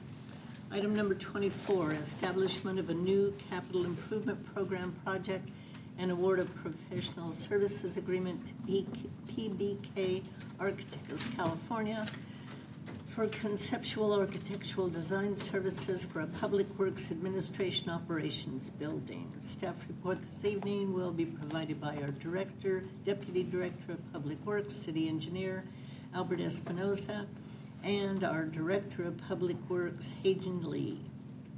Good evening, Mayor and council members. Thank you for the introduction. And this evening we'll be introducing a new project for your consideration, which will be an award for professional services for the conceptual design for a new Public Works Administration building and fleet facility. So the Public Works Department currently operates from 2 sites, City Hall and the Public Works Services Yard. The Public Works Service Yard is a central hub and field of operations, fleet maintenance, equipment storage, administration, and the city's household hazardous waste facility. Public Works supports roughly around 128 full-time and part-time employees across multiple divisions. And as the city has continued to grow throughout the years, so have staffing levels and service demands. The current facility was designed for a much smaller workforce and now faces some challenges such as limited space, an outdated configuration, and some operational efficiencies, as well as aging building systems. 2 potential sites identified by staff for the future Public Works facility and fleet building are shown on this slide. The proposed sites are city-owned vacant parcels adjacent to the existing yard and adjacent to the fire station, and this would provide some continuity of operations while modernizing the infrastructure to meet current and future service demands as the city continues to grow. If council approves this item tonight, staff and the consultant will work together to develop conceptual layouts. And again, these are more rendering and layouts. These will not be full design plans. This is simply to have a visual starting point of what those buildings could look like. And so the consultant will work closely with city staff to prepare some conceptual layouts and develop preliminary cost estimates for future environmental, design plans, and potential construction. Once these conceptual layouts are prepared, staff will I'll be presenting some of these to the Infrastructure and Streets Committee, so that way they can take a look at that. And then we can return to the City Council at a future meeting date down the road to discuss next steps. So on February 19th of this year, RFP number 2026-005 was advertised, and we did receive 14 proposals from various architectural firms. A review committee consisting of city staff from various departments reviewed these proposals and scored them on the following criteria: experience and qualifications, past performance, there was reference checks, plan methodology, project approach, quality and responsiveness of the proposal, as well as cost evaluation. And the number one architect firm that came out was PBK Architects of California.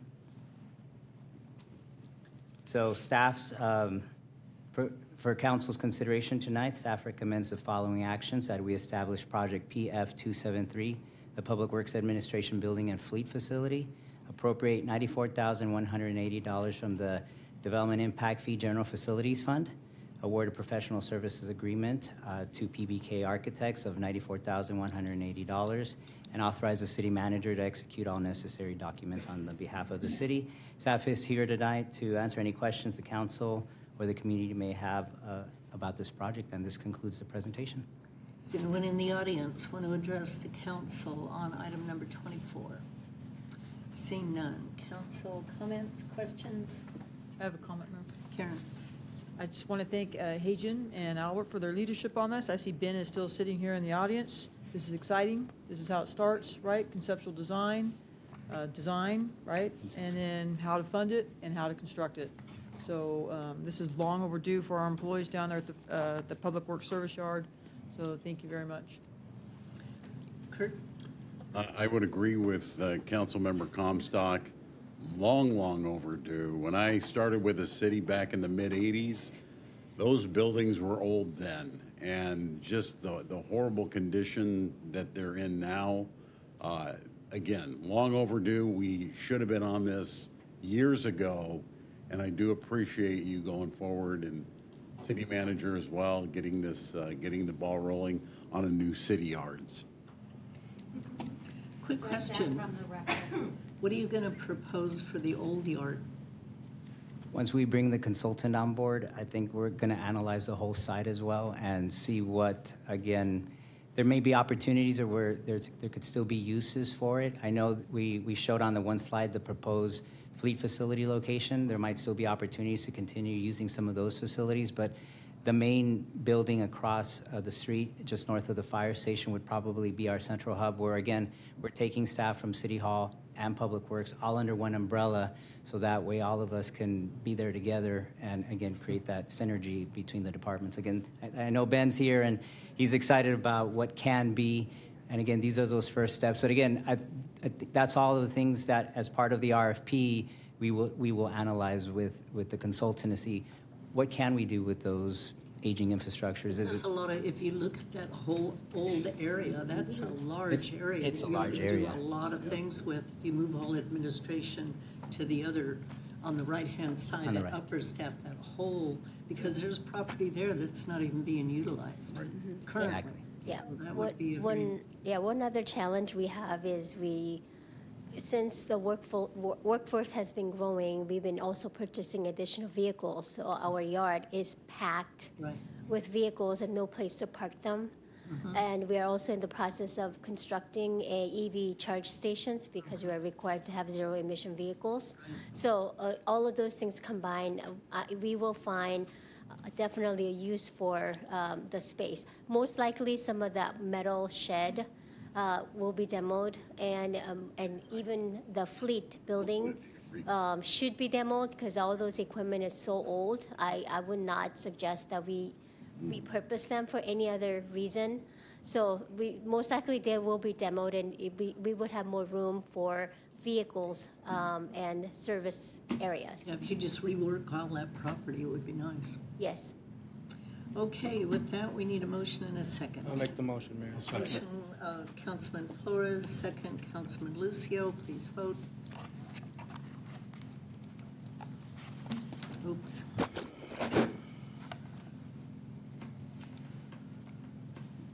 Okay, passes, nope, unanimously. Okay, Mayor and council reports, I'm gonna try to cut mine really short because of the time. Thursday, June 18th, I attended the Walk of Honor for Sergeant Scott Trosper's the Walk of Honor. That was very, very nice. I also attended the grand opening of Glen Duncan Park. On Friday, June 26th, I threw out the first pitch at the girls' fast pitch tournament, and I didn't hit the dirt. I actually got it to the catcher. That was monumental for me. Saturday, June 27th, of course, attended the fireworks spectacular, which turned out absolutely phenomenal. I have to compliment all of city staff, Public Works, everybody, police department, everyone did such a good job. So much fun. I'm so proud of this community. We can put on events like no other community. So that was fantastic. Monday the 29th, I attended the San Antonio Hospital Center for Aging with ribbon cutting with City Manager Reich and Assistant City Manager Jackie Melendez. Thursday, July 2nd, I attended the retirement celebration for Dispatch Supervisor Glenna Oliver. What an amazing lady. She really had an impact on a lot of people's lives. I mean, that's going to be some big shoes to fill. And she remembered when I got my only ticket. That was cute. And then Saturday the 4th, I just want to say a couple of comments. I know PD was out there in force, so was the fire department, and the community before the 4th was relatively quiet in our neighborhood. But come the 4th of July, all hell broke loose. I'll tell you, it was terrible. And of course, this year, our community suffered a death. I don't know, I'm so frustrated with people and their illegal fireworks. People seem to think that if the city of Chino bans Safe and Sane, that no one will use illegal fireworks. But if you look around at even all of our surrounding cities that don't allow anything, there are illegal fireworks everywhere. And it's tragic, the loss of life and the loss of limbs and the damage that is done by people who just don't use common sense. I just don't understand it. But I do think it's time that we address our issues. And it's my recommendation that this item be sent back to Community Services, Parks and Recreation Commission, again, to study what to do about our Safe and Sane and if there are alternatives on funding for these nonprofits. And perhaps maybe it's time we ban Safe and Sane.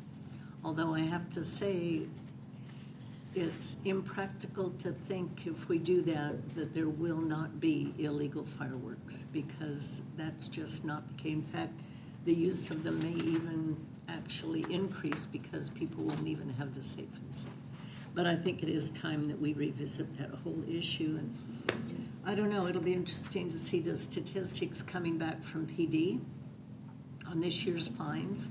And I know you had drones up, we had the helicopter up, and I'm hoping that you just ticketed the holy tar out of people. And maybe those fines can be used to subsidize the booths now for Safe and Sane, and maybe wean them off that income over 5 years or something. Anyway, it's my recommendation that we send it back to Community Services, Parks and Recreation. And that's my report. Mayor Pro Tem Burton, you have item number 25. Thank you, Mayor. I'm requesting approval of community support contribution to Chino High School Sports Boosters, specifically their football program. Okay, we need a motion and a second. I'll make the motion, Mayor. Second, Mayor, thank you. Motion from Councilman Flores, second from Councilperson Comstock. Please vote. Passes unanimous.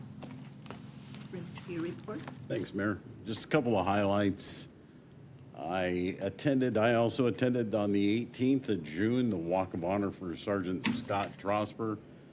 Incredible police officer. It's going to be a shame to see him go, but I hope he has a great time. He's going to move out of state and start a whole new life. So have horses. Congratulations to Scott and Cynthia. I also attended the groundbreaking for Glen Duncan Park, also on the 18th.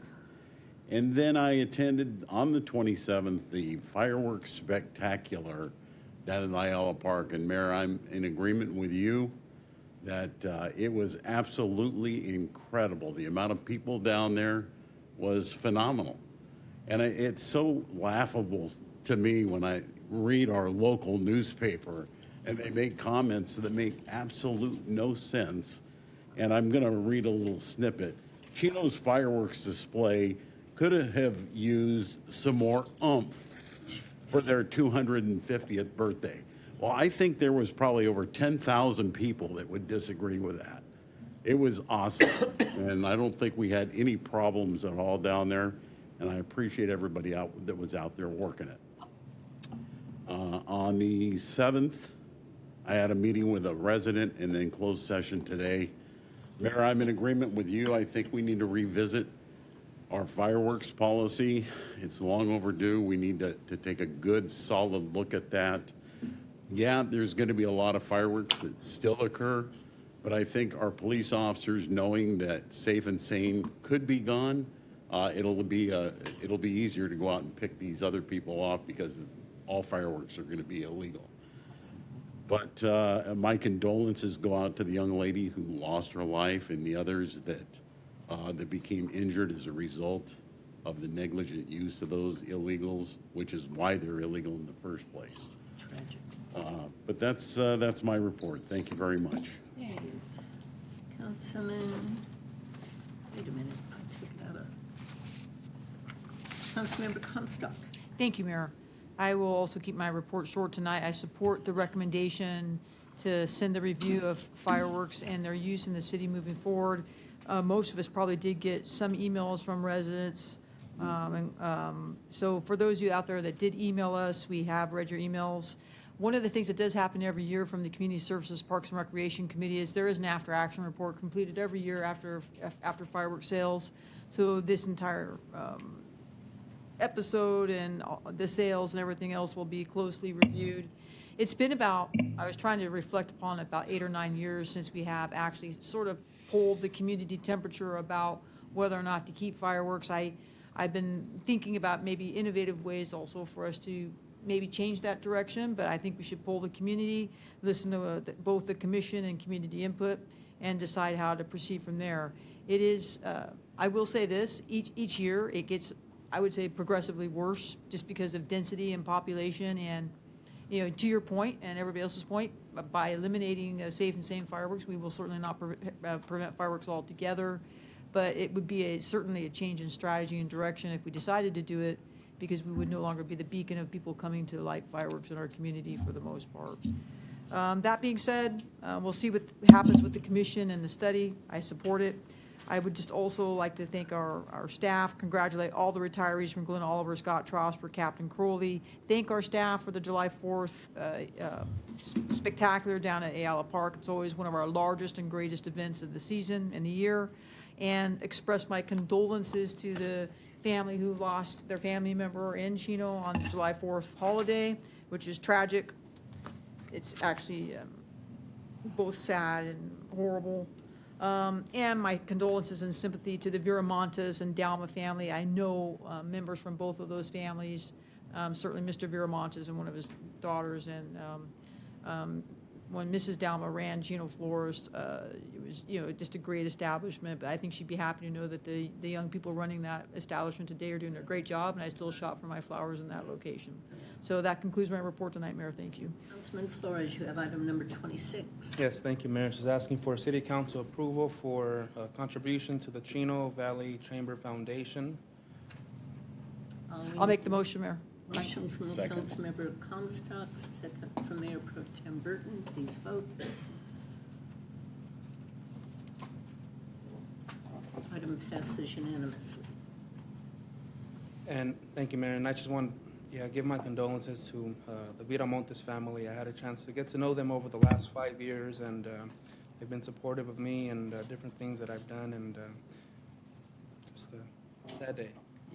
Thank you, Mayor. Do you have any other report? No, Mayor. Councilmember Lucio.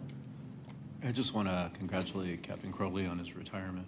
Also, my condolences to the Viramontes family. And I think I'm just going to forego my report. Okay. City Manager Rupp. Thanks, Mayor. Just really quickly, I want to thank the CSPR team for the 7 months of planning on the 4th of July event. It was certainly one of the best we've had. Also, it's not just one department. The police department is visible. We don't have any problems there. Public Works is there. Finance helps us. HR helps us. So it's really a team effort to get a gigantic event like that off the ground. So I want to thank Sylvia and her team primarily for all the planning that they put into that event. And that's it for tonight, Mayor.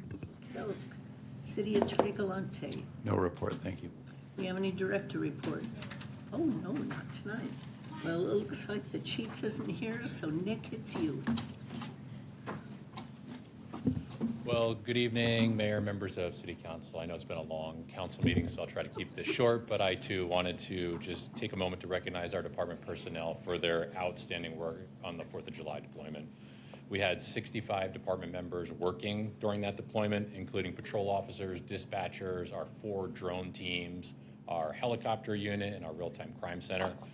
During the deployment, we handled 463 calls for service. 278 of them were fireworks related, and we issued 112 citations, all for $1,000. So that's the most that I could remember, at least in the past 6 years. Very successful night. 57 of those citations were from our drone program. So it was very successful. Fantastic. While it wasn't our busiest year in terms of calls for service, we were actually down 12%. We were obviously very successful in the fireworks enforcement, and it reflects the dedication of our personnel being out there trying to improve public safety and hold our violators accountable. As you had mentioned, unfortunately, the evening also included the tragic explosion at Benson and D Street, where a large quantity of illegal fireworks exploded, resulting in multiple serious injuries and the tragic and heartbreaking loss of a young woman. I just want to recognize the professionalism of our officers, dispatchers, and public safety partners. They quickly shifted from fireworks enforcement to responding to a complex scene and a criminal investigation, and their professionalism, commitment through that incident were nothing but exceptional. So that's all I have, unless there's any questions. No, there's no questions, but there is some comments that are on social media that basically downplay the deployment of the drones. But what people don't understand is when you have an incident of that scale, the amount of resources it takes to handle that basically drew away everything that you guys had initially planned to do out there, because you had to pull all those resources in to handle that situation. And it's really sad when people sit there, they'd rather just type something that they have no knowledge of the actual manpower that is required. I mean, I think our helicopter flew over that scene for a long, long period of time, so they couldn't focus on the illegal fireworks, because now we have to deal with saving lives, dealing with the injured, and it's really sad when you see people making comments and they really have no clue of what it takes to handle a situation like that. But my hat's off to your department members. I think they did a great job, and you continue to have our support, and we understand that although you handed out several citations, you probably would have had a lot more if the incident didn't occur. Yeah, 100% correct. Obviously, we have to call in additional resources to now manage that scene, but the resources that are on the ground at that time do have to be sent to the highest priority, and that priority did take up a lot of resources. We commented about that ourselves. We probably would have been even more successful if we didn't have to deal with such a major incident at that time. And you know there's going to be some tragedy every 4th of July because of people doing stupid things, and it is stupid. I mean, my goodness sakes, when you look at whatever it was that they purchased and thought they were going to have a great time, look what it cost them. Yeah, look what it cost. Tragic. Unfortunate and not necessary. Yep, exactly. Thank you, Nick.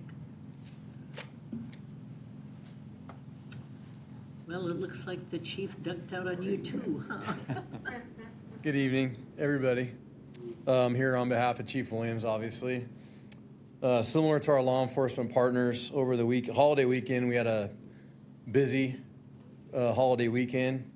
approximately a 42% increase. We staffed up 10 additional personnel. We confiscated in excess of 312 pounds of illegal fireworks. Our community risk reduction personnel inspected all 23 safe and sane fireworks booths several times per day of operation. Busy. Same thing, I'd like to commend all of our personnel that were here working over that busy holiday weekend, as well as condolences to the two families that were mentioned and the family that lost the young lady. Obviously, our personnel were part of that incident, transported the 4 patients. One succumbed to her injuries, so very sad situation.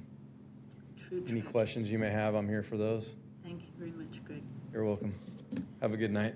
So we will be adjourning in memory of Lori Viramontes and Wilma Dalma. I know Lori and her husband Henry and Bob and I were very close, did a lot of things together, and she is really going to be missed. Our next regular meeting will be held on Tuesday, July 21st at 6 with closed session no earlier than 4. Please have a nice evening and thank you for being with us. Oh.